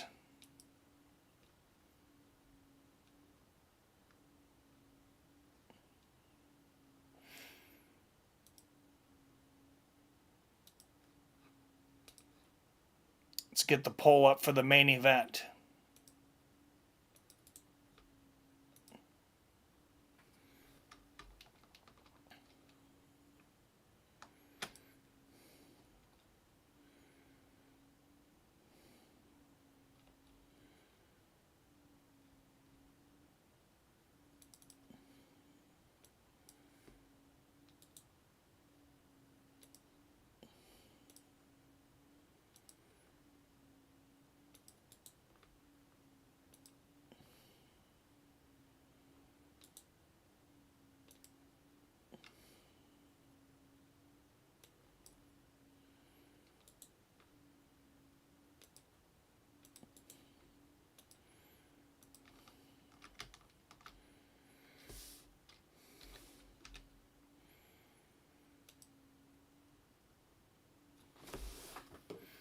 All right, main event up next. I'm going to take a quick restroom break, and we'll go over these 2 fighters.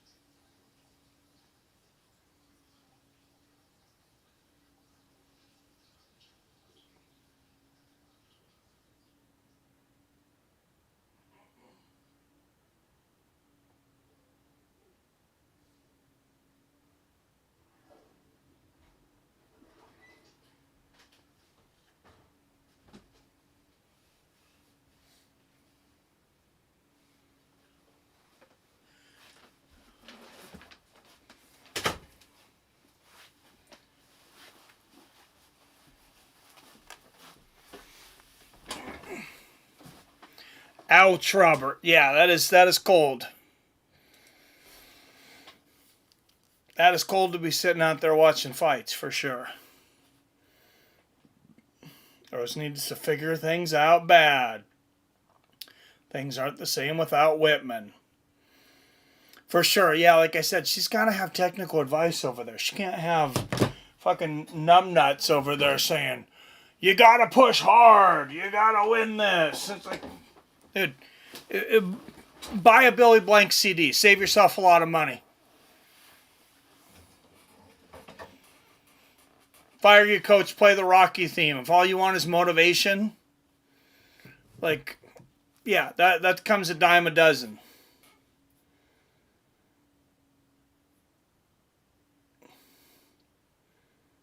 Hands are so frozen. Thank God alcohol is naturally antifreeze. Oh, Jesus. Where I got Moreno in this one. Follow my heart now. New Hampshire in the woods. Yeah, don't freeze to death, man. All right, 100% so far for Moreno on the pole. He is coming off a long hiatus. But so is Albazi. And Albazi's, as far as I know, was not planned. Moreno told everybody he was going to take some time off.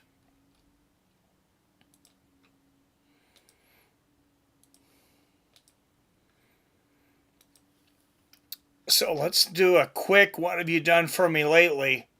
Start with Amir Albazi, 17 wins, just 1 loss. 14 of those wins coming by finish, 9 submissions, 3-1 when it goes to decision. Coming off of a split decision win over Kai Kara France in June.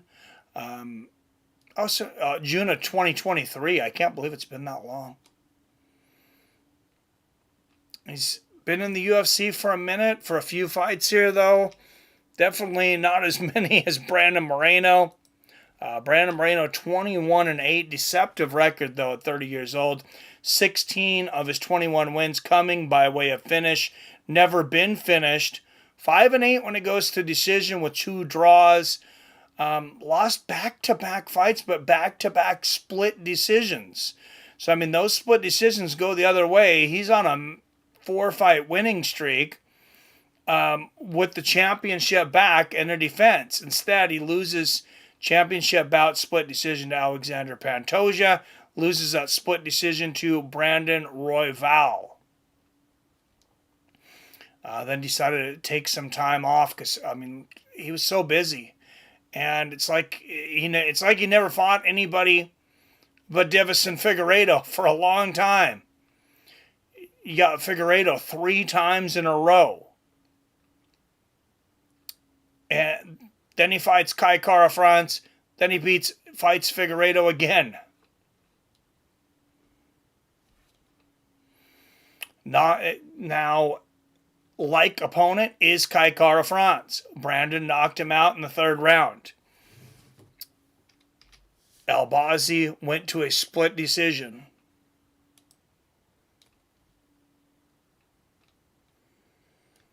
Yes, that's a fight that could have went either way.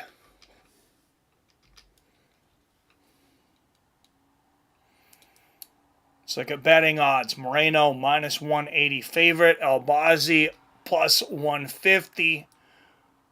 Looking at winning methods. Moreno by knockout plus 400. Submission plus 800. Decision plus 130.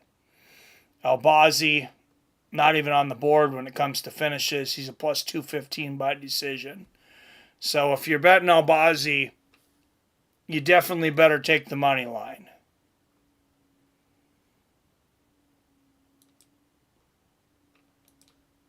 That would be my advice.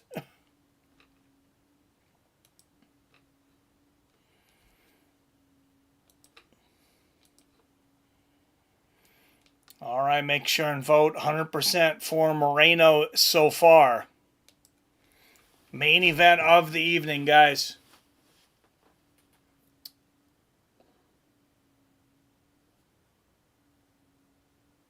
You hunting, Spook Show? Man, I wish we could get some cold weather here in West Virginia. Probably should have layered up. Hunting rabbit. What's up, Doc? Thought you were deer hunting. There's some huge deer up there. Not visiting my cousin who lives over the border from where I live. King James says I can come up to his cabin and hunt from the porch, so it wouldn't be too hard for me to hunt there. We should both go raid him one of these times and go hunting, Robert. All right, Brandon Moreno, former two-time flyweight champion, second most significant strikes in flyweight history, 999 strikes. At least he had 1,000 tonight. Tied for third most finishes in flyweight history with 6. So yeah, you got two former two-time champions in the co-main and the main tonight.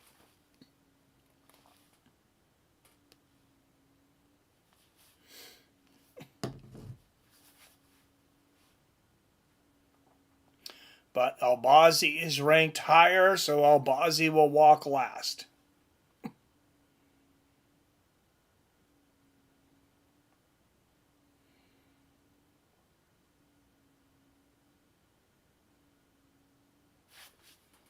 Who wants to make Amir Albazi taste his first defeat since he... No, well, they're both there. All right, Amir Albazi. Oh, excuse me. Albazi walked first. I didn't realize he was in the ring. Albazi, a year older at 31. Moreno, 2 inches taller at 5'7". He'll also have a 2-inch reach advantage at 70 inches.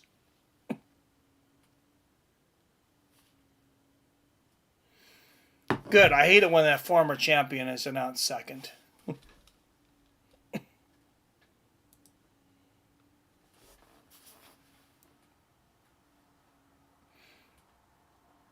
They really drug this one out, didn't they? This is over 3 hours into the main card.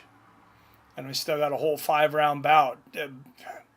Bad pacing by ESPN, I would say. Because even with a canceled bout, they ended up over their time.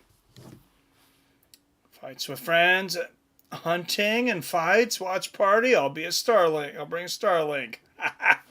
Sounds good, man. I don't know how YouTube feels about hunting.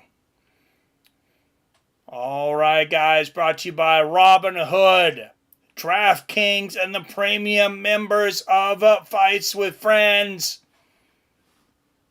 From Seattle, Washington, via Alberta, Canada. It is time for the main event. Let's fucking go! 5 rounds in the flyweight division. First out of the blue corner, a plus 150 underdog out of Phoenix, Arizona. 17 wins against 1 loss. Presenting the number 3 ranked flyweight in the world, Amir Albazi.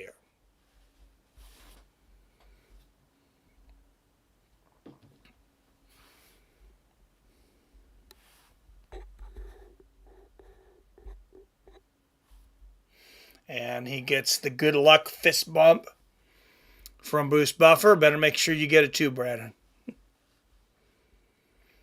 And out of the red corner, fighting out of Tijuana, Mexico, he is a minus 180 favorite.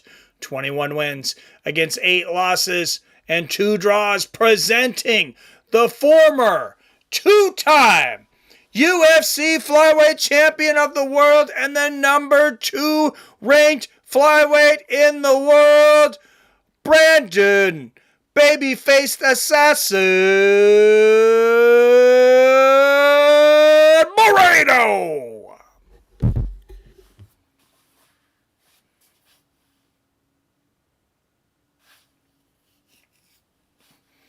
And there are the Mexican flags. Wow, they travel well. They are in Canada.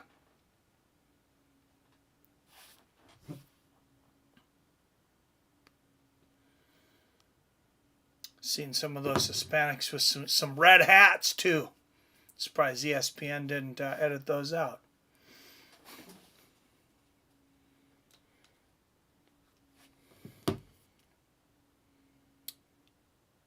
Fuck a damn popsicle. Hurry up, UFC.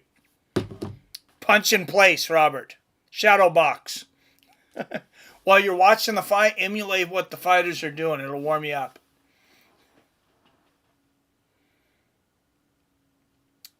Oh, Moreno lands a great jab right on the chin. We'll see if the rest for Moreno, if it's helped him, if he's rejuvenated, or if he has a little ring rust. Good jab lands there for Albazi. Remember, as I mentioned, Albazi's had just about as long a layoff. I don't know what the reason was for him. Moreno said he wanted to take some time off.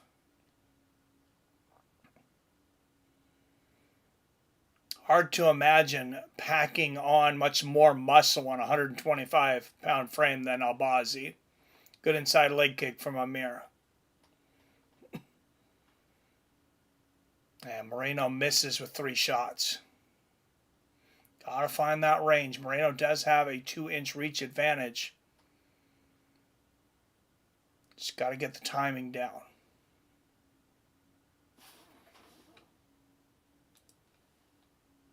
Oh, and pole was 100% Brandon Moreno. Good straight jab there from Moreno. Good left hook there from Albazi. 20 up in the chat. Don't forget to hit that like and share. Man, the chat is so slow. Yeah, I've been bow hunting a tiny bit. It's too cold, too hot here. What's up, Tony Baloney? He says, okay. Yeah, let's heat that chat up. Robert's cold. Heat the chat up. Oh, good right hand there from Albazi. Make him forget he's cold. Good left hand there from Moreno. Albazi answers. Straight right down the pipe from Amir.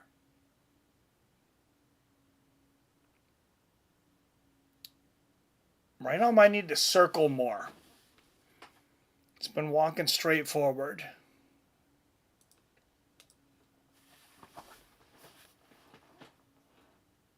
Oh, good left hand there from Moreno. Good body kick. Oh, beautiful right hook there from Brandon. Halfway through the first. Oh, what a front kick from Albazi. Moreno still a favorite on the odds. Minus 160. Albazi plus 124 underdog. Good straight left for Brandon.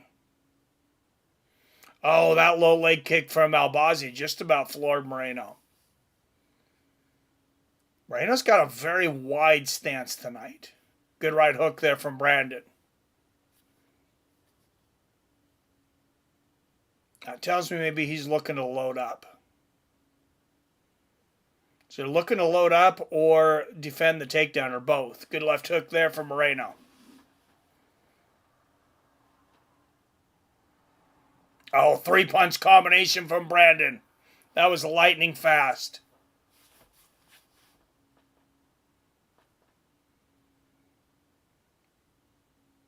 And good defense there from Moreno. Brandon now measuring. He's just pumping in with that jab. Trying to find the spot here. Oh, good left hook there from Moreno. Right off the top of the head of Albazi. There's a right hook for Albazi. Left hand on the chin for Moreno. 1 minute left in the first. It's a very close round. Oh, good right hook from Moreno. He floored Albazi temporarily. And there's a left hook on the chin. And now Moreno smells blood. He's being cautious, but he hit Albazi with some good shots.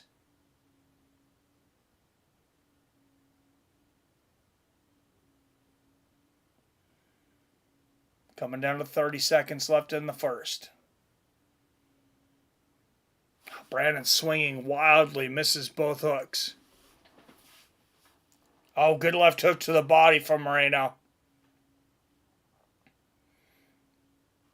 And there's a straight right from Albazi. Push kick to the body lands for Amir. This is a damn close first round. Oh, and there's a good left hook and an inside leg kick from Moreno. And there's another one. Moreno's eye is already bruised. Oh, Moreno hurt him. Now Albazi is busted up. Yeah, that's a hard round to call. About to take a shot of moonshine to warm up. Oh, I'd like some moonshine. That sounds good.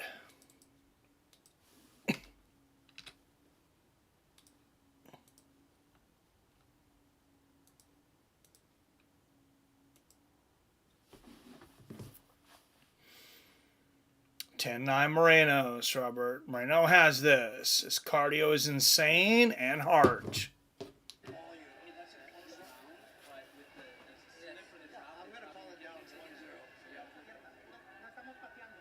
We're not kicking, okay, Brendan? You need to continue. I lean towards Moreno, but that was a very close round. Top striking coach Eddie Chad, a fight ready in Scottsdale, Arizona, telling Amir Albazi at the beginning of the break he was waiting too much, Paul. Yeah, those striking exchanges. All right, Albazi's corner just basically told him to be more aggressive. So look for Moreno to counter in this round. Good inside leg kick there from Albazi.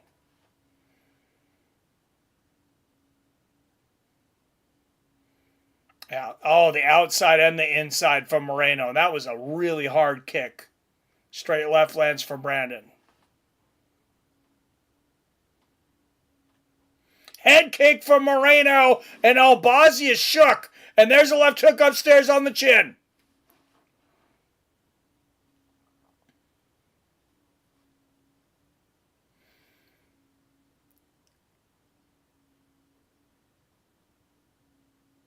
Oh, and Albazi with a body lock. Moreno immediately separates. They call him the baby-faced assassin for a reason. He gets contracts, and he very rarely doesn't deliver. Good straight left there from Moreno. There's another left hand.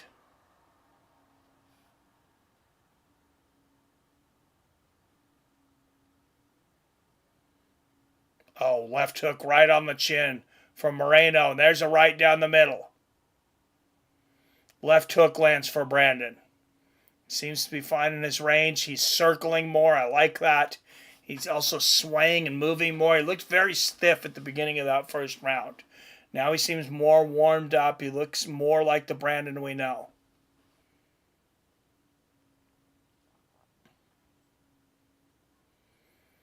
Oh, good left hook there for Brandon. And even though his corner told him to throw more shots, Albazi's the one that looks stiff now as he eats a 1-2 from Moreno and a straight right and a left hook to the body.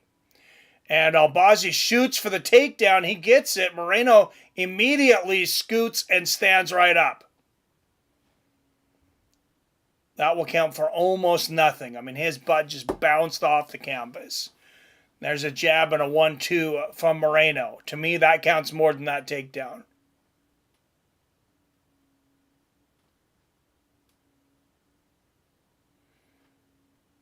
Halfway through the second, significant strikes in this round, 27-5 in favor of Moreno, and that was a beautiful body kick from Brandon.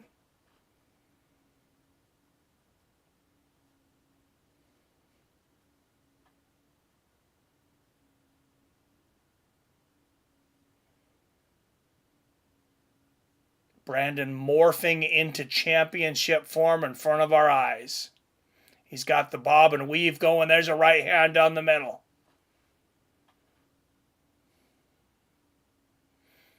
Oh, big left hook for Brandon. He missed the overhand right. He landed the left hook afterwards. And I think Albazi might be losing a little bit of confidence here.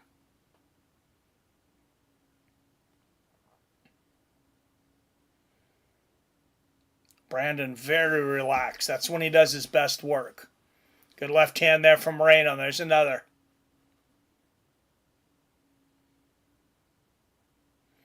Minute and a half left in the second.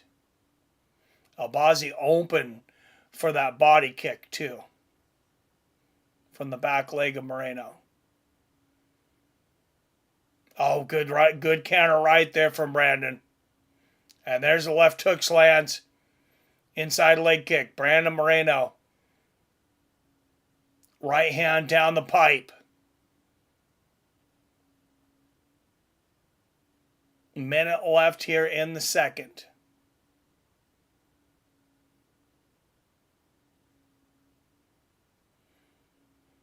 Oh, beautiful counter left from Brandon. Oh, that left hook shook Albazi. And that right hook hits the chin. All Brandon Moreno right now. Oh, and there's an inside leg kick and a body kick from Albazi. Left hook lands again for Brandon. 30 seconds left in the second. Double jab lands from Moreno. 3-punch combination.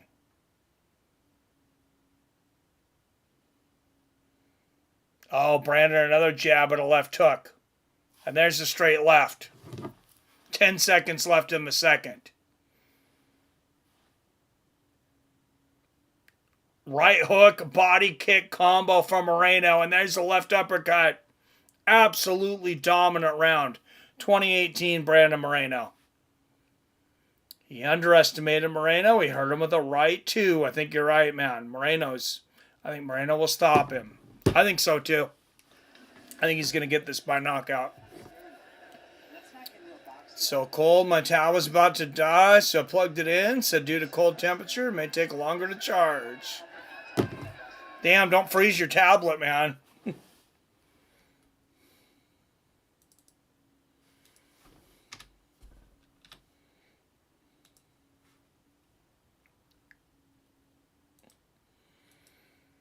Come on, Moreno. Get a finish. Or get a finish for Robert. Yeah, just a beautiful performance there in the second from Moreno.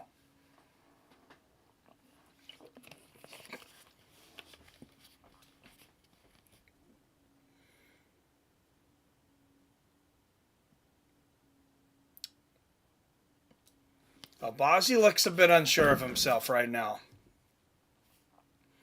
Never seen that message before. Didn't know my tablet knew how cold it was.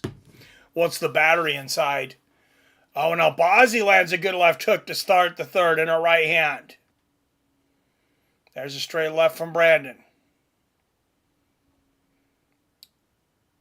Good right hook from Moreno and a 1-2.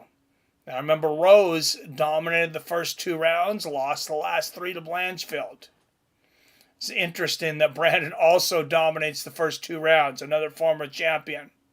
Another former 2-time champion. Talk about coincidences. Good straight left from Albazi.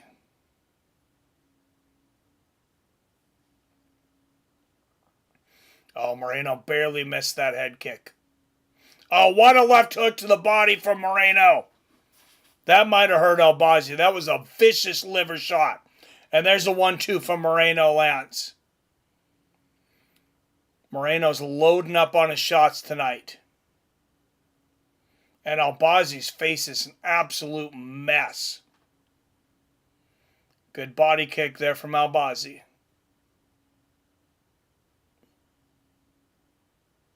Inside leg kick from Moreno.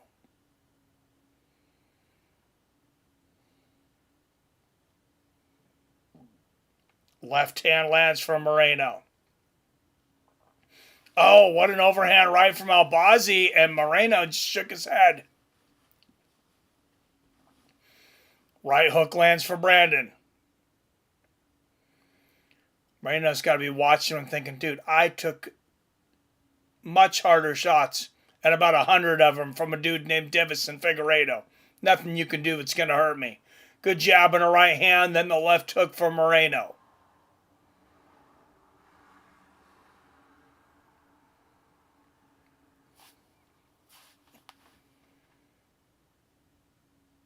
I mean, over those 4 fights, Moreno was fighting a guy, too, that probably cut from 150. Albazi blocks that head kick. Oh, good counter right there from Albazi. Halfway through the third. Moreno a minus 1,300 favorite on the live odds at the moment, plus 700 on Albazi. Right hook to the body from Amir.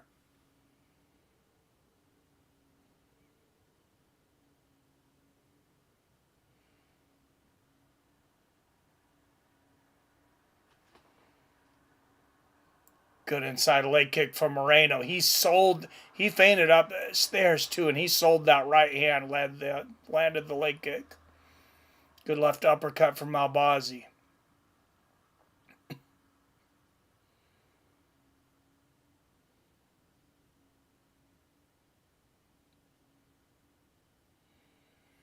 Now Moreno does have to be careful overextending with that left hand that he doesn't get hit with the counter right hook. Oh, beautiful left hook from Moreno.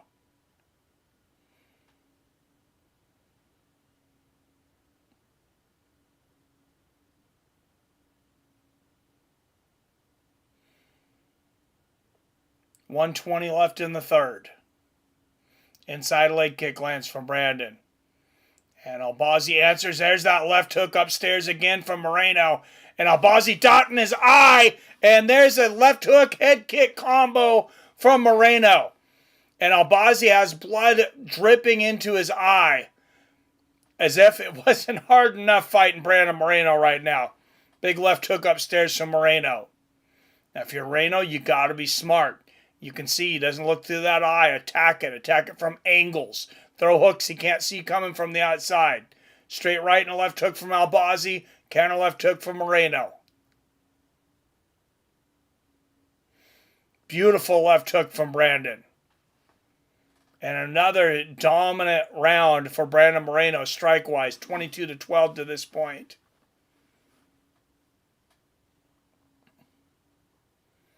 Another inside leg kick from Moreno. And Albazi shoots. He's got the single leg. Nope, can't get it. And Moreno hits him with a left hook once again. He is gold with that left hook tonight. Oh, there's the right hook and the head kick again. And Moreno hurt him with that left hook. That shook Albazi. 30-27, former champion Brandon Moreno. Moreno still needs to be careful. Oh, for sure. Oh, next time we'll have layers on. Was too lazy and high to go put on more clothes tonight. Yes. And Albazi's corner just told him you can't go backwards. You're losing every round. I think Albazi's learning. There's levels to this game, and Moreno might still be a notch above him. Right here you see Brandon Moreno with a beautiful left hook there. Body shot. Body assassin, baby. I'd like to see Moreno go to the body with more of those left hooks, too. He might finish him. Watch, Moreno is getting a finish. He's hurt. I think he will, Spook Show. I think he will get the finish tonight. I think he gets a knockout. It's actually what I picked on my verdict picks, my fantasy MMA. And I saved almost all my points to pick Moreno by knockout. Oh, left hook, straight right from Moreno. There's a good combination from Albazi. There's another straight left from Moreno. Moreno coming out fast this round. Oh, great right uppercut from Albazi. And there's a left hand again from Moreno. There's that right uppercut again from Albazi, though. Moreno's, like I said, he can't get too careless. That uppercut is killer. What's up there? Good evening, sir. Good body kick from Moreno. And there's the left hook upstairs again for the baby-faced assassin. I know he wants a finish, but it's like you're winning this fight. Don't get too careless. Oh, beautiful left hook there for Brandon. They exchange power shots. There's the left hook to the body again for Brandon and the body kick. Amir Albazi's a tough SOB, but I think Brandon can take him out with a few more body shots and then go back to the head.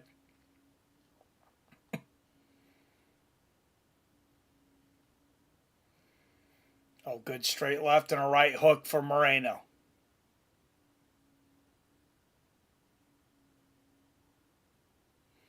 Three and a half minutes left in the fourth. If you're Albazi, you're looking at that low left hand of Moreno, and I think you're trying to get him to walk into one of those right uppercuts.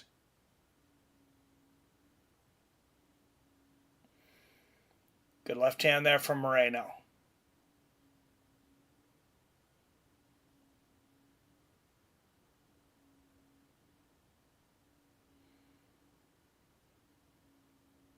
Oh, straight left there from Moreno. And Albazi, he's moving in, but he's tentative to throw strikes right now. Good left hand from Brandon. There's the right hook over the top.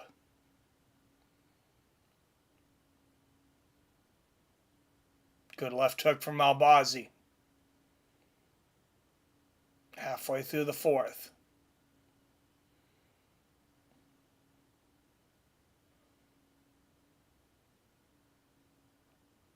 I'd like to see Brandon throw that body kick again. Oh, there's the push kick to the body from Albazi. And a low leg kick from Amir. Amir putting together a little rally here in the fourth. Good counter left from Albazi. 2 minutes left in the fourth.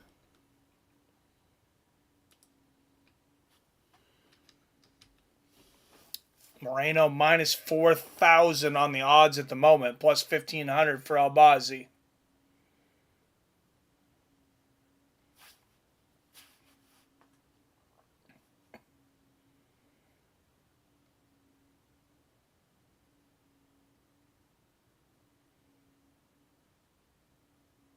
Good left hand there from Albazi.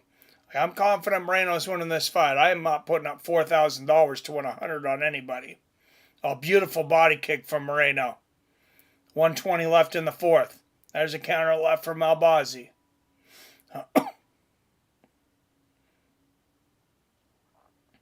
Right hand down the pipe from Amir.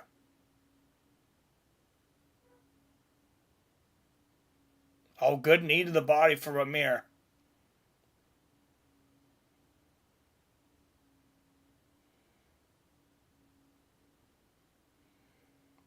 Good right hook from Moreno.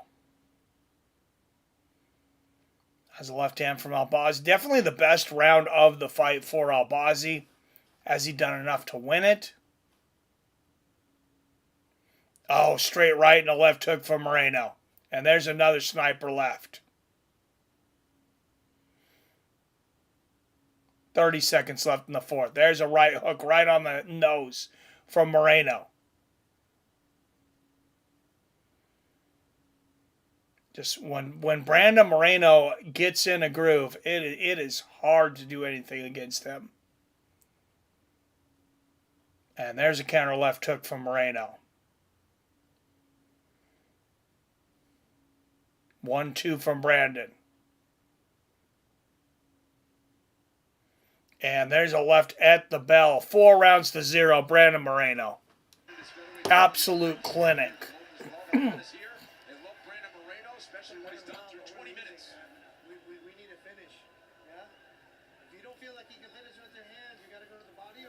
Thank God my legs can't feel anything because my neuropathy would suck more. I'm at hypothermia. Can you get it if it isn't 32 degrees? My hands really hurt though. Dude, put something on, man. Not to piss. Oh my God. Oh my God, Robert. Oh my God. Oh Lord.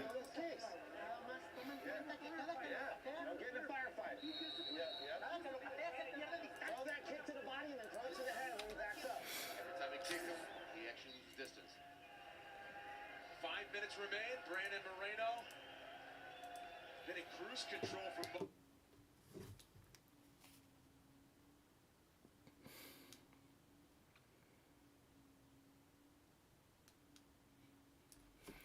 All right, here we go. Fifth and final. How much of a chance will Brandon Moreno take? Amir Albazi at plus 2,000 underdog coming into this round. Moreno minus 8,500. Almost worth putting down a couple bucks at 20-1 just in case Albazi lands something, but I don't see it. Oh, good left hook from Moreno and a 1-2. And there's a straight right from Moreno. Counter left hook right on the chin. Moreno dominant again. There's a straight left from Albazi. Oh, left hook from Moreno. There's another double left hook. Oh, eye poke. Bit of an eye poke, I think, in that exchange. It's a powerful Eye poke from Albazi. Yeah, both guys are going back and forth, but Moreno got poked in the eye in there. through, I think, a left hook. There's a look, fingers extended. Yeah, there it is. Fingers extended right into the eye. And Mark Goddard is going to referee as any. He's seen that. 5 more minutes until moonshine shot. That will warm me right up. Yeah, Moreno does look amazing.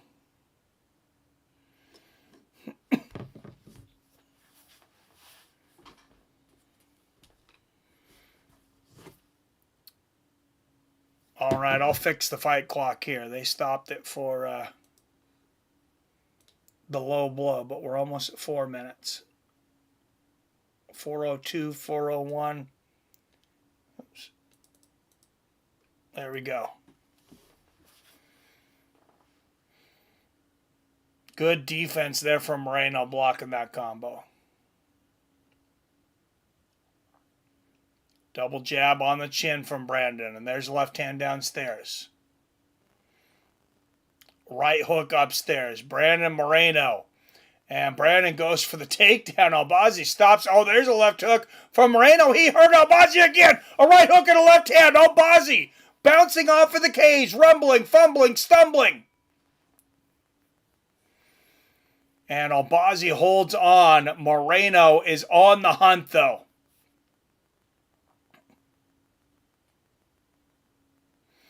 And Brandon Moreno just passed Demetrius Johnson for most significant strikes landed in UFC flyweight history.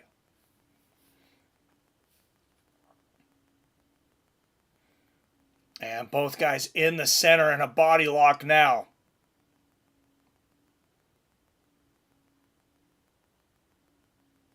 Moreno with the left underhook. Oh, what a knee to the body from Brandon. They break free. Back to the center of the cage.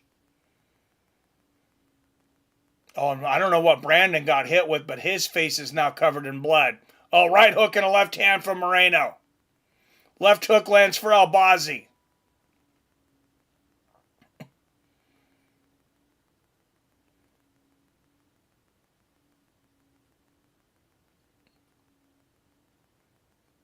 How tough is Amir Albazi? I don't see how he can see out of his right hand, out of his right eye. I'm surprised the doctor hasn't asked to look at that. His face is a bruised, bloody, beaten mess.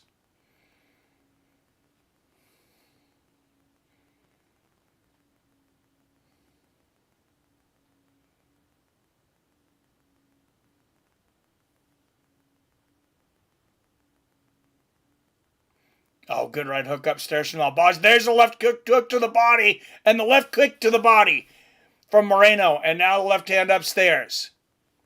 Another left hand upstairs. Albazi was hurt from those body shots, and Moreno knows it. There's the right hook to the temple from Moreno. He smells blood. Minute and a half left.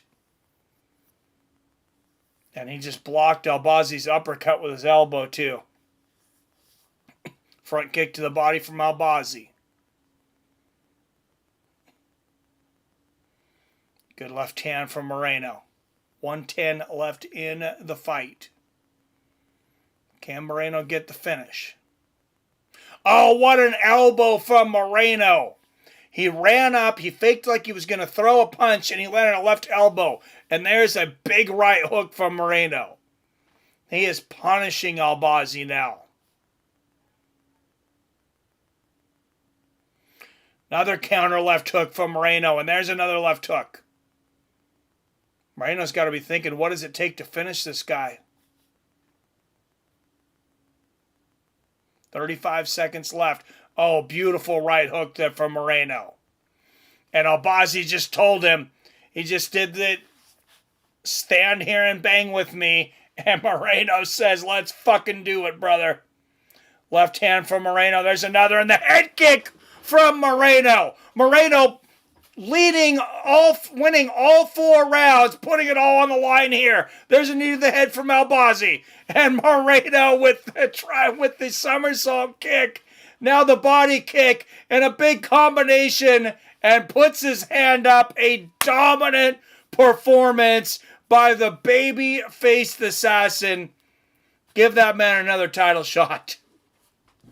What's up, iRock?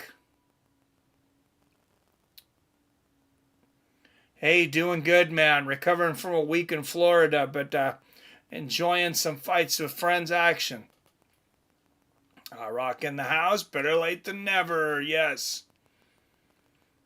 No, just forgot to judge. I'm at 130. He may have a broken orbital. Yeah, me too. Big elbow. Yeah, that was beautiful. How he ran up and he made Albazi brace for the hook. And then he throws the elbow. That was just genius. Yeah, Moreno is a beast. He will have the belt again. I agree. Smart to take that time off if it helped him, and seems pretty obvious right now that it did.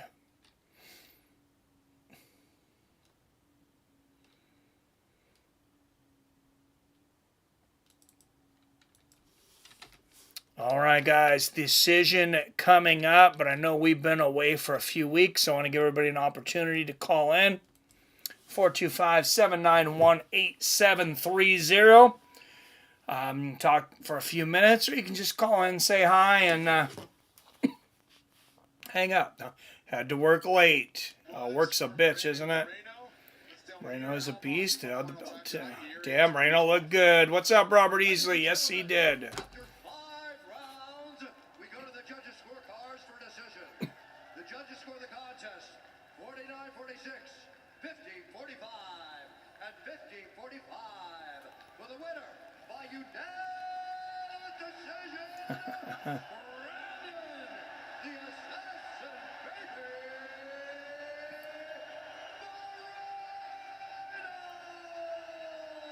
I love how Monster pays fighters to hold empty cans of Monster so everyone knows they don't drink it.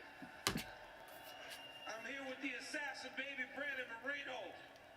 Didn't know he was going to break Mighty Master's record tonight. That's insane. I didn't either. I have a lot of different things to say. First of all, hoy es 2 de noviembre. Feliz Día de los Muertos para todos los mexicanos. What a stud. Espero hayan tenido la oportunidad de festejar con sus seres queridos. Ir a visitar a la gente que ya no está. En espíritu, dejarles algo ahí. Okay, brother, I feel amazing. Also just tied Davison Figueiredo for third in all-time wins in flyweight history. Just resting with the family and be back like tonight, you know, I just feel amazing. Was there anything surprising at how easily you were able to manage distance, range, and really put it on Amir Albazi? Man, this is the kind of performance I can show in the match, in the practice. I was saying this in all the fight week, in the interviews, like my team and I, we feel a little bit frustrated because we don't have the opportunity to show this kind of performance in my last fights. But man, today was amazing. Canada, I hope you enjoy this stuff, man, because I enjoyed the one as well. Let's take a look at your work up here, Brandon. The footwork. Yeah, you fight Davison Figueiredo 4 times, you probably need some time off. Wow, what a head kick, too. I mean, I have no idea how Albazi did finish this fight. Yeah, man, I mean, I knew that He might be the toughest guy to finish in the division. this fight, and definitely, I think it's going to be the advantage in my next fight, you know? The people know me, the people know I'm Mexican, I love to throw punches, I love to be on fucking badass people, and that's it. You gotta love that guy. I mean, this division is on fire. You're a former champion who just had one of the greatest performances of your career. What do you want next when you step in the octagon? What do you think he wants? I want to eat a lot. I want to enjoy a little bit my days here in Canada. I go to the Oilers games this Monday. See you there, guys. Nothing, man. I just want to be up on the top again. I want my title back. This is just a reminder for the rest of the division. I never say nothing. I am always very respectful with everybody. But man, put me somewhere here and I'll be the badass person on the planet. Well, congratulations on another fantastic performance. Oh, he deserves to talk a little smack after that victory. That was unbelievable. Yeah, that head kick was also crazy. Yeah, he's tough. I thought he was getting finished. For Albazi to not even go down, I got to think that knocks out almost every other fighter in the flyweight division. I mean, that was shin to dome. I wonder what Albazi. I want to know what he weighs on fight night. I know he weighs in, 36 hours, 48 hours before, at 125, but that dude's got to be 140 tonight. He's huge. Moreno's a natural light heavyweight. I mean, just to me, Albazi looks like a natural bantamweight.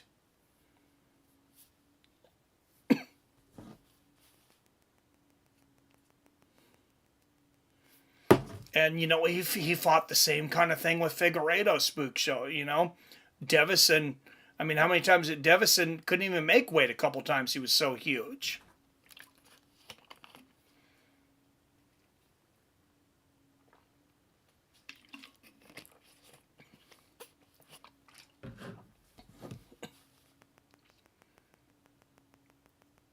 It actually didn't help him in that weight class. No, it didn't, because he would get drained at the end of fights after the third round or so. Oh, Devison's a monster now at bantamweight, though.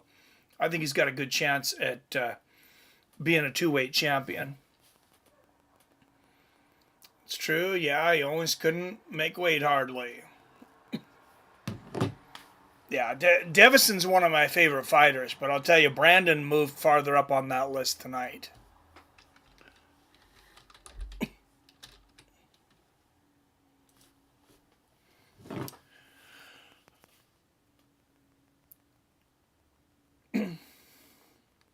All right, it was a fun night, guys. Let's see what we have to look forward to next week.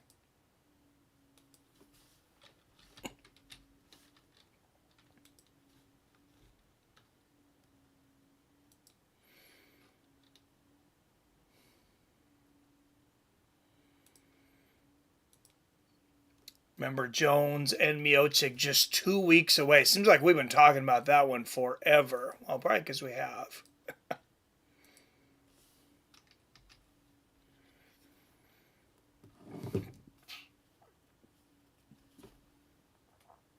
Yes, they gas. For sure.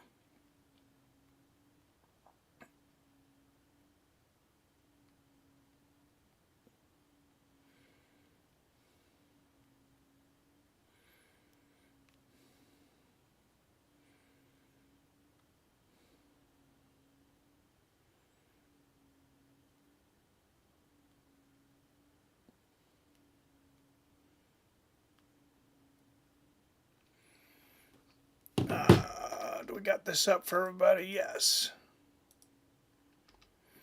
All right. Trayshawn Gore starting things out.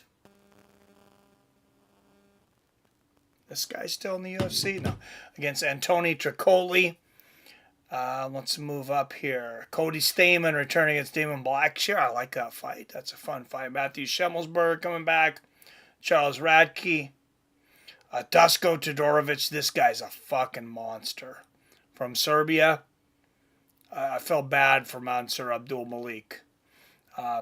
Elisa Selesky dos Santos coming back against Nicholas Dalby. That's your prelims. Some of those fights should be on the main card. Jillian Robertson, Luana Pinheira, Gerald Mearshart, Rainier De Ridder making his debut. Former ONE FC champion in 2 different weight classes. If you guys have not seen Rainier De Ridder fight, look up his highlights on ONE FC. The dude is something else.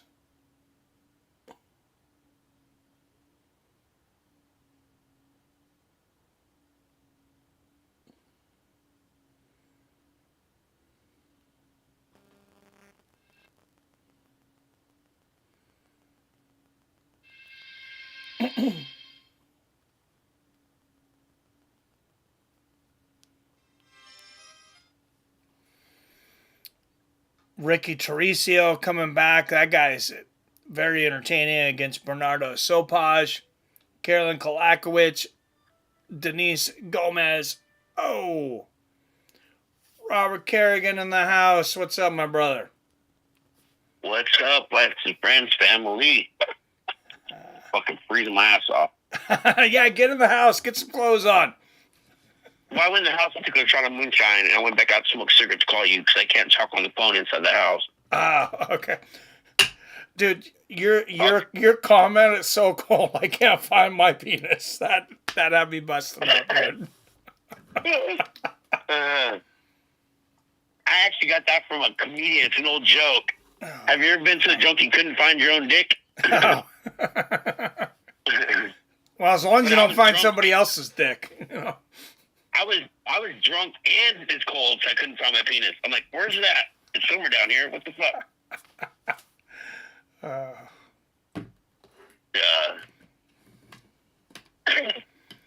Man, Brandon looks good, man. Oh, yeah, he does. I don't know what judge gave Albazi a round, but I disagree. Yeah, I disagree, too. It was a blowout. Yeah, I was. I think he's beaten whoever he goes against next. He'll win the championship again.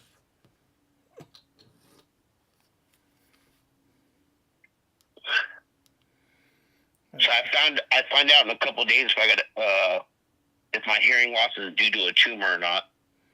Oh shit! I hope not. I did the MRI already. They're really thinking that's a possibility, huh? It could be a possibility, yeah. But no matter what, it's gone, and so I got to get this special hearing aid. It's a hearing device where it's gonna take the sounds from the left side of my head. Yeah. And it's gonna play in the right ear. So I'll still be able to hear sounds from both directions, so I won't be so lost. Yeah. Because right now that bugs me the most. I'll hear something, I won't know which direction it's coming from.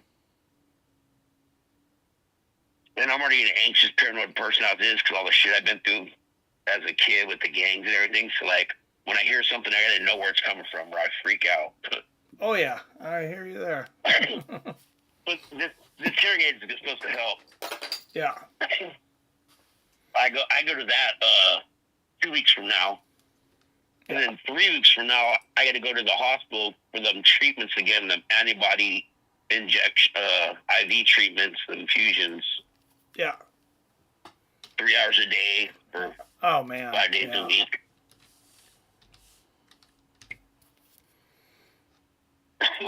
Yeah, that's rough. Well, I hope hope that goes well. And they're banned. The day I found out if I have a tumor or not, that's the day they're burying my grandma. But I can't go back to Cali. I just left there, so yeah, I'm gonna miss it. Oh crap! Well, you need some good luck. I'm actually in good spirits, though. You know, like compared to where my life was 10 years ago when I was on drugs, my life's actually doing pretty good, even though it's shitty. Yeah. I mean, I'm still in good spirits. My life is, I'm a happy, good person now. Like, there ain't nothing life can get thrown at me that I ain't gonna get over. Yeah. Be, positive vibes. I think, make positive things happen. Well, so I just been through it all, so, like, there's nothing I can't get through. Yeah. Did Rose lose a tooth? I was just watching the replay on that knee. I think she might have lost a tooth. I didn't see that. Oh, you heard about with the Whitaker thing, right? Dude, he lost like 4 teeth or something, right? He like ripped his face in half. Well, I guess it's because he's always had the problem with his front teeth. Yeah. Where, like, they've always hurt. They were always loose. It's called, like, a floating tooth syndrome or something. Huh. So, like, whenever he got in a fight, he said, like, they always hurt afterwards. But, like, yeah, I guess Hamzat put such a tight squeeze on it, they just pushed him in, like, literally a quarter inch. Like you seen the pictures afterwards, right? It looks like a Oh gopher. yeah, that guy's grip strength's insane. Yeah, so like it really dislocated his jaw and pushed in his front 4 teeth, the ones that are floating, like loose. So now he's got to get like a plate put in to straighten him out. Oh jeez. Oh. Yeah, I would retire after that. After somebody like ripped my face in half like that, I'm done. But I'm not a professional fighter, so. Well, I told you how my brother broke his wrist, right? Yeah. Yeah, and he got the titanium plate and the screws in. Got some corner pins, huh? He's in good spirit. He's in good spirits too. He's not in no pain or nothing. He's back at work at SeaWorld, just light duty. But he sent me a picture of the X-rays, and the plate is literally the shape of a penis. Jeez. It's got 2 balls, and it goes down to a shaft, and it's got a head. It really looks like he's got a dick in his arm. I think he's got a doctor with a sense of humor. That's what he said. He's like, hey, look at this. He's all, look at this doctor put a dick in my arm. Yeah, that sounds like purposeful. It's like you couldn't cut it in any other shape. All right.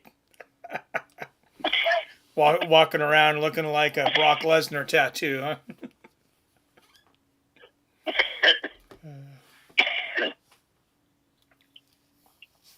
And it's X-ray, so it's a big black one too. Yeah. Oh, jeez. I'm sick in the head.